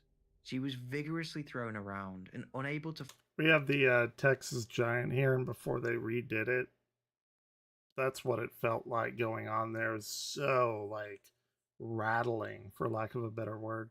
...fight the forces of the roller coaster, and this went on for the duration of the ride. Once it had finally stopped and pulled back into the station, Emma felt deeply unwell and complained of severe back and neck pain. According to the family barrister, Gerard McDermott, she did not go on any further rides and became increasingly unwell. She get When like she a arrived concussion? home, she vomited and was unable to stand or support herself. That sounds like a concussion to me. Obviously worried, her parents rushed her to Alderhay Hospital in Liverpool, where the doctors would do multiple tests, and what they It's a found cool was looking shocking. hospital. An MRI scan was conducted and revealed Emma had a serious spinal cord injury. This resulted in oedema, which is a buildup of fluid, and also signal hyperintensity. Signal hyperintensity is a term used in medical imaging, and it refers to areas in the image of the MRI scan that appear brighter than the surrounding tissues. These bright spots indicate that the tissue in that area is different in some way, such as being more water-rich, inflamed, or abnormal. Sure. Sadly, these resulted in Emma being paralyzed from the neck down. God damn. What followed was a legal dispute, in which the Neal family sued Gulliver's World, who they thought they'd done nothing wrong. The Neal family barrister claimed that the ride was not safe enough for small children, and that the restraints and the seats were dangerous. They said they did not provide a sufficient head restraint for Emma, and did not provide appropriate restraints for her body and head, so that her neck was allowed to flex and extend unnecessarily. However, Gulliver's World strongly denied any allegations of wrongdoing and said the ride was safe. Their spokesperson said, "The Antelope ride at Gulliver's World has been a feature of the park for 20 years and has safely carried millions of passengers during this time. All of our rides are subject to rigorous and comprehensive regime of daily, weekly, monthly and annual safety checks, and independent specialist roller coaster engineers carry out regular maintenance inspections. All rides are fully and comprehensively risk assessed." They went on to say, in 2003, a survey... Well, sure, the thing isn't... Yeah, exactly. Ride a roller coaster, become paralyzed for the rest of your life. Like, the coaster didn't, like, break or anything. It's just a shitty coaster. Like, they can say, oh, we checked it or whatever as many times as they want. Of course, that's not the problem. That's not what happened. The survey was voluntarily undertaken by Gulliver's World. It was concerned primarily with ensuring passengers were at no risk of ejection, and concluded there were no significant risks to the passengers' safety from lateral or longitudinal forces. Longitudinal. It made some recommendations for improvements to restraint systems, and all were carried out shortly after the survey results were published. In fact, the Antelope's restraint systems are considered to be among the best of all wooden roller coasters around the world. Whilst this was going on, Emma spent 6 months living in Alderhay Hospital before spending a further 6 weeks in OS3 Spinal Centre. She had to undergo multiple surgeries, physiotherapy and rehab, but she was unbelievably strong-willed. Her mother said, "Probably better than I would have been. I'm a kind of person that will completely just fucking fold over." I mean, it's a realistic thing. When she was paralyzed from the neck down, it was horrendous. We were with her the whole time. It was a horrible ordeal, but Emma has been absolutely fantastic. She has amazing strength of character and doesn't want to be in a wheelchair. At least she didn't, like, if I could die. give her my legs, I would. There is no quick fix. This is going to be a long job. Gulliver's World still maintained that their ride was not responsible. They released a statement saying, "Gulliver's theme park is a family-owned and responsible business, and it has every sympathy with Miss Emma Neild. However, it does not accept that the Antelope ride is responsible for the medical condition she has developed, and that this is why it is fully and strenuously defending itself in its proceedings brought against it in the..." Now, here's, like, the test, though, right? You gotta think of, if she didn't ride that ride, and it truly wasn't the ride's fault, would she, like, at the end of the day, had those same injuries. And then they would say, oh, well, we can't know that. No, yeah, we can. Like, any reasonable person would say that she would not have been injured. It was clearly the ride's fault. High Court. After the legal back and forth, things went quiet, and the results of the case were never released to the public. However, Interesting, an really. article that was published this year gives us an insight into what happened next. Okay. Whilst Emma was in hospital, her mother said to local media, "It was the most frightening experience. I want to warn other parents to be vigorous when their children are going on rides. Make sure they are properly secured. If not, take them off it. It makes you realise how precious life is. It all happens in seconds. We were just a normal working class family, thrown into this alien world." At this point in time, she had no idea if Emma would ever walk again or be able to live a normal life. However, I'm very pleased to say that Emma is doing great today, although she still struggles with what happened. After being released from hospital, Emma started regular rehab, which she still does to this day. She said, "I'm still on my rehab journey. I attend physiotherapy." Oh, this is like really, really recent too, 2024. 3 times a week. The reason I am still attending the physio is because of the progress I'm continuing to make, and the motivation and determination in me is not to give up. When first released from the hospital all them years ago, Emma was only able to move her head. Today, she's beginning to stand up and has full sensation back in her body. She said, "At the beginning, I never really thought it would be possible to do all the things I do now. I drive, have a full-time Cool. job, Good go for on her. holidays, horse ride, and do all the things a 25-year-old should do." In the interview, she would say her now lawyer and team were amazing during the legal process, and claimed that the way they were with her changed her life, making her want to specialise in personal injury and fight for clients to get the justice they deserve. So, Good for from her. that, I assume that they did, and got a payout from Gulliver's World. Today, she works as a paralegal specialising in serious injury. She said, "This is what I want to do. I want to help others as I can empathise with what they are going through." What an amazing woman. I'm so glad she's making good progress, and is doing better Yeah, today. that's good. As always, this is not an AI channel, I do everything myself. And if This is a good channel. The Raging River, does that? I think I've seen that one. Famous actor missing. The Raven incident. Ooh, this one's probably not good. On the 31st of May, 2003, tragedy struck at Holiday World and Splashing Safari in Santa Claus, Indiana, when Tamar Fellner, a 32-year-old woman from New York, boarded the iconic wooden roller coaster known as the Raven. See? Wooden coasters. Don't fuck around with wooden coasters.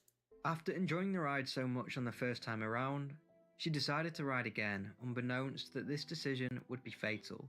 But what happened to Tamar that day? Let's talk about it. This is the Raven roller coaster disaster, the death of Tamar Fellner.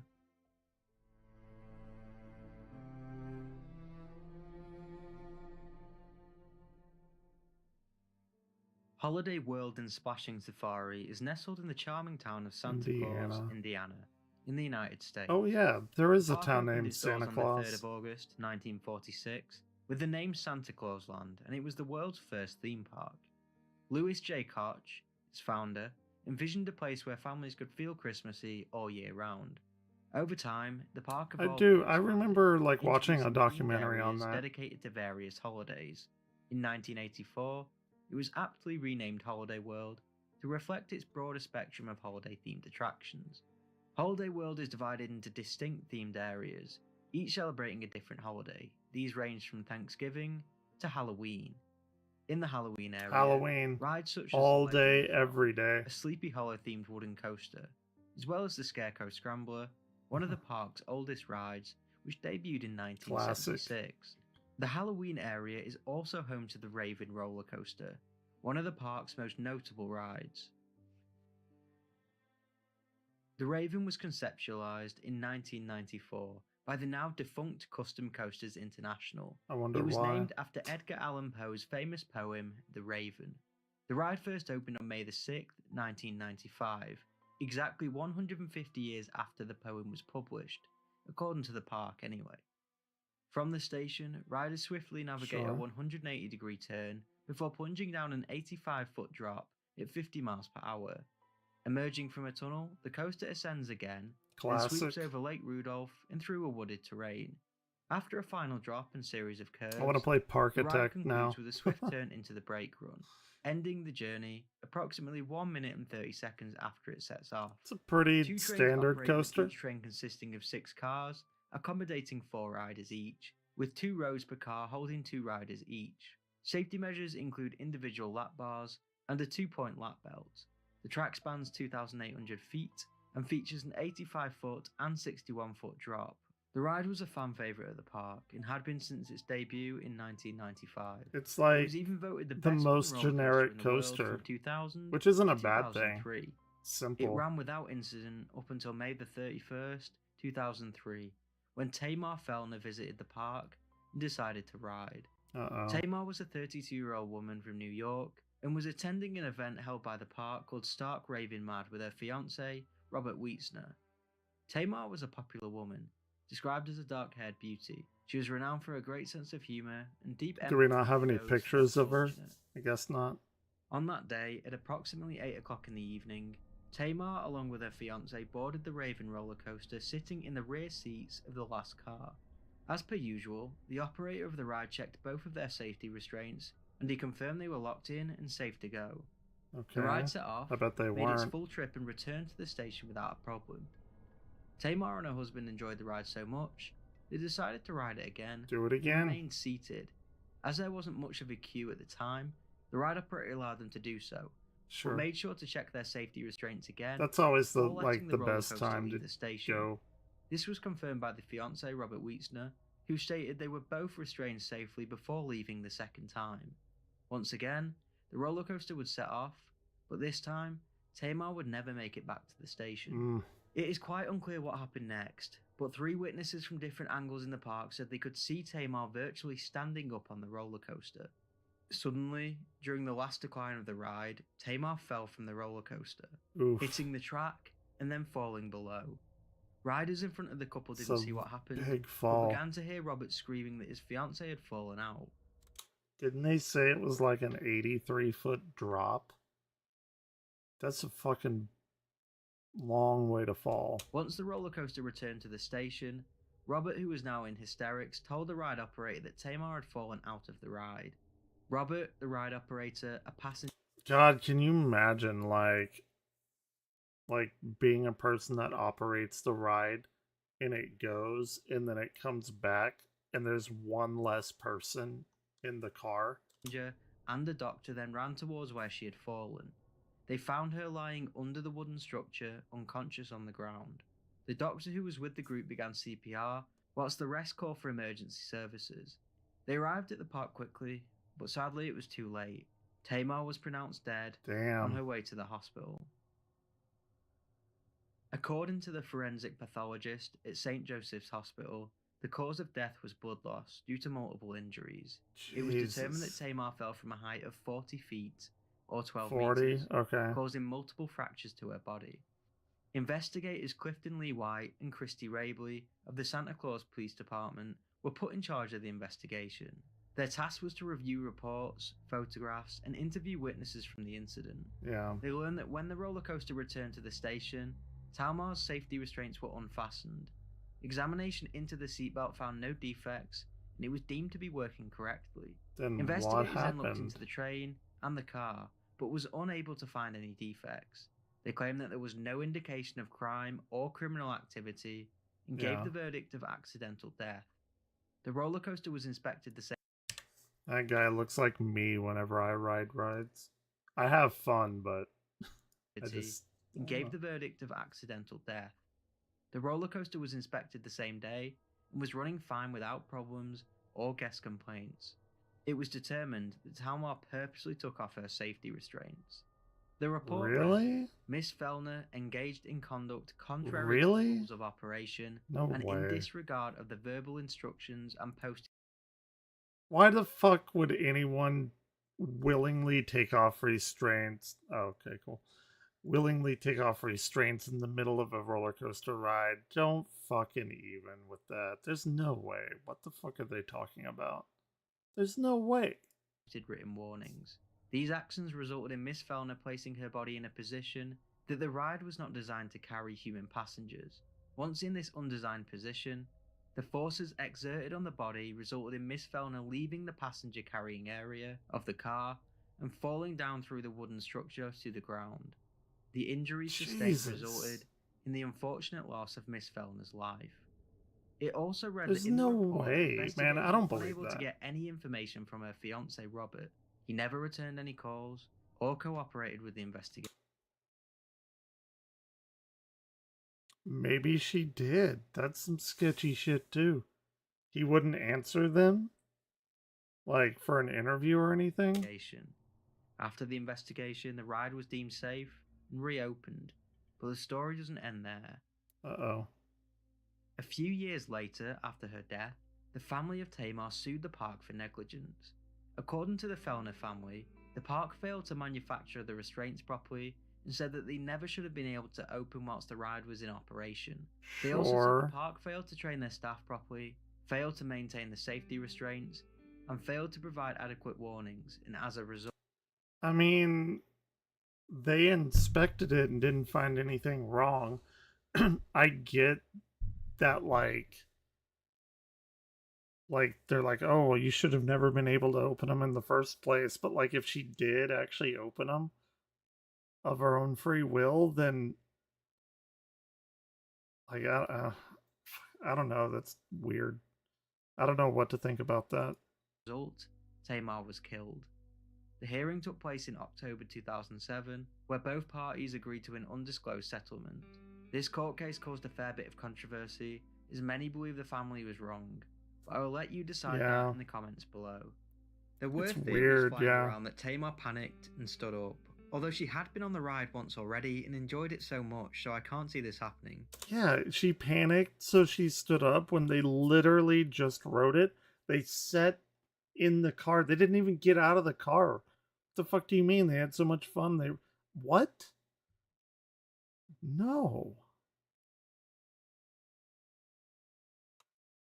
Some weird shit. Others say the park covered the whole incident up, but I couldn't find any substantial proof for this, although her father did say her death makes no sense.